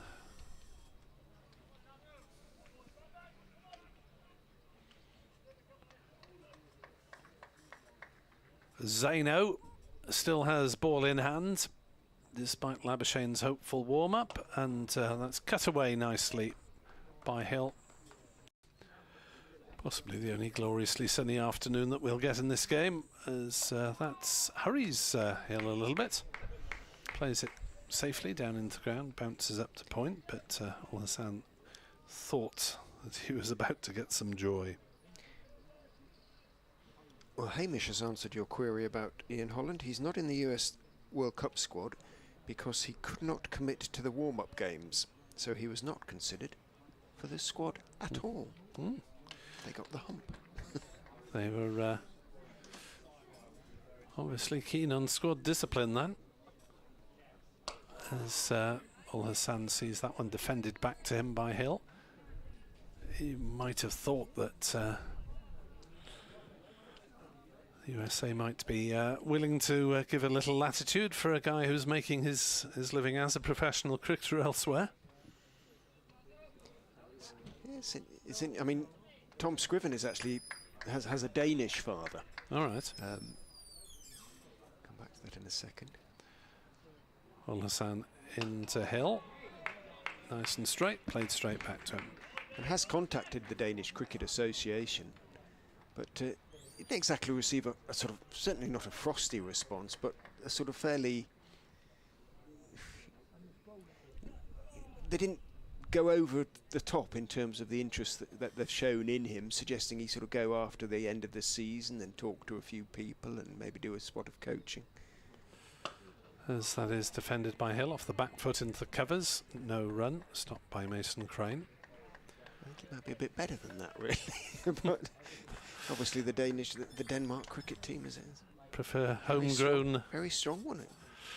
Talent. Yes. He doesn't actually, as at the moment, have a Danish passport. Having a Danish father, believe it or not, does not automatically qualify you. All right. Al Hassan to Hill. Good over so far.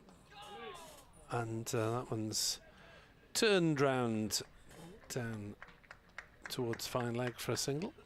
160 for 3. Handscomb 42. Hill has 66.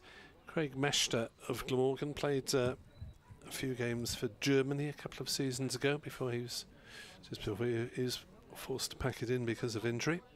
Yes, Leicestershire's own Dieter Klein still plays. All right. He's coaching now, is Dieter, but he's and taking loads and loads and loads of wickets for club sides. Of course, he took 9 for the other day, but he's still pretty quick. Glamorgan's David Hemp had a few games for Bermuda towards the tail end of his career, where he was born. Ah, well, fair enough then in that case. Oh yes, he was generally born there. Wouldn't mind playing for Bermuda. Make myself available. So, Van der Hoogten is in to Hill, who's tucking him off the straight, playing across the line and out towards mid-wicket where Root is the fielder, and Van der Hoogten at the end of his follow-through stands with his hands on his head and then indicates with his left hand. Oh, he's playing so much across the line, and he made sure that umpire Bainton saw that gesture. Always a good move. Hill 66, comfortably now his best score of the season. Out of 160 for 3, 95 the partnership. And the Hookton bowling very straight, is in and bowls. Again, Hill is putting across the line, takes a couple of steps down. The wicket is quickly sent back, and rightly so, by Handscomb, as Hassan runs in from mid-on. Yeah, there are mid-on fielders and mid-on fielders, aren't there? And while you might risk one against a taller, fast bowler, maybe, Hassan is medium height and very whippy across the ground.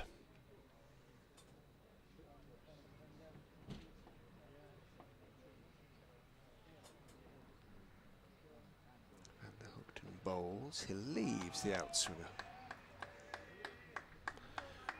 Well, it's just been Leicestershire's session overall, hasn't it?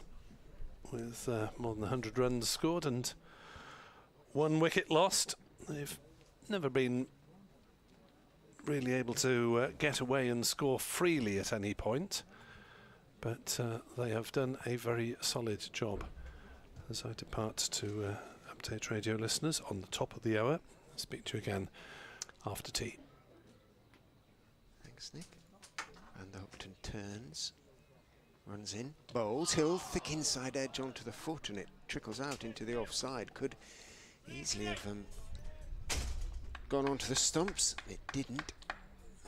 Hill did have one very close onto the stumps that he had to kick away. That was against Van der Houghton, I think, earlier. Has to happen.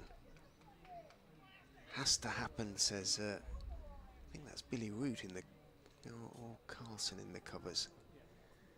One or t'other of them. In goes Van der Houghton, bowls outside off stump, the outswinger, and lots of oohs and ahs as Hill allows that to go through. It was Carlson who said that. Come on, has to happen. He's stretching away, so maybe he'll have the last over before tea from the pavilion end here at a sun-bathed, sun-drenched Uptonsteel County Ground. Here comes the update for BBC Radio Leicester. 160 for 3. Yes, I'm here.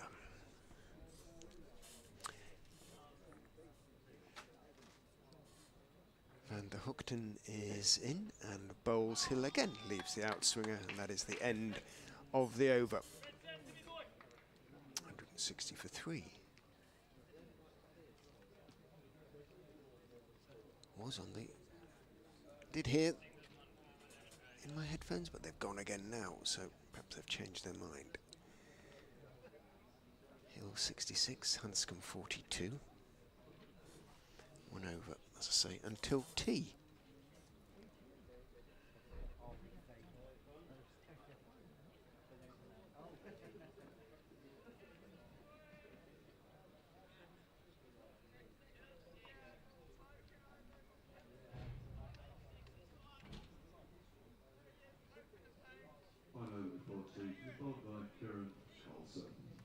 And it is going to be Carlson.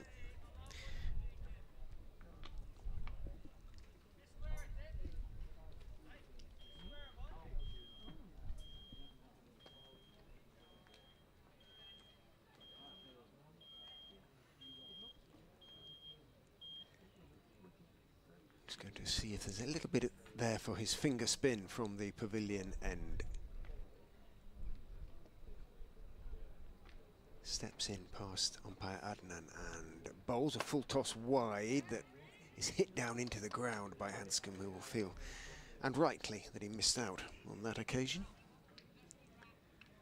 But the proximity of tea might have had something to do with his just checking his shot slightly. Carlson is in. Similar delivery, great piece of work at short cover by Northeast, because he hit that hard down into the ground. It bounced up and Northeast dived to his left, got 2 hands to it, burst through his hands, but it only went another sort of 3 or 4 yards, so just the single for Handscomb. Moves on to 43, 161 for 3.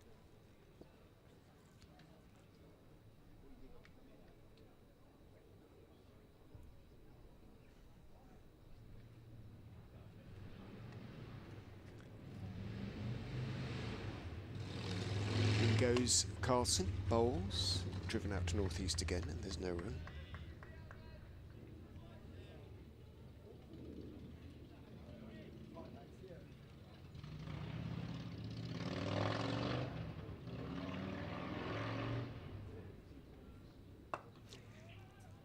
Defended out to backward point by Hill. Well, Hassan makes a good athletic tumbling stop. Here comes the update.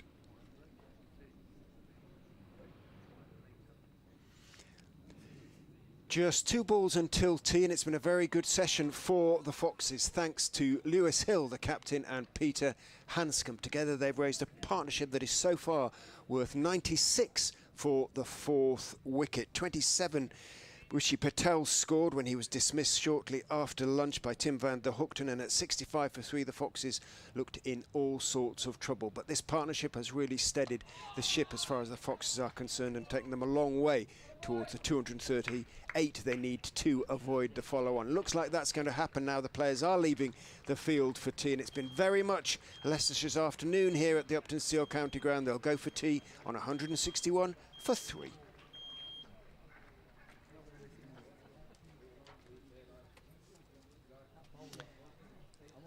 After that update, we will take a 15-minute or so break, and Nick and I will be back with you in good time for the evening session.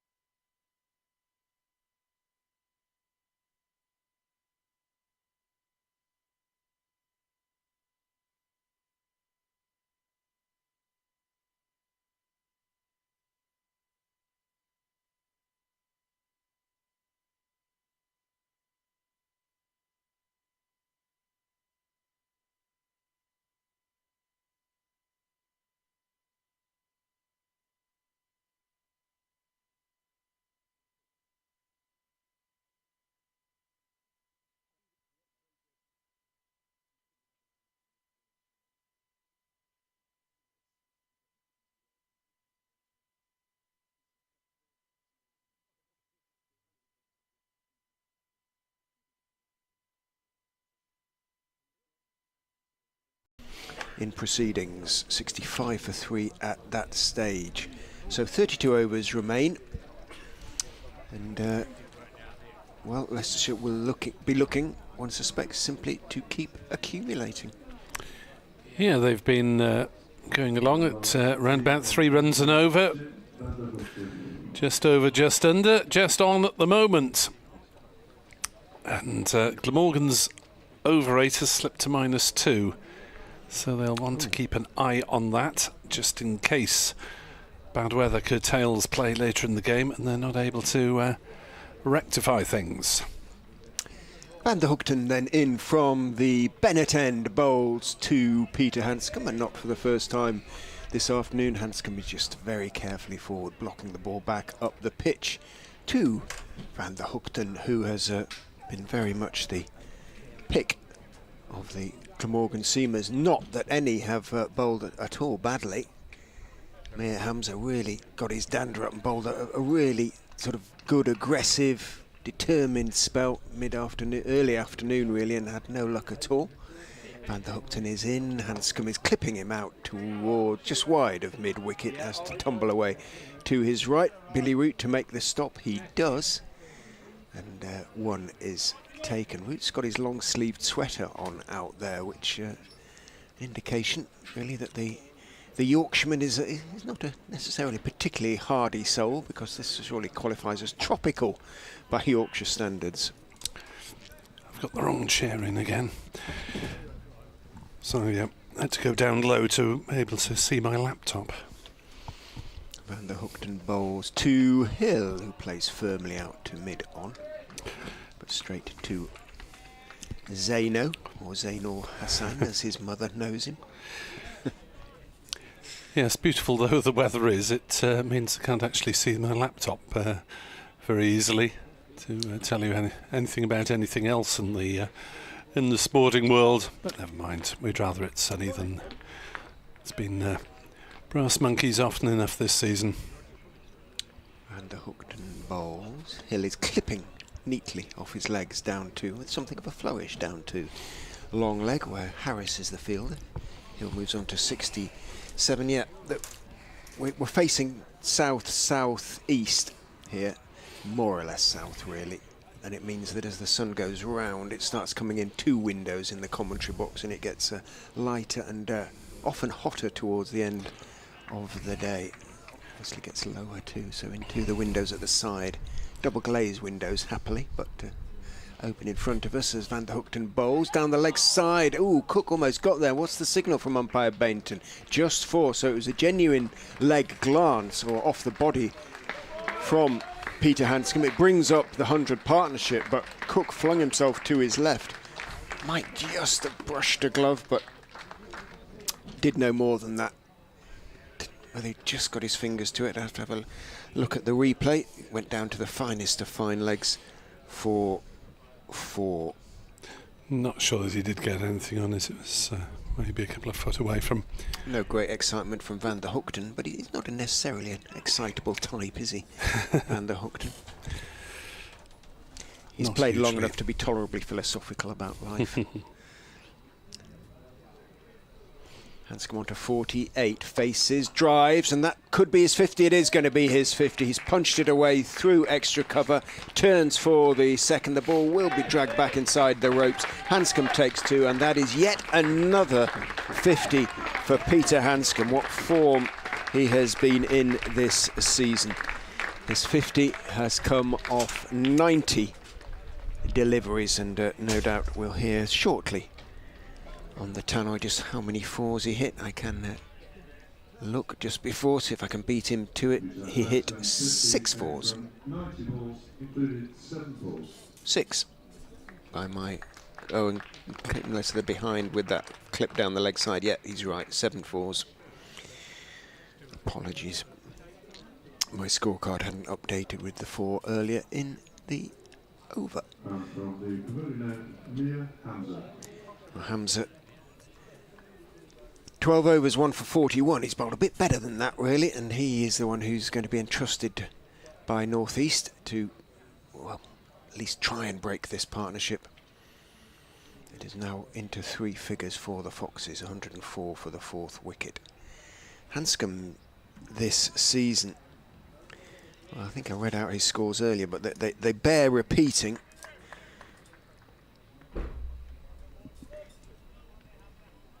(26, 51, 68, 99, 109, 11, 81 and now 50 not out).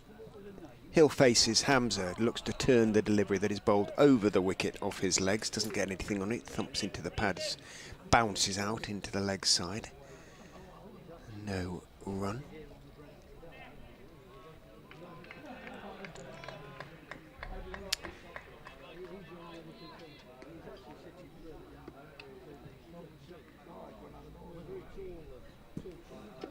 Two slips for the Pakistan left arm seamer. He looks to push it across Hill, who's driving off middle and off, not really putting his weight into the shot.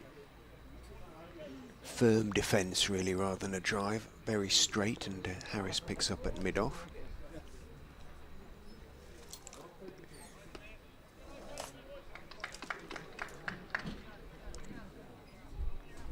Lemon drizzle and chocolate Mars bar cake, in case you're asking, in case you're wondering. In goes Hamza, bowls outside off stump. Hill is momentarily interested in carving it away through the offside, decides to leave it at the last second and does. Plenty of other offerings. There was a lovely looking date and walnut cake, which if there's any left I might try tomorrow.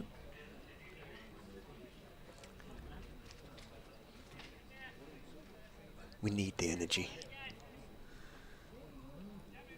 Towards the end of a long day's commentating, probably so do you listening to us.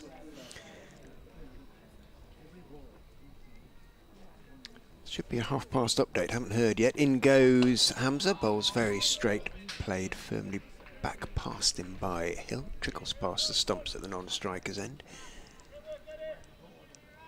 Picked up by Ul Hassan, who's fielding at mid-on, moving across obviously to his left.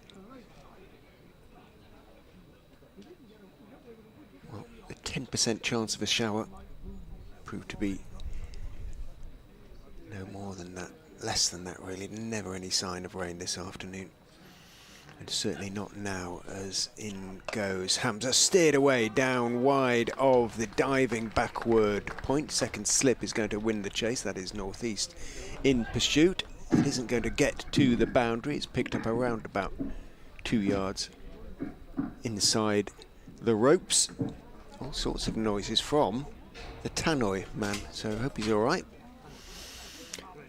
2 Hill picks up, in fact 3 they picked up in the end. Hill moves on to 70, 172 for 3.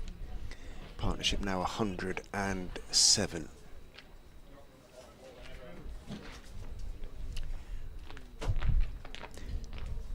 To spoil the FA Cup for you, so I won't. You might be wanting to watch it later, but it's worth watching. FA Cup final, apparently.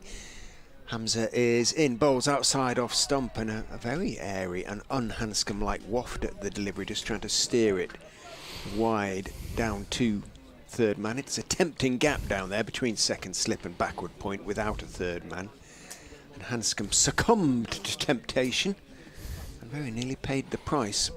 He didn't. He survives. 172 for 3 after 55. 30 overs remain to be bowled today. Yeah, there can't be too many people who watch entire matches recorded these days. With social media, it's very difficult to avoid hearing scores and results for elsewhere, but we'll give you the FA Cup final if you want to enjoy that later. 172 for 3, Van der Hochten in down the hill, and Hill plays it into the offside, fielded by Byram, and there's no run. Bundy, who kindly supplied us with the Barra Brith yesterday, recommends the, quote, Jaffa cake chocolate brownie, which he says he didn't so much eat as demolish yesterday. Yes, we'll have to try and get through this chocolate fairly shortly, otherwise it'll melt in the sunshine, won't it? Chocolate Rice crispy thingy. The lemon drizzle cake has already disappeared. Mars bar cake it's called. Okay. Hill forward defending to cover, and there's no run. Let's get these things correct. As made by the mum of Louis Kimber. Well played, Mrs. Kimber. Excellent output and contribution to the cause. On and off the field, the Kimbers. 172 for 3. As Van der Houten looking to add to his 2 for 39, and forward comes Hill defending, and there's no run. Problem is that though both sides have scored at respectable rates, the game is just drifting a little bit. I think if we're expecting to have dry weather for the 4 days, then we might be slightly less concerned about it, but with the reasonable likelihood that we'll lose some time on either or both of the next 2 days, Van der Houten bowls and Hill defends on the leg side, and there's no run. Well, the pitch against Gloucestershire on the final day did start to turn a little bit as well as keep low. But we had the full 4 days, the only game so far that has been uninterrupted by the weather. And it may be that late on the 4th day this might start to turn a bit and Crane might get involved, or Carlson. As in comes Van der Houten, balls clipped nicely through mid on. That'll be a chase for Ul Hassan up towards the long on boundary. He's just going to stop the ball inside the ropes. Picks up cleanly, and they've taken 3 runs. 3 runs. Gosh, that was well timed, wasn't it? It's quite close to puffing a bit now. It just accelerated away. Of course, the sun has dry. It is a hard outfield. Hasn't been this season, obviously because of the rain, but once it does dry, it is lightning fast. As Leicestershire move on to 175 for 3, and Handscomb remains on 50 as he defends one to cover. And there's no run. Does that mean we'd better not give you the European rugby final score either? Who's in it? Toulouse and Leinster. I don't mind then, yeah. Give it. Give it. No British teams involved then, essentially. 15-12 to Toulouse at the moment, going into the closing stages of that one. Closer than well, actually, the two very, very strong sides, aren't they? Oh, absolutely. Absolutely. I've got a soft spot for Toulouse, I must admit, the aristocrats of French club rugby. As Mir Hamza will start work. From the pavilion end, bowls to Hill, thick inside edge, came back in a touch to him, could have gone on to the stumps, it didn't. It went down towards sort of leg gully, the 45, Cook in pursuit. Picks it up, and Hill takes a fortuitous single. In the T20 International, Pakistan 39 for 2 in the 5th over. Wicket apiece to Moeen Ali and Reece Topley. Moeen Ali bowling 3 overs in the power play, chasing 184 to beat England.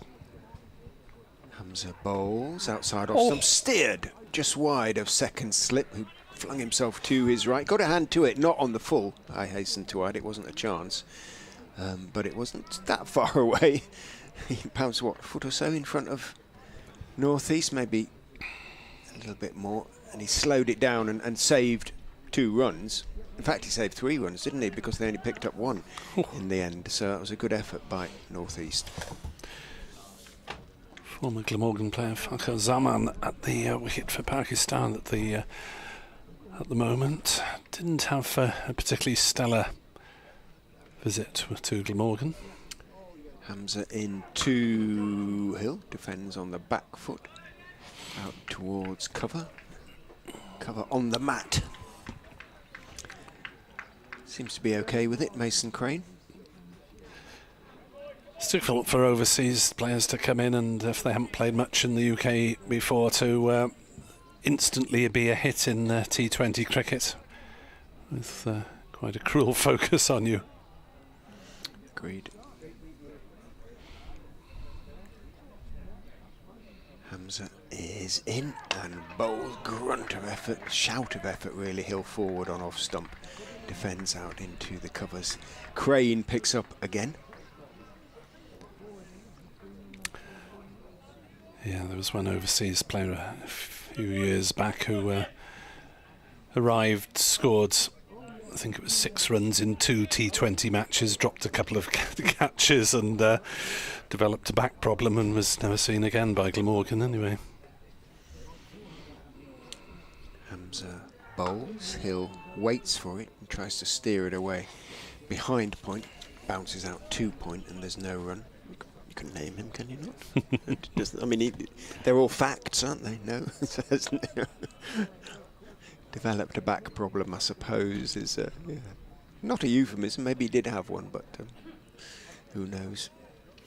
177 for 3, the partnership 112. And now Hill 74 will have his eyes on more as Hamza is in and bowls a good bouncer that Hill has to move inside the line, step across his stumps because obviously bowled over the wicket by the left-hander. It's not, as I say, particularly quick, but quick arm action.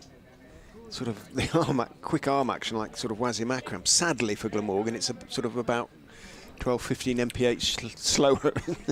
But yes, if only they had. Well, they had the other one, didn't they? Yeah, Glamorgan, Waka Yunis, his partner in the late 90s in the bowling attack. Toe crusher, Waka Yunis. Well, that's one.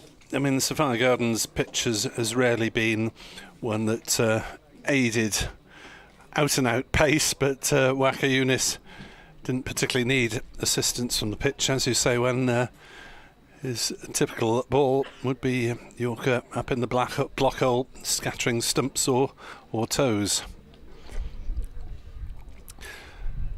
So, Van der Hochten, 16th over of the day, starts with Handscomb chopping one down towards backward point. Byram has to make some ground to field, and so they're through for a single. Not too many alarms for this pair at the moment. So on inside edge a couple of minutes ago, but the near play on of Hill to Harris on 48. And Handscomb, as far as I've noted, has been chanceless on 52. 5th half century to go with a century this season, as Hill is playing that one to mid on and there's no run. And this is quite a disciplined Glamorgan bowling attack. Most of them have been tight. Harris has obviously been asked to try a bit of short pitch stuff now and again, which can sometimes make him one of the more expensive bowlers. And not much for the spinner by the look of it, because Crane only bowled 4 overs. But that one is past the bat. Hill pushing forward, beaten by that one from Van der Hochten. Through to Chris Cook. And we're into the 6th session of the match. And we haven't had a slip catch yet. There was one drop, wasn't there, by Handscomb at slip when Byram was on 49, halfway through his innings, but that's been the only clear-cut chance. Oh, there was nearly another one there as Hill pushes forward and the ball flies off the edge past second slip and down to the third man boundary for 4. Hill didn't know an awful lot about that one. He moves to 78 though, and it's 182 for 3. That looked in real time as though it might have been a chance for third slip had there been one. Yeah, absolutely would have been in the air.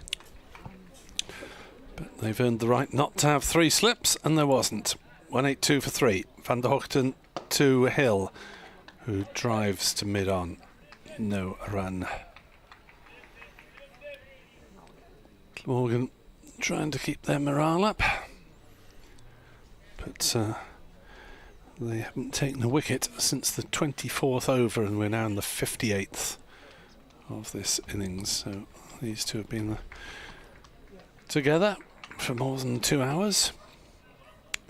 And they've added so far 117 for this 4th wicket. And Leicestershire 205 runs behind. It's Van der Hoogten bowls, and Hill drives pleasantly just wide of mid-off, and they'll go through for a comfortable single. Hill to 79. 183 for 3 was the last ball of the over, so we'll retain the strike. 27 remain in the day's play. What time are we going to finish? 27 overs. What's the that usual. about? An hour and 3/4, 6:30ish. The usual. Harris is warming up vigorously. But they're going to have to get rid of. They do better to get rid of that -2 on the over 8 tonight if they possibly can. Just in case. Is it going to be that bad for the next couple of days? Just in case. The weather? Depends which forecast you believe, as usual. Mir Hamza, 1 for 46 from 14. Up the slight slope from the pavilion end. Bowls outside off stump, nicely guided off the back foot by Lewis. Hill again down towards third man. Looks like Labuschagne is going to win the chase. He does, and it's a fine throw as well from the Australian. Back to Cook, keeping Hill to 2. He moves into the 80s now, onto 81, 185 for 3. Yeah, Met Office has got quite a high chance of rain around breakfast time, so there might be a bit of drying out to do,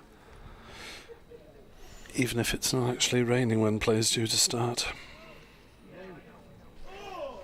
But today's weather will have just lowered the water table a fraction. You would hope so. Gully is going in now for Hill. In fact, almost, yeah, no, Gully, genuine Gully.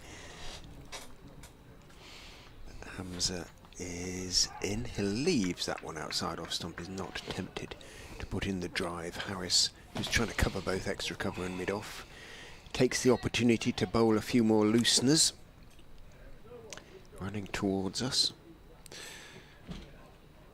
And Handscomb hasn't been particularly extravagant, but he's just been efficient, hasn't he? So, yeah, Does the calm, basics efficient, well. accumulate.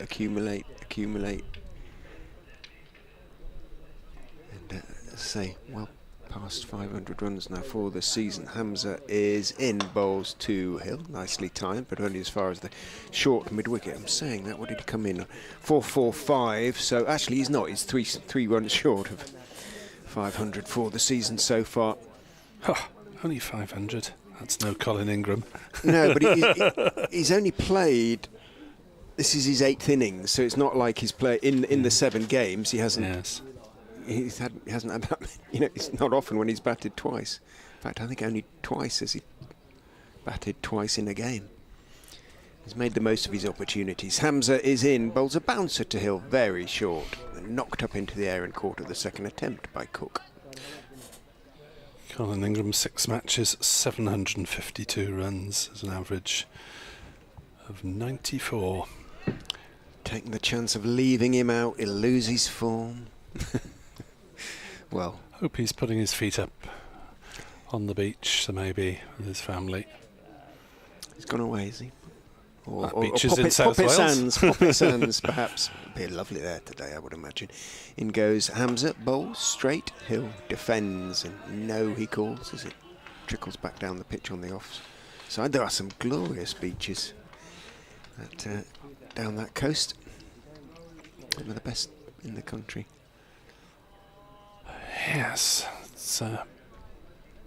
hope it continues into midweek in case I get a chance to visit the coast. From here we tend to go to sort of Norfolk and Lincolnshire. Some fine beaches there. In goes Hamza, turned off his body by Hill, down towards deep square, comes in to meet it. Eddie Byram hasn't been in the game very much down. Doesn't seem to have been of late. Hill takes one and keeps a strike. 82 to him. 186 for 3. Partnership extends to 121 now. Handscomb is a wonderful beach in Norfolk. Remember the film Shakespeare in Love? Did you ever watch it? At the end, Gwyneth Paltrow is pictured walking across a huge expanse. Paltrow wearing a moustache. Yeah. At the end, she's pictured walking across a huge empty beach, which is supposed to be Virginia. In fact, it's Handscomb in Norfolk.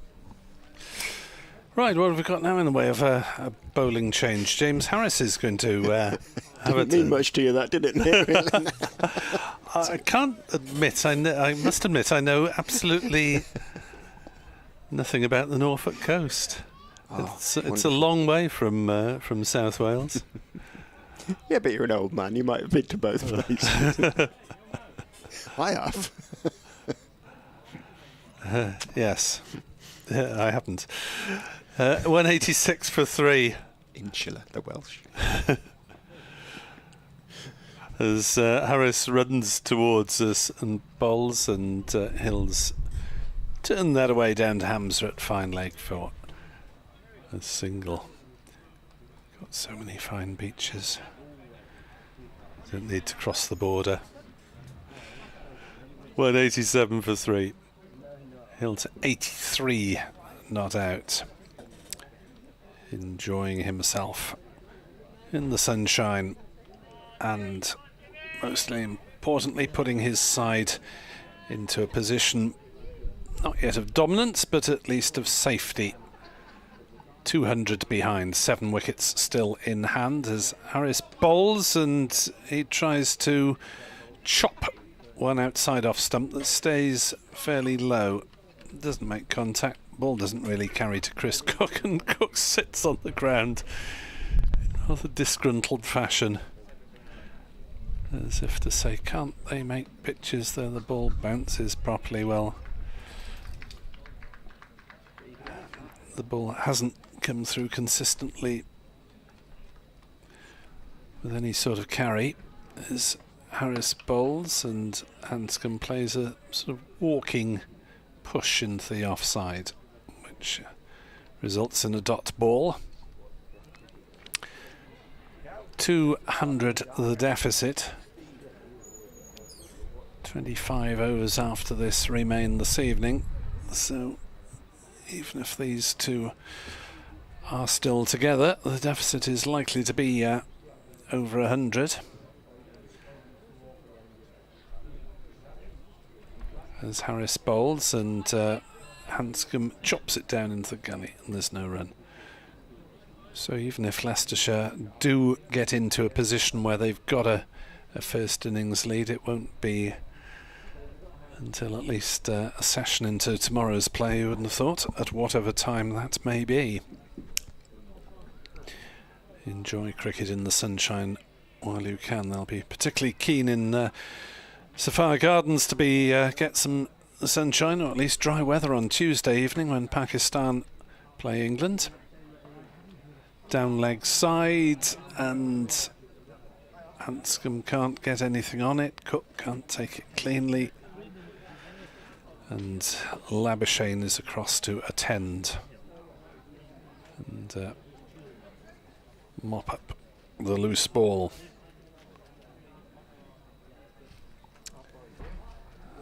Harris retreats, no doubt perspiring into the distance.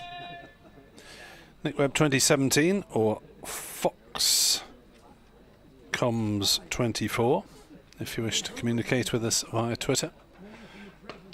Nice square drive by Handscomb, but finds the fielder at backward point, and there's no run. And the backward point fielder Eddie Byram is next to umpire Adnan, who I guess is doing his duties from point so he doesn't get too direct a view of the sun.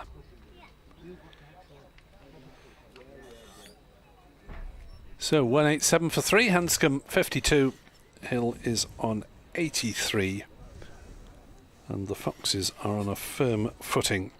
At Edgbaston, Pakistan 67 for 3 in the 9th over. chasing 184 to beat England. So run rate required is almost 10. Hamza is in 2, Hill short, pulled in the air, going to bounce short of Eddie Byram. Well, I was in the air for a long time. How far short? A little bit difficult to tell because Byram out there is in the shade and it's quite hard to pick up the ball with the background of the trees. But Hill, wasn't too much excitement from the rest of the Glamorgan side, although Hassan bellowed. Put his hands into the air. Certainly went more or less straight to Byram, but as I say, I think it was reasonably well short of the Zimbabwean. Hill on to 84. Hamza in to Handscomb, who is leaning forward.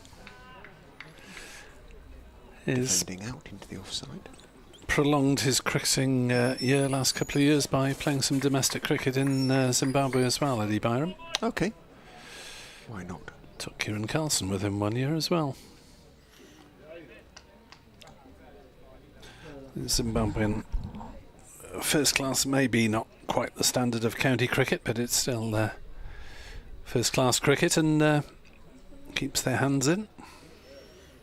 Hamza in, bowls, ooh, a little bit of extra bounce, judging by Handscomb's reaction on the back foot, just jerked his head back a little bit as he blocked that one with an angle back down towards gully. And pay a few bills as well, I'm sure. Not few. Yes, not hugely sure how lucrative Zimbabwean domestic first class cricket might be. So not like paying the gas bill or something.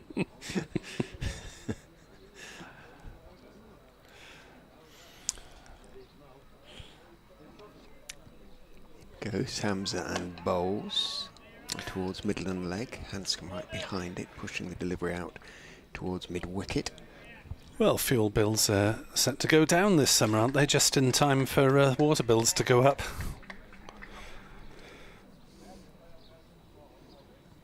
By a small percentage compared to the amount with which they have risen in the last couple of years. And apparently the regulators saying this will be the last decrease for, they'll definitely go up next year. So was that fuel or water? Fuel. Well, yeah. Hamza in, bowls, looking to drive, but not out of the middle from Handscomb. Rolls straight back down the pitch, and Hamza picks it up in his follow through. 1 for 50, his half century up. Mir Hamza. Yeah, he'll go back and look at his figures, Glamorgan and supporters, and might not be too impressed, but on the basis of what he's bowled here, he can't be accused of lack of effort. He's really giving everything. In he goes and bowls very straight. Little bit of shape back into Handscomb, but Handscomb equal to it. Blocks it out to Harris at mid-off. Harris throws the ball away to be polished by Carlson, but also keeps marching because he's going to take over at the top end from Van der Hoogten. So we've had 16 overs apiece from Hamza and Van der Hoogten, 2 wicket takers. We've had 12 apiece from Hassan and Harris, and 4 from Crane, 1 from Carlson. So it's no wonder Glamorgan's over 8 is struggling somewhat. And maybe I need to just rattle through a few, because I suppose they're likely to with this old ball anyway. There's 61 overs gone. Maybe last bit of effort from some of the seamers before the spinners use the old ball. Umpire Bainton and umpire Adnan are coming together. Umpire Adnan gets out the handcuffs.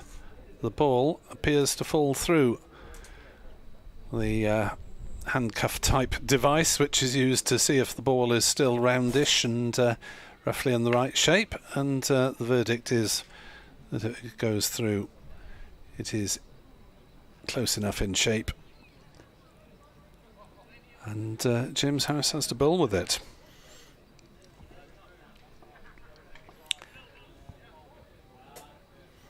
Hill on strike, 84 not out, 173 deliveries.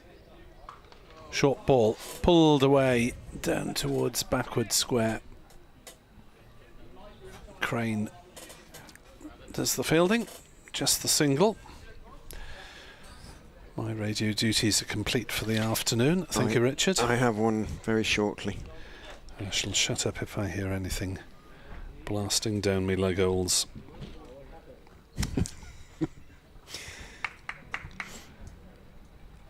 $189 for 3. Harris to Handscomb. Forward he plunges. Pakistan 78 for 4 in the 10th, chasing 184 to beat England. Elsewhere in Division 2, Gloucestershire 137 for 4 in reply to Derbyshire's Mammoth 526 all out with a Matt Lamb double century.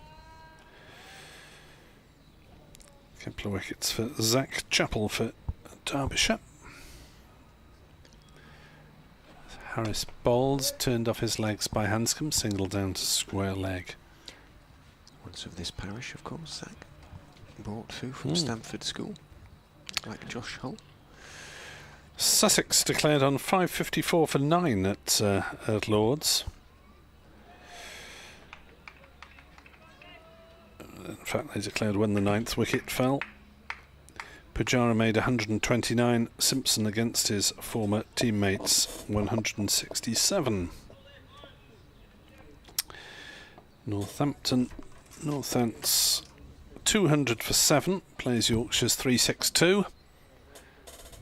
Harris bowls and Hill drives to cover, no run. Radio update.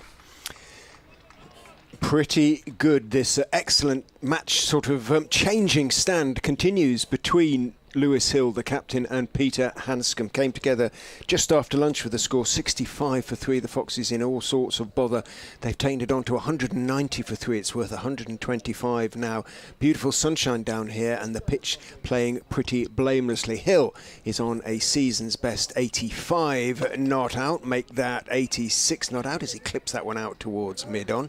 Handscomb has 53, and if they can take the Foxes first past the follow-on target, which is 237. That obviously looks as though that's a certainty to happen. But then they'll start to think, the Foxes, about going towards the first innings score of Glamorgan, which was 387, and seeing if they can get past that and maybe putting Glamorgan under a little bit of pressure on a turning pitch, perhaps on the final day. That is the only way they can possibly win this match. Otherwise, it will be a 7th draw in 7. But at the moment, they're going nicely. 191 for 3.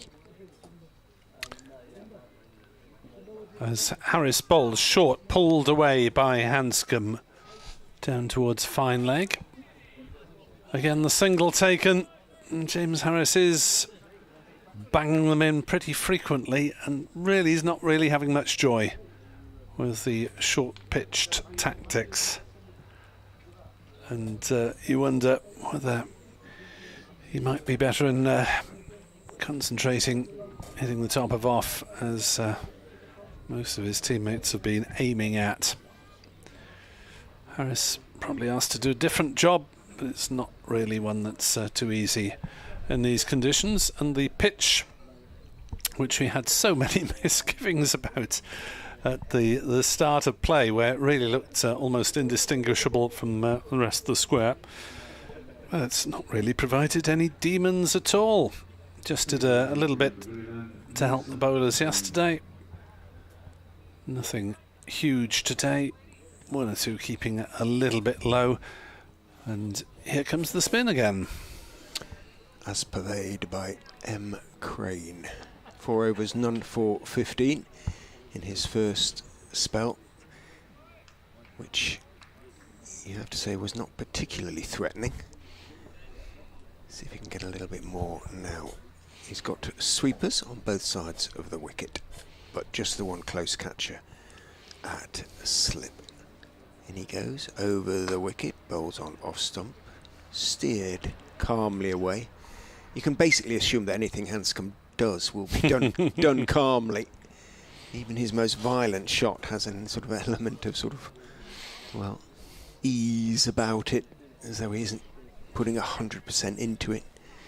It's 100% concentration, but the fact he gives himself time, part of the deal as far as he's concerned. Hill gets one on middle and leg, which he looks to clip into the onside. He does, and Crane hands started to go into the air in case Hill missed it, but Hill's on 86 or 87 now, and he isn't missing anything. He's quite excitable, Mason Crane, in terms of arms thrown up in the air. Steps in and then runs in and bowls. Nice loop to that one. Handscomb leans forward and clips it out to mid-on and then holds the pose for a moment or two. Goes straight to mid-on. Root is the fielder there.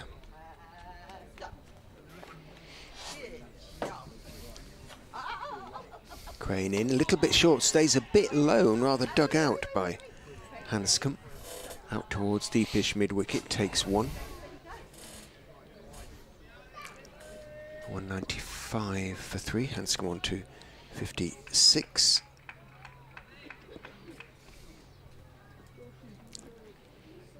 Crane bowls, forward goes Hill, pushing out into the offside. Straight out of the middle of the bat, but as Nick said, you would have thought it had missed everything, including the stumps, by a coat of paint. Carlson, the fielder. 1 over before tea for Kieran Carlson. Crane is in. Bowls. Nice loop to the delivery. Again, it's on off stump. Just forward goes Hill. Drops it out into the offside. Carlson fields end of an unexceptional over. Nothing wrong with it at all from Mason Crane, but nothing really there for him. 5 overs, none for 18. Yes, he's bowling quite tidily and accurately, Mason Crane, for the leg spinner, who, as you say, is obliged to give the ball a bit of a loop, working hard for any turn that he's got. It's not exactly the Bunsen burner that he was bowling on Monday afternoon last in Sophia Gardens. And he's having to work for everything.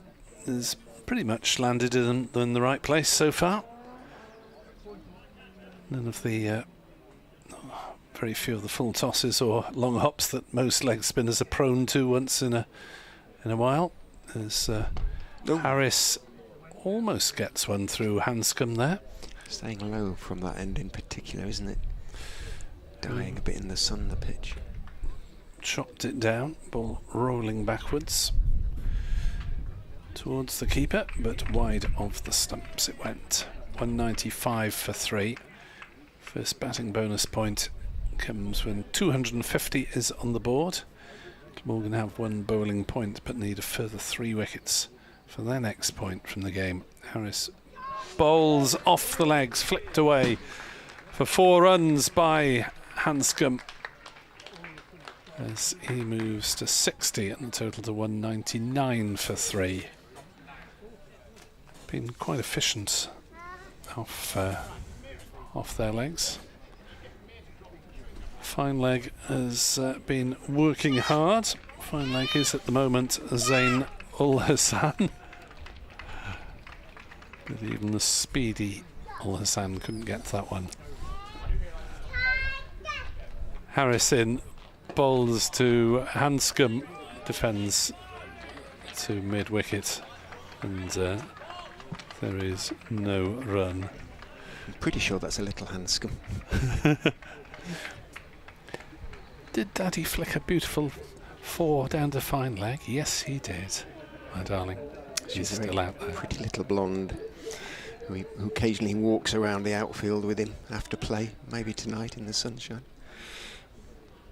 Well, she might have to wait around an hour and 20 as Handscomb is playing that one up to wide mid-off, because Handscomb is showing not much likelihood of getting out this evening, if one dare say that without jinxing his prospects.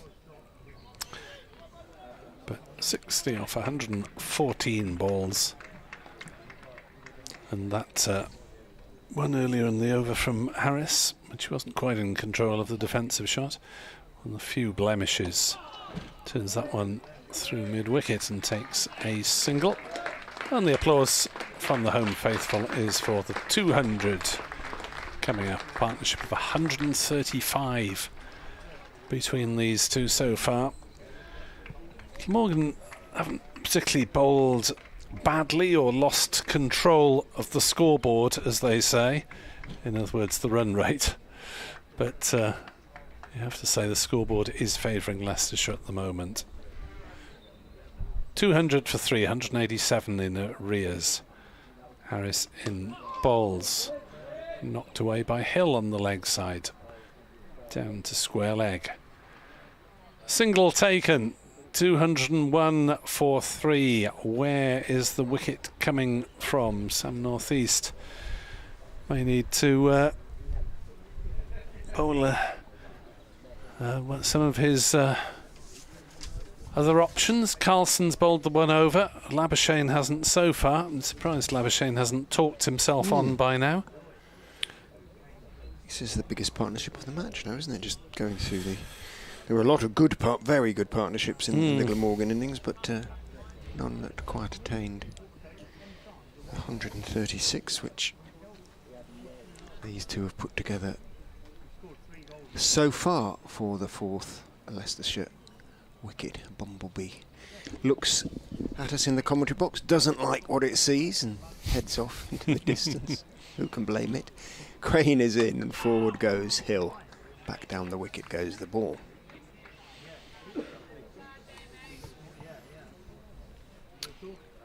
No clouds where the weather is, or where the clouds are coming from, where the wind is going. It's a sort of east to west wind at the moment. In goes Crane, bowls slightly more off stump line, and Hill does drive, but only as far as Carlson at sort of shortish extra cover.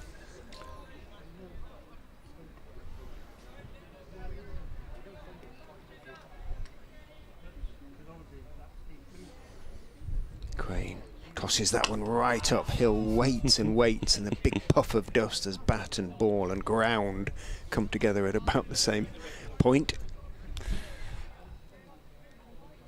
Yes, it's frustrating for Crane because he's landing it quite nicely at the moment. Nice loop to his bowling. In he goes.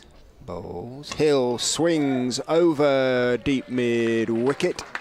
4 bounces and hits the advertising hoardings, deciding Hill that that wasn't the googly and it wasn't going to turn away from him. And it was a fairly gentle swing of the bat, but got plenty on it. And with mid-wicket Northeast in a conventional position, the sweeper out sort of squarish, it was a reasonably safe shot as well. He moves on to 92 now. Crane into him again. He goes back, having got his 4. He just defends out to mid on. He's got quite a nice googly Mason Crane. I saw that one at the sequence with Roland Jones. Beautiful that was, wasn't it? Appeared on social media. Commend it to you if you haven't seen it. Crane is in. Forward goes Hill, pushing firmly past Northeast, but only as far as route at mid-on, end of the over. I think it was, is it 10 leg breaks and then the googly, or 8 leg breaks and then something like that? It's a long sequence, and he was turning the ball a long way out of the rough at Sapphire Gardens last week. Every delivery. Absolutely ripping it, and on occasion actually turning the ball too much to get any possibility of a leg before decision at times. But the 1-2 Roland Jones did bamboozle him and would have got rid of many a top order batter as well with that sequence. Harris is realigning his troops. He is moving fine leg a bit finer. Zainul Hassan is just down beneath us in the commentary box. And that area of the field is being reinforced, the leg side. So as well as a fine leg on the boundary, there is a second fine leg. Hello. They're going to have trouble keeping... They've got to have... they can't have more than 2 behind square on the leg side. So they've got a fine leg, a shorter fine leg as an angle, and 2 virtually in line with each other square. As Harris bowls, and that's pulled away on the leg side, but in front of square. Scrambling stop by Crane. Keeps Handscomb down to a single. So there's the plan. Is it a cunning one? They'll both take on the short ball. This is as packed a leg side field as you can get at the moment, isn't it? As I say, you're only allowed 2 behind square, so they've got a man just in front of square, about 25 metres from the bat, and one in a similar line back in the deep as well. Harris bowls up in the block hole, the double bluff. Hill on 92 plays it to cover, and there's no run. Slower ball as well. That was really well bowled, actually, by Harris. Yes, here's the plan, here's the plot, here's the trap. Oh no, it's something else. There's a big gap through the covers now, possibly tempting Lewis Hill if he does get anything on that side of the wicket. Tim van der Huchten at wide mid-off has got quite a lot of covering to do as Harris bowls a short ball, the uppercut down towards third man, and it's taken. James Harris strikes with the short delivery. Hill played the uppercut deliberately, and it carried down to third man. 206 for 4. There was the plan. The fielders congregating on the leg side. So Baldwin on the offside instead, and Hill took it on and trudges back to the pavilion with dreams of his first century of the season cruelly dashed. He can't believe what he's done there. Root the catcher. It was a good catch because he had to make a fair bit of ground to get to the ball. Caught it in a couple of inches above the ground, two-handed. Hill tosses the bat from hand to hand. He put his hands on his head in disbelief there. Really could certainly have left. It was very high and well wide of off stump. Probably wasn't quite a percentage shot really on a pitch which doesn't have much pace in it. Tried to use what pace there was on the ball, but it was a bit loopy from Harris the bouncer, and Hill tried to help it on its way and succeeded only in steering it more or less straight to third man. He had to come in Billy Root about 10 yards, something like that. So his only hope, Hill, was that he wouldn't quite get there. Root did and held on, sprawling in front of him. So he'll feel he sort of fell into the trap there, or a trap. And he did. Lewis Hill, end of the partnership.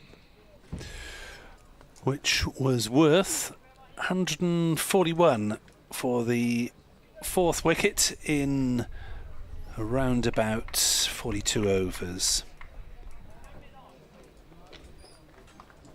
As Ian Holland comes in for his debut innings for Leicestershire.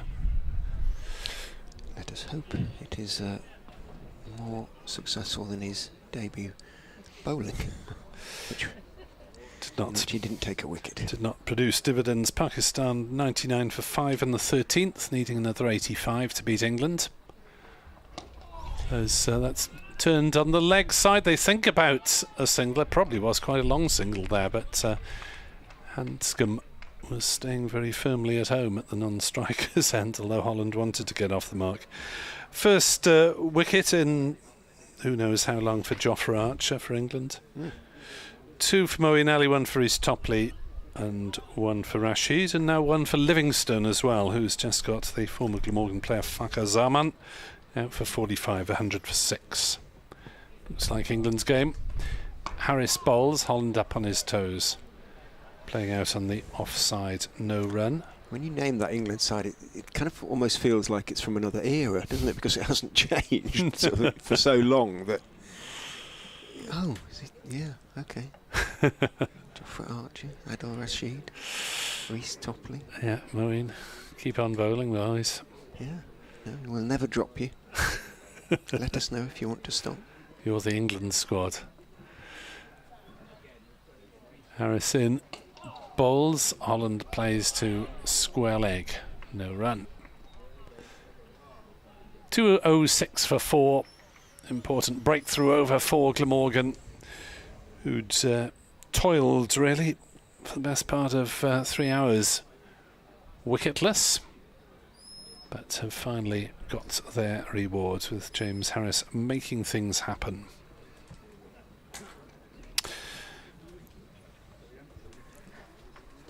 Crane will attempt to do likewise, and I'll probably pose Holland a few questions. Not too much consistent leg spin around on the county circuit. Handscomb will be on strike there initially as Crane goes in, bowls down the leg side. Handscomb just doesn't do too much, just watches the ball carefully and then minimal foot movement turns the bat face on it. Tickles it around the corner but to the man on the 45, so no run. Crane bowls straighter this time. Handscomb went back, steered it towards point, but again nothing violent whatsoever about the shot, so Van der Hoogten can get across and cut it off. Hill, by the way, faced 188 balls, hit 7 fours. Thank you. Crane is in, down the leg side again. Handscomb goes back, works it into the leg side. Could be 2, should be 2, because a bit of work for the sweeper to do on the leg side boundary in terms of running around 20 yards to his right. 188 balls, 12 fours, did you say? 7 fours, just 7. 7. Yeah.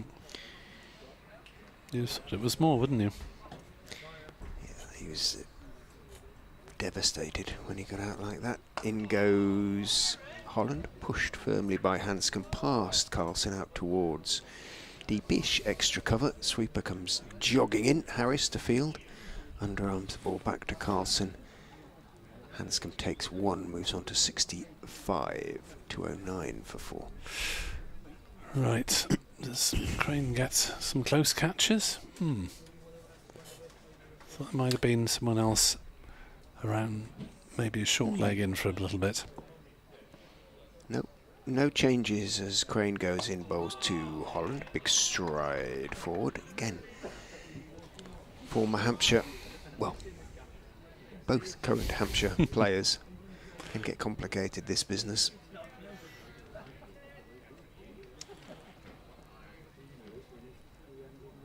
Crane bowls. Handscomb watches as Holland goes forward and slightly angled back, pushes the ball out to Van der Hoogten at backward point. End of Crane's 7th over, none for 25 for him. 209 for 4. So one Hampshire supporter on social media speculating about, oh, perhaps we could get Mason Crane back. Hands off him. You didn't want him. You didn't use him. Or when he took his wickets, you mean? Yes. Well, yeah. I mean, one assumes that all these loan agreements have some sort of clause in which the player can be recalled, you think, or not? I'm not sure. I don't know. Maybe it's not. Maybe not with cricket. Maybe it's less so with. If it's a season-long, footy, it's always the same, isn't it? If it's a season-long loan, that really is allowing the player to leave, isn't it? Effectively. Well, you would think, they're going to be away for long enough to, rent somewhere or what have you. Well, here comes Harris. So he's coming around the wicket, bowls and pulled away on the leg side for 4 runs by Peter Handscomb as he moves under 69, not out, 213 for 4. And Harris, having broken the stand with a catch at 3rd man by Billy Root, is going to continue to try and bang it in with 2 set back behind square on the leg side and effectively 2 men as square as you can get while still being legit.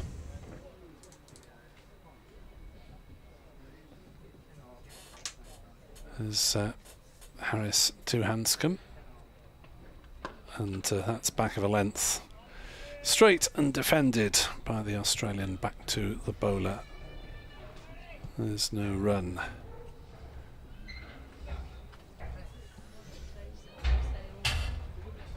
Grant Bradburn making his way up to the Morris Burrows terrace. Clunk, clank on the metal flooring. 2:13 for 4. Harris in, bowls a short pitch delivery that Handscomb just sways back out of the way of. It's not quite the straight viewing point that it would be pretty frequently because the pitch is so far over.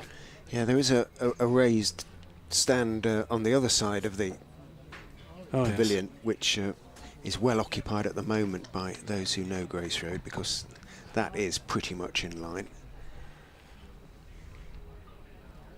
As Harris charges it, bowls to Handscomb again, short, again pulled away, again really well played by Handscomb and really well fielded. Just inside the boundary ropes. And keeps them down to a couple of runs on this occasion. Yeah, what Handscomb is doing is, if it's too high, he leaves it, doesn't try and uppercut it, does he? And if it sits up nicely round about chest height, he pulls and hooks hard and low. Harris comes back over the wicket and bowls another short ball. Is that a no ball? It was close to it on height. Umpire Bainton is merciful. As Gorvin, who was fielding in that halfway back 45-degree fine leg, subfield trots round to field at a close mid-wicket instead, as Glamorgan withdraw one of those leg side fielders and reinforce the offside. And Harris is in to bowl, and Handscomb falling over slightly in the shot, steers it to Byram at point, no run. 4 and a 2 in that over. 2:15 for 4. It plays Glamorgan's 387. So away to go tonight, and I suspect unless there's a dramatic collapse, we won't know until sometime into tomorrow who will be ahead on first dig. The concern is they sort of finished first innings on, 350 or something like that, so there's not too much in it. And then the game really is struggling to go anywhere, isn't it? Yeah, it's possibly the worst result, isn't it? It is. Crane, endeavouring to make sure that doesn't happen, comes in and bowls to Holland, who goes back and plays firmly but carefully out to mid. Offwell Hassan is the fielder. Another 23 sees the follow-on saved, for what that's worth. In goes Crane, forward goes Holland. Pushing out to Kieran Carlson this time. Yeah, I think the stand between Hill and Handscomb put paid to any Glamorgan dreams about for enforcing a follow-on. Crane bowls, driven hard down into the ground, bounces up on the full to Carlson on this occasion. Making it nice and easy, although it hurt. He didn't take it quite as cleanly as he would have liked, and he's shaking off his right hand now. It looped very gently towards him. Crane bowls, back goes Holland, turns it around the corner, thinks that might be his debut Leicestershire single. It isn't. Kieran Carlson is quite often in the firing line as a fielder, and quite often has fingers bandaged as a result. I think he might get a couple more overs before the new ball. In goes Crane, bowls nicely, played down into the ground, loops back towards him. Carlson shouts, catch it, catch it. Well, Hassan is going to get another little burst with the old ball, it would appear, judging by the amount of warming up he's doing. Harris might be done for now. In goes Crane, drops very short down the leg side. Holland doesn't get anything on it. And it's half stopped by Cook, who was semi-taking evading action as well, but he got across and behind it. Into the pads it went, bounced out into the onside, and no run. Not the most edifying piece of cricket we have seen in this game. The sort that, well, even the professionals are human, the sort of delivery that you'll see at a much lower level. Poor ball, batter misses out, keeper doesn't take it cleanly. Cricket's not the winner. Never mind, it's another dot ball in the book. 2:15 for 4, Handscomb has 71.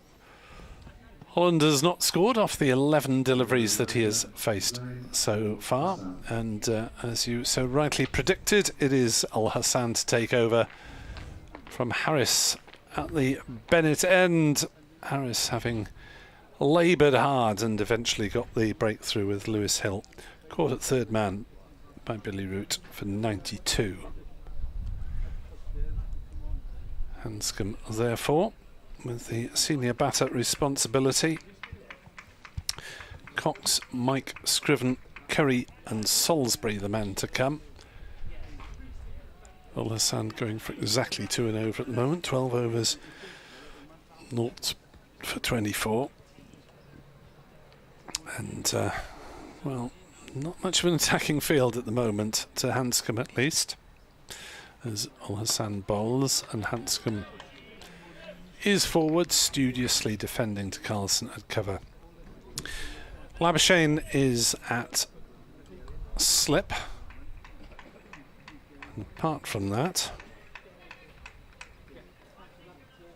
there is Mason Crane, who has just jogged off to grab a drink at fine leg, but he is part of the action. Square leg, mid-wicket, mid-on. Al Hassan bowls, Handscomb defends. There's a wideish mid-off. Carlson at cover. There's a sweeper, Eddie Byram, who's within smelling distance of the cakes, if there's any left. Probably all gone by now. There's a third man as well. Closed up now. Third man and just the one slip. Marnus Labuschagne, who there appeared to be practicing a golf swing. That's driven back past him by Handscomb. Shouts of catch, but it was drilled pretty low, and it will reach the boundary boards at the far end of the ground. A rare blow in anger off Zain Al Hassan goes back past him for 4. Handscomb on to 75, 219 for 4.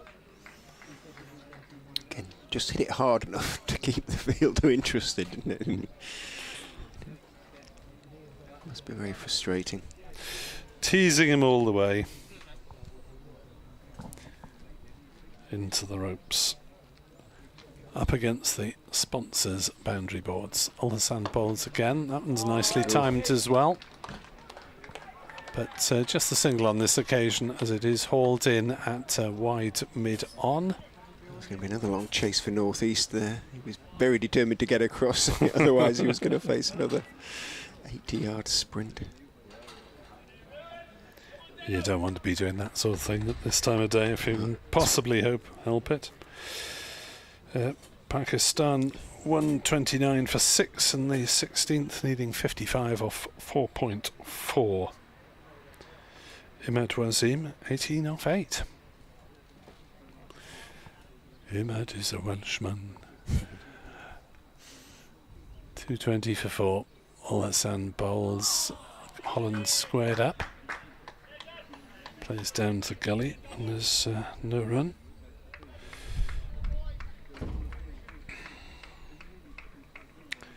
At Northampton 231 for 8. Yorkshire looked likely to get a first innings lead there, despite Luke Proctor being 72 not out.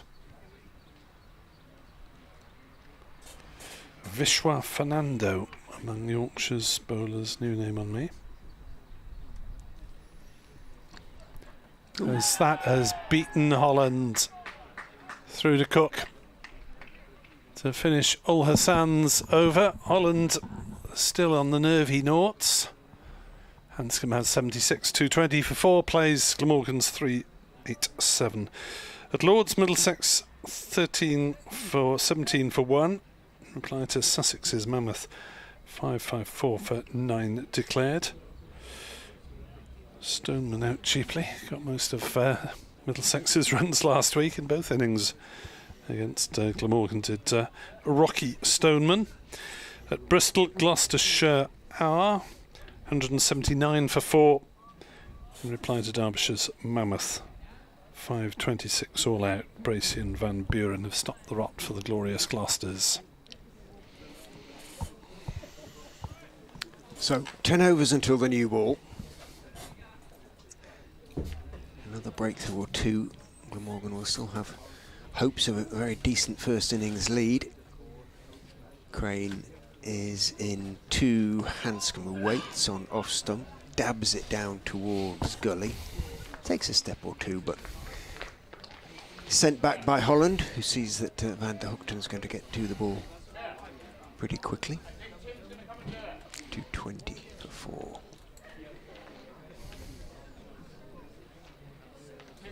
Crane is in. Lovely loop, but just over pitches slightly, and Handscomb waits, clips it firmly out towards wide-ish mid-on. Mid-on gets across and makes the stop. Then holds the ball up billywoot as though he can't believe it's still being used, and it's all sorts of odd shapes. Crane is in. Bowls, driven by Holland into the ground. 14 balls he's faced now without getting off the mark. It'll be a cheer, I'm sure, when he does. Not least, perhaps an internal one from Holland. Crane is in. Bowls to him. He goes for the cut and misses it. Taken by Cook. Lots of oohs and ahs. Yeah, Glamorgan really surely to get an extra fielder in now, or two. Well, he is. I mean, he's an experienced player, of course he is now, but he's clearly a little bit nervous, and you would think that they could play on it a little bit, Glamorgan. In goes Crane, bowls. Holland is off the mark, and there is a little round of applause as he drives it out to Harris, the sweeper, in the wide open acres out there in front of the manual scoreboard. 2 for 4. In goes Crane, bowls to Handscomb, thick inside edge as he leans forward. Ball runs out towards backward square end of the over. On comes Jamie McElroy. Gets a round of applause from his teammates. Off jogs Van der Hoogten, I think. Maybe going to get a little massage or stretch or his bowling boots or something in preparation for the new ball, which is now 9 overs away. 14 remain in the day, so they will be that like a 5 with them, assuming they take the new ball straight away, which is a reasonable assumption, one posits. Yeah, despite removing Lewis Hill, Glamorgan still have the broad seaming bat of Peter Handscomb facing them. And Zain Ul Hassan bowling to Holland, who defends to cover, and there's no run.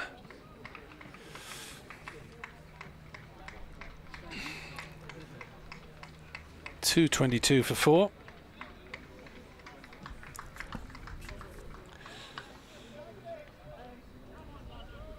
The total, which you always want to hear Richie saying, or Richie Benno.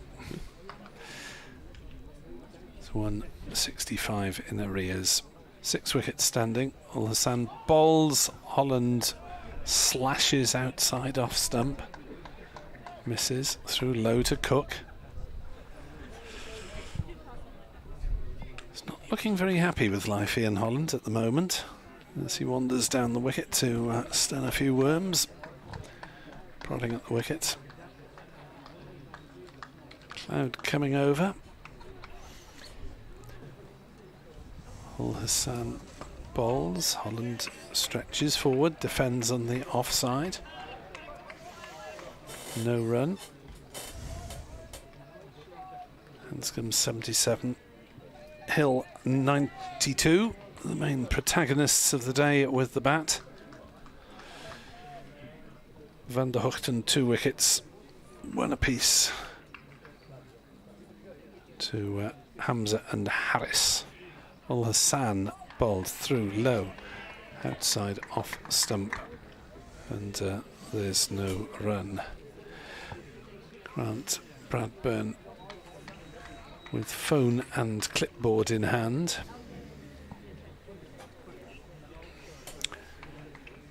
The Glamorgan coach likes a clipboard. Can't write everything on your phone. Ul Hassan bowls, Holland defends to cover, and there's no run.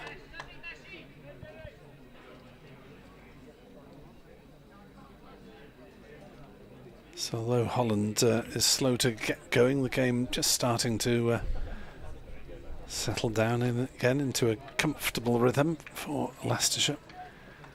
We'll need to disrupt. They need to get rid of Handscomb.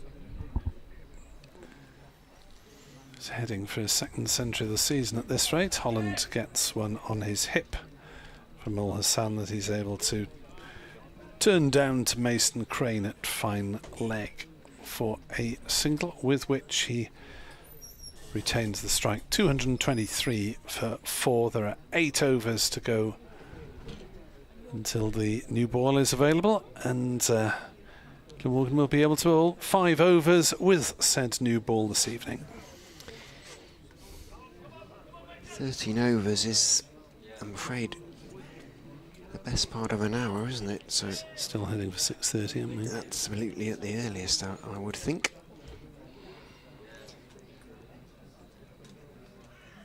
Over rate still showing at -2. Yeah, I'm not sure how often they change that during the course of a session. Crane trying to do something about it is in, bowls, looking to on-drive Holland, not timing it at all. Andy Galvin runs across from mid-wicket to field.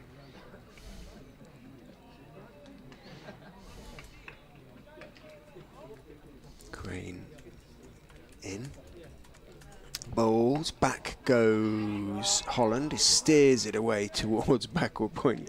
Carlson is an absolute jack-in-the-box in the field. He was encouraging Northeast to dive across to his right to cut it off, and was excited about that as anything on the field today. He didn't Northeast get there, but Carlson yelling his encouragement and bouncing around. Crane is in. Bowls to Handscomb, who's forward, playing it out to Carlson, and there's no run. You need a couple of those in the team, don't you? Someone who's just going to be general gear-upper. Sometimes there comes a point when it can become slightly irritating if you're out there and bowling over after over in the dust. In goes Crane, and bowls are clipped firmly, but only as far as Gorvin at mid-wicket by Handscomb. But yes, you do. Absolutely you do. Obviously we never played a 2-day game, let alone a 4-day game. It was a big deal if we started in the morning, I remember. In goes Crane, bowls, steered calmly into the gap by Handscomb in the offside, out to Harris. Sweeping on the offside, Handscomb on to 78. Plenty of time for him to get his 100 tonight, if he wants to. Well, I'm sure he wants to, but you know what I mean. If he's in any sort of hurry to get it tonight. Crane is in to Holland, who's looking to drive, missed the googly, I think. I think he hit outside that, and it was taken by Cook. Gloves moving to his left. No wicket, though, for Crane. He's got a nice sort of streak of sun protection across his nose and cheeks as he walks back towards us. 225 for 4. Good over, but no luck in it.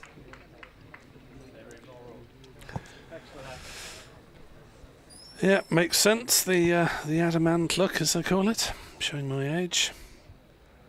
The 80s pop star who had a white line. 3 at times, yeah. Next delivery from Ul Hassan is driven out on the offside. And might I add, now you've mentioned his name, that I think Adam is coming here. All right. I think he's one of the 80s. All right. sort of headliners scheduled to play at the Uptonsteel County Ground later this summer. Toya's among them. Oh, and a bit of a grimace from... No, so I had a Christmas card from Toya once. As Ul Hassan is in to bowl. And you can't just throw that out that's there. defended by Ian Holland, back to the bowler. Well, tell all. I was... Was it leave me alone or I'll call the police? I was working on my university radio station, and she was on a smallish independent label starting half and part of the charm offensive for the students market as Ul Hassan bowls, and Holland will get runs here. Turned wide of square leg. There'll be a couple at least. They'll turn, they'll look for three. Throw comes in, well run by Handscomb, and he is safely in. 3 to Holland, doubles his score, 229 for 4. Anyway, part of Toya's Record Company's efforts to mop up the student market was to send out Christmas cards to university radio stations, and I was in charge of getting records out of record companies at the time. No, hang on. It was signed by her. As that's run away by Handscomb for a single down to third man, 230 for 4. I get it was signed by her, but was it addressed to you or was it addressed to the radio station? I can't remember. I was the contact. I was the contact at the radio station. It was handwritten, but I can't really remember if it said "Dear Nick." The envelope or no. Oh. That's defended on the leg side by Holland. No run, 230 for 4. Our friend Brunty has been presented with awards by Toya, I think. All right. I think that was the case. It could have been the other way around. I don't think he was presenting the awards to her, but she was involved in some sort of presentation. Some sort of corporate do. All right. Brunty dug out the old black tie. Ul Hassan bowls through outside off stump. Holland plays no shot. End of the over. Back in the day when I used to spin the vinyl on university radio, and a couple of times on independent radio before they decided I was no good at it. The Alan Partridge of your day. Aha. Presented a bit of music, news and sports sort of combined effort on BBC Radio Wales in the 90s, the time of Cool Cymru, so enjoyed that little boom with the Manics, Stereophonics, Catatonia, and Super Furry Animals. So they were Super Furries were a little eccentric for my tastes. Prefer a good solid chorus, and the Super Furries tended to take the highways and the byways in their records. Appearing on the Today programme once, Griff Rees, and bemusing one of the news presenters, not quite sure what the occasion was, when asked to describe his music, and he said, "Easy listening." Probably wasn't the average Radio 4 listener. You haven't missed anything. Mason Crane just setting his field. He is into Handscomb on 80. Handscomb is calmly driving, calmly as ever, into the gap in the offside. Harris fields and Handscomb takes 1. Easy listening. I try not to talk irrelevant rubbish when there's actual cricket occurring. Doesn't bother me too much. In goes Crane and bowls. Holland gets a slightly short of a length ball. He goes back, just works it out into the gap on the onside and takes 1. Just, that reminds me that where you said that of the sort of Rob Brydon, a clip of Rob Brydon on one of the chat shows the other day. In goes Crane and bowls, and Fullish outside off stump. It's easy for Leicestershire to sort of pick off these singles at the moment, and they are doing single a ball basically. 2-3 for 4. Handscomb on to 80 2. Crane bowls, or blows even on his bowling hand, goes in and bowls. Nice line, just straightened up his line a bit there, so Handscomb had to defend. He couldn't work that one away through the offside. Pushed it out to mid-wicket instead. Crane into over 11 of his bowling in this innings. He spelled his seam as well without ever really looking too likely to take a wicket. Back goes Holland, and that one stays a bit low, almost creeps through. That arguably as near as he's come. Holland remains on 7, 2, 3, 3 for 4.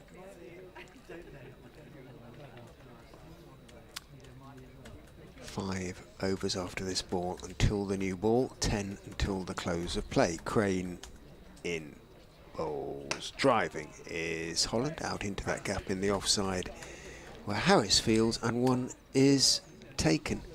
There, just to finish that story, if that's what it is. Bryden was talking about his time at university in, I think he went to a university in Cardiff, so might well have been one of your regular listeners or something at some stage. Nick? He was a guest. Oh, okay, come on. He was a presenter on BBC Radio Wales, not the same time as me, I don't think. But Radio Wales didn't quite know what to do with him at the time, I don't think. He was talking about his time at university and how he'd been a member of he hadn't really been a sort of regular of sort of standard groups and societies away from the mainstream, but he was a member of a group which apparently used to put to say songs in a Welsh accent. Lionel Richie's "Hello" in a Swansea accent and things like that. Here comes Al-Hassan bowls, edged, but firmly edged away for 4 by Ian Holland. The ball flying down to third man. I think rather finer than he intended. He was looking to hit it on the offside. There is no third man at the moment. Sorry, Edward Bevan, if you're listening. Well, I'll leave your Welsh listeners to work out how he said hello. Is it me you're looking for and all that? Yes. Well, he's allowed to say it, isn't he? So he is. Being a Welshman. Al-Hassan in 238 for 4, and Holland defends back to Al-Hassan, still looking for his first success. England have canted across the line, really. England was in the T20. Yeah. It's a little bit too much. 238 for 4. Leicestershire not quite cantering at the moment, as Holland blocks another one to mid-wicket. No, but it's big. I mentioned it to BBC Radio Leicester on the last update. If they can now start to think, well, look, if we can somehow get 150 ahead, if the wickets are becoming this flat in this sun, who knows on the final day? But it's longest of shots, isn't it? Really. We can turn the pressure back on Glamorgan as Holland squared up, defends off the back foot, back to Al-Hassan. I think they'll be cross about the way, and well, I know they are cross about the way they bowled the first 2 sessions yesterday, or at least the first session and 3 quarters. Yeah, they dragged it back just before tea, didn't they, with the 3 wickets fairly quickly. Al-Hassan bowls, played through mid-wicket. There was a single there. Gorvin tried to put them off and almost succeeded, but Harris had to move round from square leg to do the fielding. Holland to 13, 239 for 4. Yes, there's a bit of pop music interviewing at college, and just afterwards. As Al-Hassan bowls, that kept a bit low. Handscomb defends it to cover, and there's no run. 239 for 4 in reply to 387. Most unsuccessful effort was with Julian Cope, the Teardrop Explodes frontman. Okay. Is he not cooperative? Well, he was there in body. But I think his spirit was on another planet. Higher plane. Yes. I plugged away gamely for quite a long time, and my questions were consistently longer than his answers, which were mostly limited to one word. So that one never saw the light of day. The nearest I came to that sort of experience, I once interviewed, who was the princess who married the rugby player? Yeah. Anne's daughter. Zara. Zara Phillips married, the Gloucester. Mike Tyndall. Mike Tyndall. I interviewed her for the Sunday Times, or attempted so to do, as Crane goes in and bowls to Holland, who's forward, and there's no run, after an awards ceremony. Oh, right. The Sportswoman of the Year thing, which the Sunday Times sort of used to sponsor. Yeah, In fact, they used to sort of run the whole thing, really. So they kind of had to be interviewed. But Zara, who was actually a lot of fun, probably still is, drops very short that time, Crane, and he's going to get leg byes on that occasion. Well, Holland isn't going to get them. Leicestershire are going to get them. He tried to swing it away, didn't really get up, came off the pad runners down. But she was lit up. And she'd enjoyed several bottles of champagne by the time she arrived for the interview. And the sense I got out of her was minimal. In goes Crane. Full toss that is wiped down back past him, clubbed back past him by Handscomb. It was a high full toss. The first full toss he's bowled, really bad full toss. And, I think anybody would have fancied their chances of that one. Baseball style, clubbed very straight back past him for a 4 by Handscomb, moves on to 86. Would have been interesting had that gone to mid-on, whether it would have been called no ball. Fairly close to being waste time, wasn't it? As it was just about in the perfect position to be clubbed back past him, wasn't it? Drops short on that occasion. There's a little bit of turn for him on. However, Handscomb plays it off the pitch out into the mid-wicket area. So she was fairly well refreshed, she was, basically 90% of the tape when I listened to back was her giggling, essentially. It could have been my presence, but I'm afraid I think it was the champagne. And Crane just wipes his hand. Touched by your presence, dear, as Blondie sang. Indeed. Oh, and I wish Blondie was coming to the 80s night, sadly. I think she might cost a bit too much. Crane is in, bowls, forward goes Handscomb. So we got to the point where I was asking questions with the answer in them, so she could just say yes. Exactly please? That. Exactly yes. that. Do you think these awards are a very good thing for women? Massive load of giggles, squeaked yes somewhere. She agreed. That will. Yes. Zara Phillips says these are a big deal. So that's how I had to do it in the end. In goes Crane and bowls. Forward goes Handscomb, turning to mid wicket, and there is no run. End of the 77th over of the Leicestershire reply. 244 for 4. My sensational night on the booze with Royal. If you'd sold it to one of the down market rivals of the Sunday Times. The snapper was there and everyone. couldn't be helped. But she was a lot of fun. Yeah. She was a very human Royal, if you know what I mean. Well, she's married to Mike Tyndall. She must have a sense of humour. Rather earthy rugby player. Well, how far are we away from this new ball? We're minus Labuschagne at the time. And it's seam up from Labuschagne, so this is going to be fun. What are the odds on him taking a wicket for this ball? He bowled, I think, 1 over of spin last week.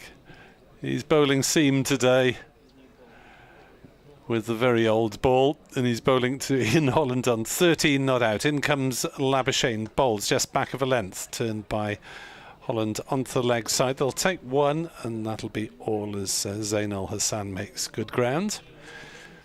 245 for 4.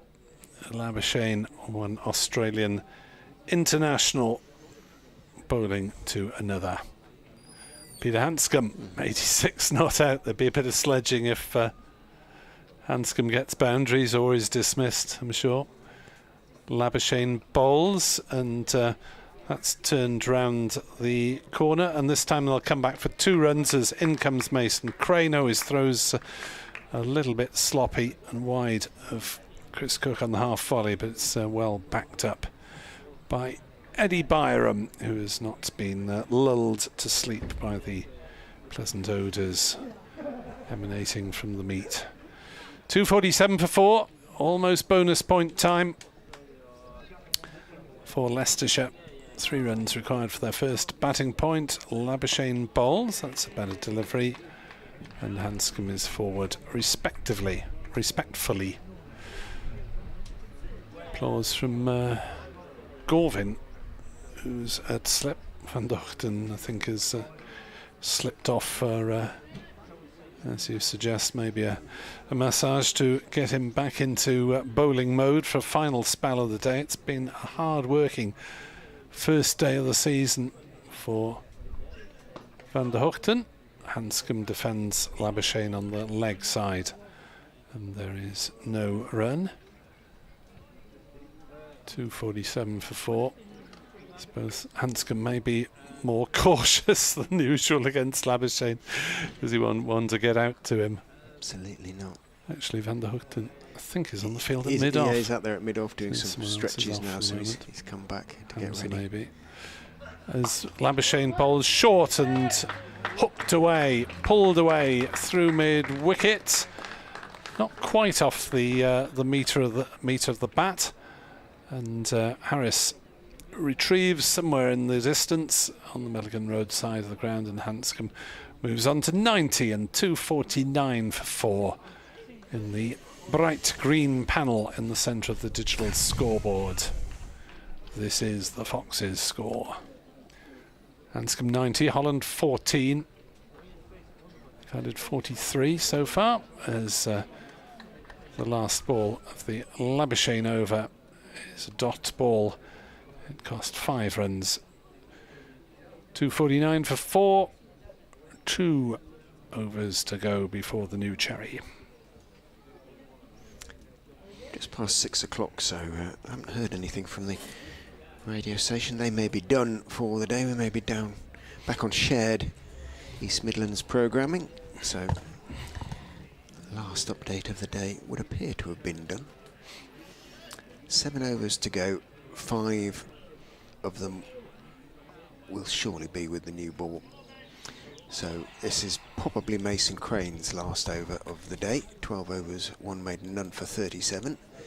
In he comes to bowl to Ian Holland. Drops a little bit short. It barely gets off the ground, actually. Turned out to deep mid-wicket by Holland, and that's the 250. And that is all square in bonus points again. Brunty inevitably has got a Zara Phillips story. In goes Crane, and stroked by Handscomb out into the gap in the offside. You feel as though he could just kind of do that for the next 3 days, don't you, really, if he was playing that long, the game was going on that long.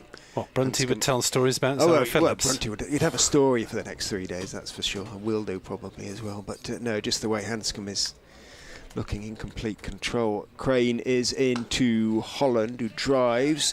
Now he's going to have to hurry a bit there, Handscomb, and he's hit the stumps, but no, says umpire Bainton. He had made his ground. It did look as though he had as well. It bounced up and it hit Chris Cook, actually. I think it was the ball that hit Cook rather than the bail. It was a good throw from, well, obviously it was a good throw from Al Hassan. He hit the stumps at the striker's end, but I hope Holland apologises to Handscomb, who ran himself out on 99 3 games ago here in the most un-Handscomb-like action I could possibly have imagined. Suddenly sort of seemed out of nowhere to panic. Crane is into Handscomb. Ooh, goes back, and it stays very low. Crane is bowling fairly slowly, it's got to be said. There's 0 bounce in the pitch at the moment. The new ball may be different, obviously the ball being, and it is 78.4 overs old, isn't it? It hasn't been changed despite Glamorgan's best efforts. So there won't be much in it life-wise at all. Crane goes in. That bounces tolerably normally and turned by Handscomb to backward square. Yeah, Mrs. Brunt was has competed against Zara Phillips in several equestrian events and was once invited to use the indoor loo in her rather opulent horse lorry. In goes Brunt, Crane, and is played off the back foot out into the covers, and one is taken by Handscomb. Keeps the strike, moves on to 92. 79 overs in the innings have been bowled. Rather than face the grim Portaloo laid on for the other competitors, she had her own indoor loo in her, quote, opulent horse. How the other half live, I'm sure. Hey? If only I had a horse. What comes first, the horse or the box, I suppose? Yes, my better half does a bit of assistance with riding for disabled kids on the Thursday night in Cardiff, which is about as close as we'll get to equine tales. 253 for 4. Last over with the old ball. Labuschagne bowling seam and Handscomb defending. There'll be some weary Glamorgan bodies out there. Yes. Come this time tomorrow if Leicestershire are still batting and it's a dry day. Yeah, the deficit is coming down now. It's now 134. 5.5 overs left, and that's cut away by Handscomb out towards point. Eddie Byram fields in the deep, lobs his throw underarm back towards the nearest fielder rather than throw it. Is there low sun on that sort of side of the ground to under? Yes. Just wondering about Byram's decision not to chuck it back to Chris Cook. Is probably a good idea. We had, for the first time, when I've been commentating up here in 12 years, a kite overhead in the last game, coming over the city, which was startling. There's some big colonies of, if that's the right word, flocks. I don't know. Now, I don't think they do flock, do they? You know, they're fairly solitary birds. Labuschagne from the Bennett end into bowl to Holland, a bouncer that Holland manages to get out of the way of. The effort ball from Marnus Labuschagne. There's certainly loads over to the east, kites that is, near Rutland Water and Wakeley Woods and places like that. But anyway, yeah, it's the first time I've seen one circling overhead. Nice sight. Labuschagne to Holland, another shortish delivery that doesn't get up at all and doesn't count as a short pitch delivery in the over. Limited to 2 red ball cricket, and it didn't really get up enough to be described. Even though it was short pitched, it didn't go over shoulder height, as Andy Gorvin is now being removed from slip and told to field at shortish mid-on, almost on the strip. And another short pitch ball doesn't get up. To bowl 3 bounces in a row, but only one of them has actually succeeded in bouncing that much. Not the tallest Labuschagne, so he doesn't have any natural advantage in that department. It's impressive aggression, though, isn't it, from Labuschagne? Yep. Last ball, probably of his spell, and probably with this ball. Labuschagne into Holland, bangs another one, short pitch, 4 in a row from Marnus Labuschagne. But as I say, the ball isn't actually getting up enough for those to count as excess short pitch deliveries, even though he was really banging them in almost in his own half of the field. Well, it was worth trying. It was worth trying. It provided us with a bit of entertainment, and it is the surely going to be the new ball. Yeah, that's 254 for 4.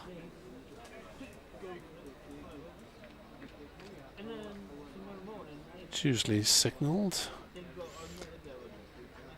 Yeah, I can see something bright and shining in umpire Adnan's hand. It's being handed to James Harris. who's going to bowl the new ball. It's usually rolled to see if somebody can land it on the rope. The old ball is rolled to Mr. Bainton. Yeah. Glamorgan, by the way, in way of comparison, went 310 for 7 when the new ball was taken.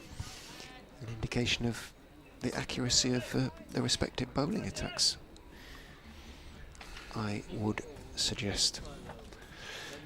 But 3 fewer wickets down and 56 fewer runs on the board for the Foxes.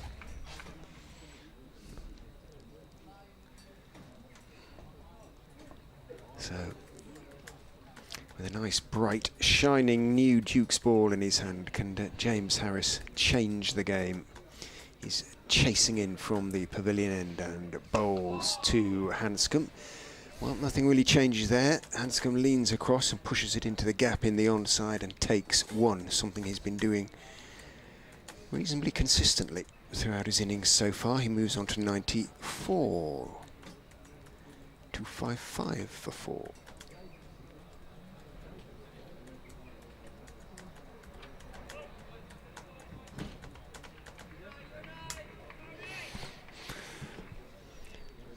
overs Harris has bowled thus far today. This is 17th, obviously. Bowls, line and length, defended on the back foot by Ian Holland out into the offside.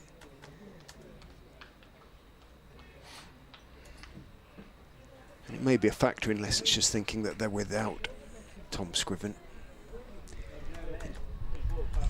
You know, in terms of their approach, that, you know, it'll be difficult to take another 10 Glamorgan wickets, that for sure, in short order. So, well, in goes Harris down the leg side, and there's an appeal for a catch behind. He's gone. Well, Holland just tickled one down the leg side, and there was no great celebration because the edge was, or the edge was so loud, perhaps, or so clear, and not the first batsman in this game to be strangled. Ian Holland goes. The very first ball of the day saw Sam Northeast strangled down the leg side by Curry. Holland swishes at the air in annoyance, but walks off, having played his part in a partnership of 49 for the 5th wicket. But, well, the new ball has worked, but perhaps not in the way it was expected. Was that 3rd delivery with the new ball? Was indeed. Doing its bit.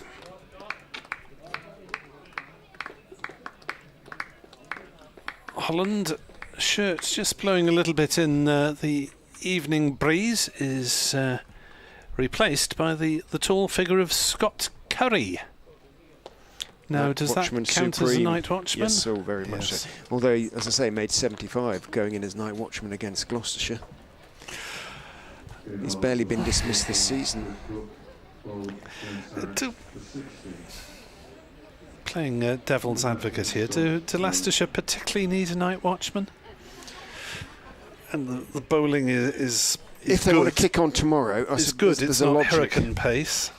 If they want to really kick on tomorrow, and they would like Curry, who's, as I say, an adhesive batsman, a very hard to get out batsman, he might absorb a good few overs with a new ball, and the middle and lower order can therefore take advantage tomorrow. But first he's got to get through these 4.3 overs. Harris in to Curry, who is forward, defending the ball out into the offside. Curry this season, 7 of 28 against Yorkshire, 8 not out against Sussex, 44 not out against Northamptonshire, 0 not out against Middlesex off 10, and 72 against Gloucestershire, hence the average that you mentioned earlier.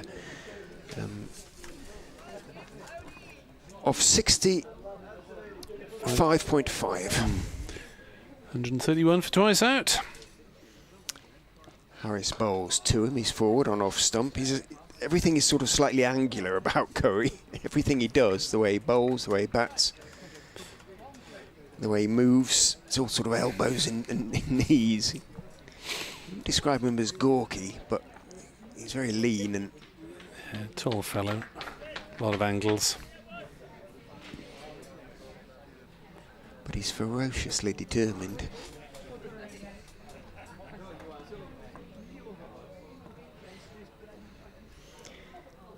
Presses in to him. He defends on the back foot. He's going to get off the mark with that defensive push through the offside. In fact, he's going to pick up 2 as Handscomb measures his run back to the non-striker's end, or what is shortly to become the striker's end, carefully.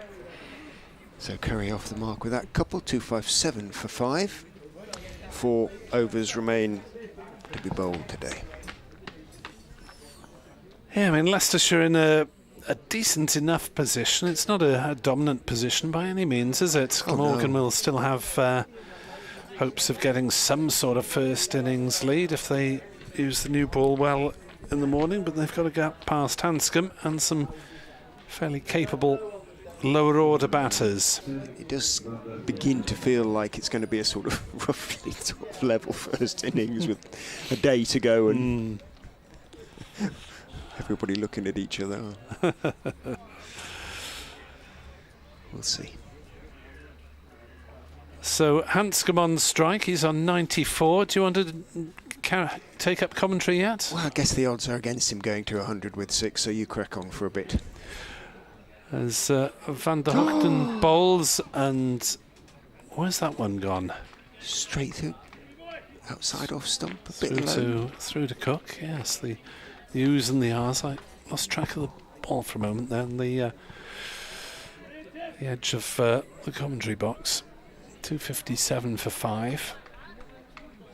Handscomb 94 not out. The light level has dipped quite a bit in the last few minutes because a largish cloud is blocking out the sun, of which we've enjoyed quite a lot. Van der Hoogten bowls, runs here for Handscomb through the leg side, at least 3 I think. It's being chased up towards the boundary at wide long on. They will settle for 3, and Handscomb moves to 97 not out. 260 for 5. Handscomb and Hill, it has been their day overall. Despite a hard-working effort by the Glamorgan bowlers, run rate up to 3.2, so they've never really got away, Leicestershire, but that stand of 141 between Handscomb and Hill, the centrepiece of the day. As Curry is on strike, Van der Hoogten's field includes 3 slips now, and Curry turns one on the leg side and there's no run. Now, slightly concerningly for Glamorgan, Mir Hamza is off the field at the moment, I'm pretty sure. Zandy Gorvin, the sub, is on.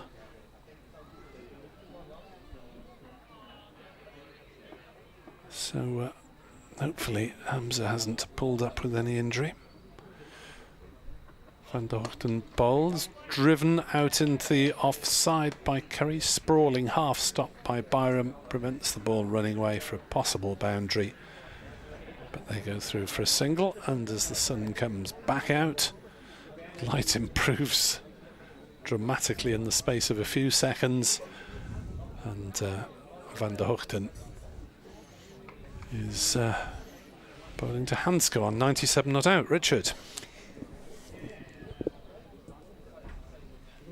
He comes and bowls. Handscomb's hitting in the air just past Van der Hoogten, and that is the 100.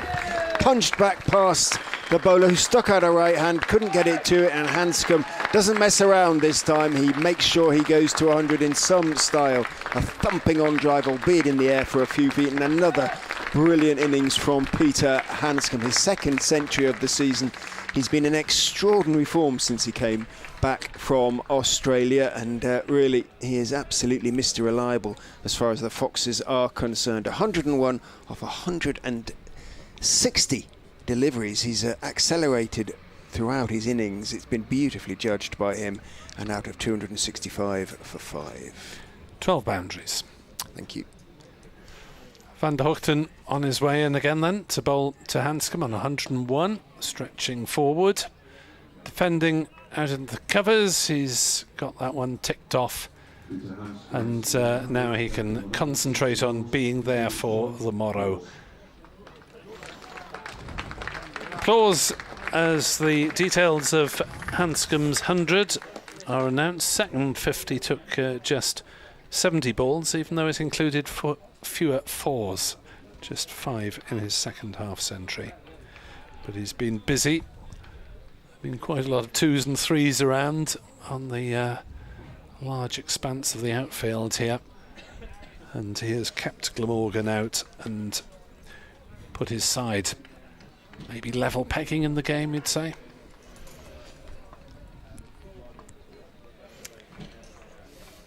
Harris in, bowls short and pulled in the air by Curry out to the boundary for 4. Everybody sort of looked slightly startled there. It was a decent sort of shortish ball, and Curry with a sort of short-armed pull got rather more of it than I suspect a lot of people thought he might. Didn't unveil many shots like that during his 70-odd against Gloucestershire, but played that one pretty effectively. Moves on to 7, prepared to take it on. He'll get another short ball or 2 on that basis, but well, 7 off 6 for Scott Curry, 269 for 5.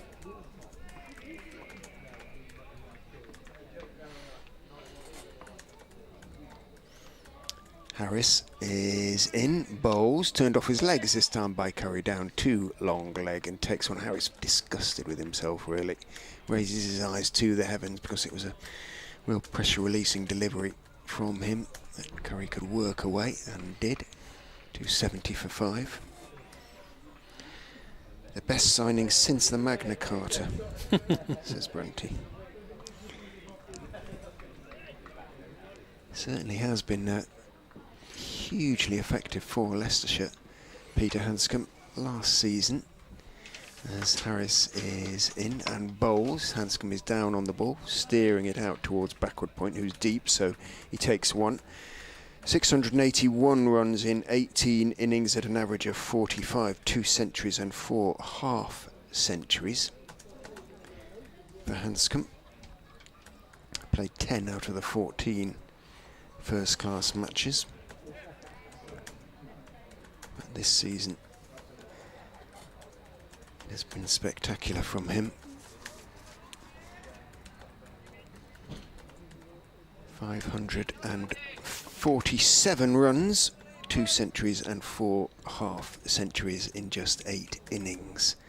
Harris is in, bowls. Curry's going to pick up 4 as he just turns that one off his legs down to fine leg for 4. Beautifully played again, and Harris folds his arms across his chest. It can happen with the new ball.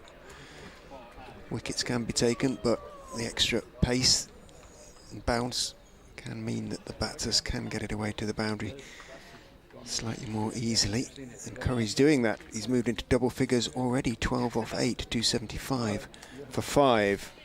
14 legitimate deliveries left in the day.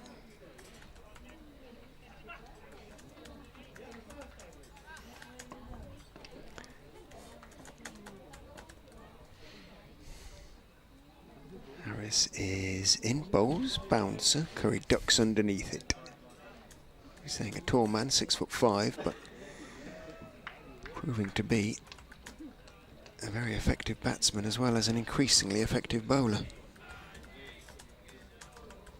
Nighthawk, says Foxy Phil. Yep.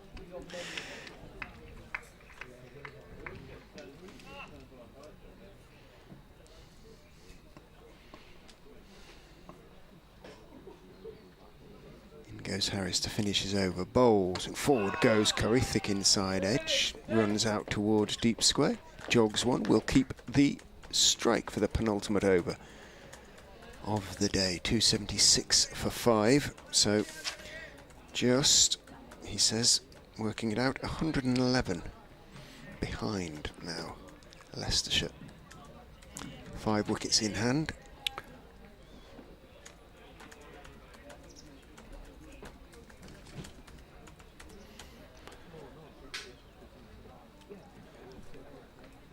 Van der Hoekten engineer another breakthrough. 17 overs, 2 maidens, 2 for 56 for him. Yep, it's been tight and tidy, largely from the Glamorgan bowlers. Only the rare occasion that Leicestershire have put together any sort of spurt of scoring, as that is defended by Curry out on the offside, and there's no run. England victorious by 23 runs over Pakistan, who were bowled out for 160 in the final over there at Edgbaston.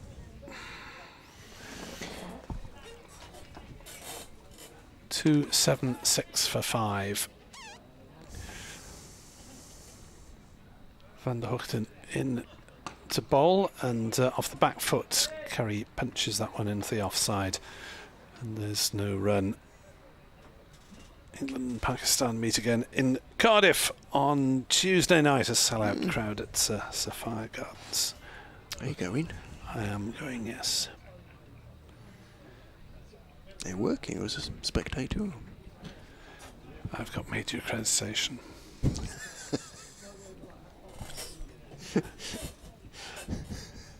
Van der Hoogten bowls, and Curry plays 2 mid-on, and there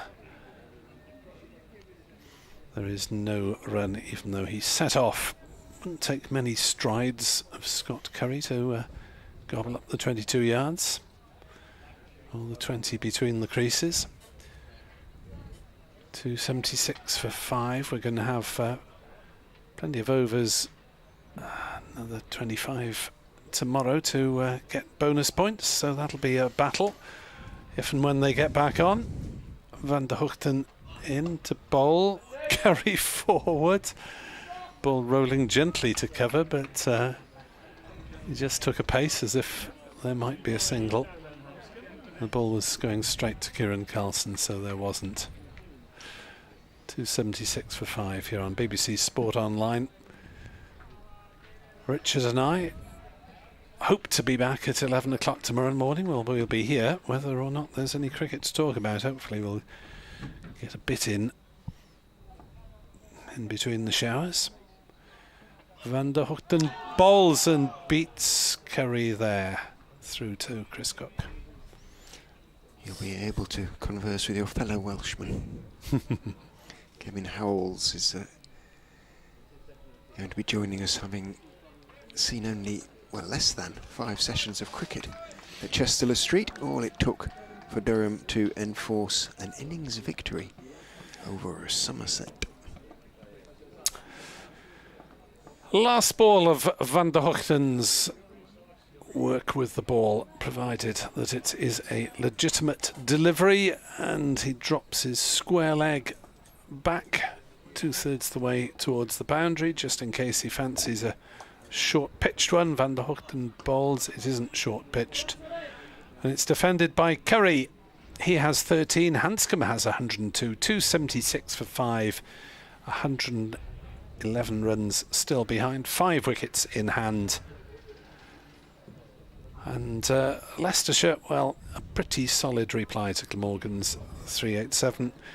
65 for 3. They were in early trouble, but the stand between Hill and Handscomb dissipated the Foxes' blues.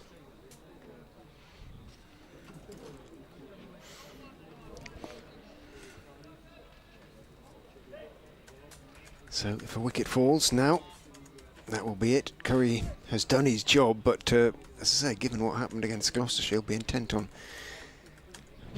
being there tomorrow morning and doing it for a lot longer. In goes Harris. It goes low, outside off stump and deep in his crease. Handscomb tries to jab down on it, doesn't get anything on it. Well, if they start to really sort of grub on the pitch, you never quite know what might happen. A few of those straight. Could yet be a lot of wickets fall quickly.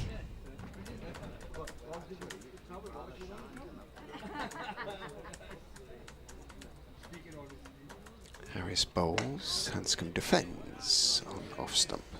No run.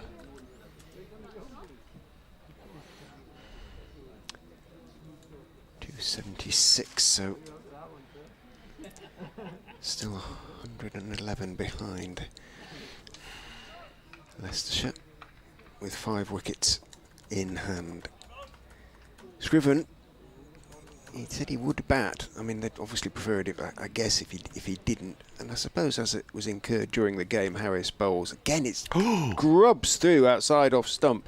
Bounces a second time before it goes through Cook's legs and into the advertising hoardings for 4 byes. Horrible, horrible and impossible almost. Well, not impossible. He did form the long barrier, Cook, and somehow it sort of squeezed through. But that absolutely grubbed through the new ball and into the advertising hoardings and into the green seats behind the sight screen over there.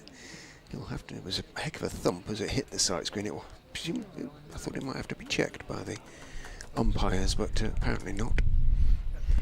280 for 5. One of those straight. It's going to hit the bottom of middle stump, you would think. 3 balls remain. Harris is in. Handscomb determinedly behind that one. As ever, the straight ones don't grub too much.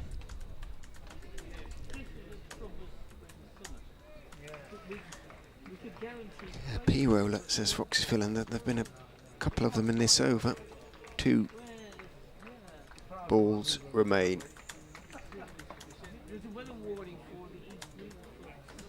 I can hear the words of weather warning being uttered from downstairs somewhere. In goes Harris, bowls. Handscomb is forward. No, he cries. Not sure where it had gone. Came off a thick inside edge, bounced off into the onside. And there was no run.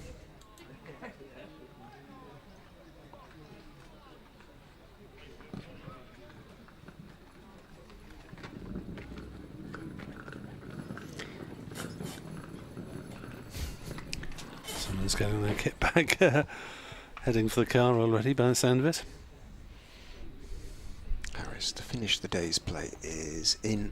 Bowled, looking for the Yorker, dug out by Handscomb off leg stump, and that is that. Leicestershire close the second day, 280 for 5 in reply to the Glamorgan first innings of 387. So 107 behind the Foxes with 5 wickets in hand. The highlights: Handscomb's unbeaten century, Hill's 92. Some determined and good and accurate bowling by the Glamorgan seamers. Pitch hasn't offered very much though, and overall it's a little bit hard to see how one side or the other is going to get in a position to win the game. You never know though. The lot was keeping low towards the end of the second day, and it will be interesting to see what happens. Harris has stayed out there examining the pitch with some degree of minuteness. The applause is for Handscomb. Curry applauds as he walks off behind Peter Handscomb, and the Glamorgan players, arms around each other's shoulders, head out to join them, and I would imagine for a welcome shower before they head off for something to eat. Nick and I will be back with you, and Kevin Howells will be with us hopefully tomorrow bright and early in time for an 11 o'clock start. Fingers crossed it is an 11 o'clock start. I can see all the covers going carefully on, so the Leicestershire ground staff anticipating the possibility of some rain. But it's been a lovely day here in Leicester, and we've enjoyed your company. Hopefully more of the same tomorrow. But for now, from Nick Webb of BBC Wales and myself, Richard Ray of BBC Radio Leicester, it's a very good evening to you all. Diolch yn fawr, Nostra.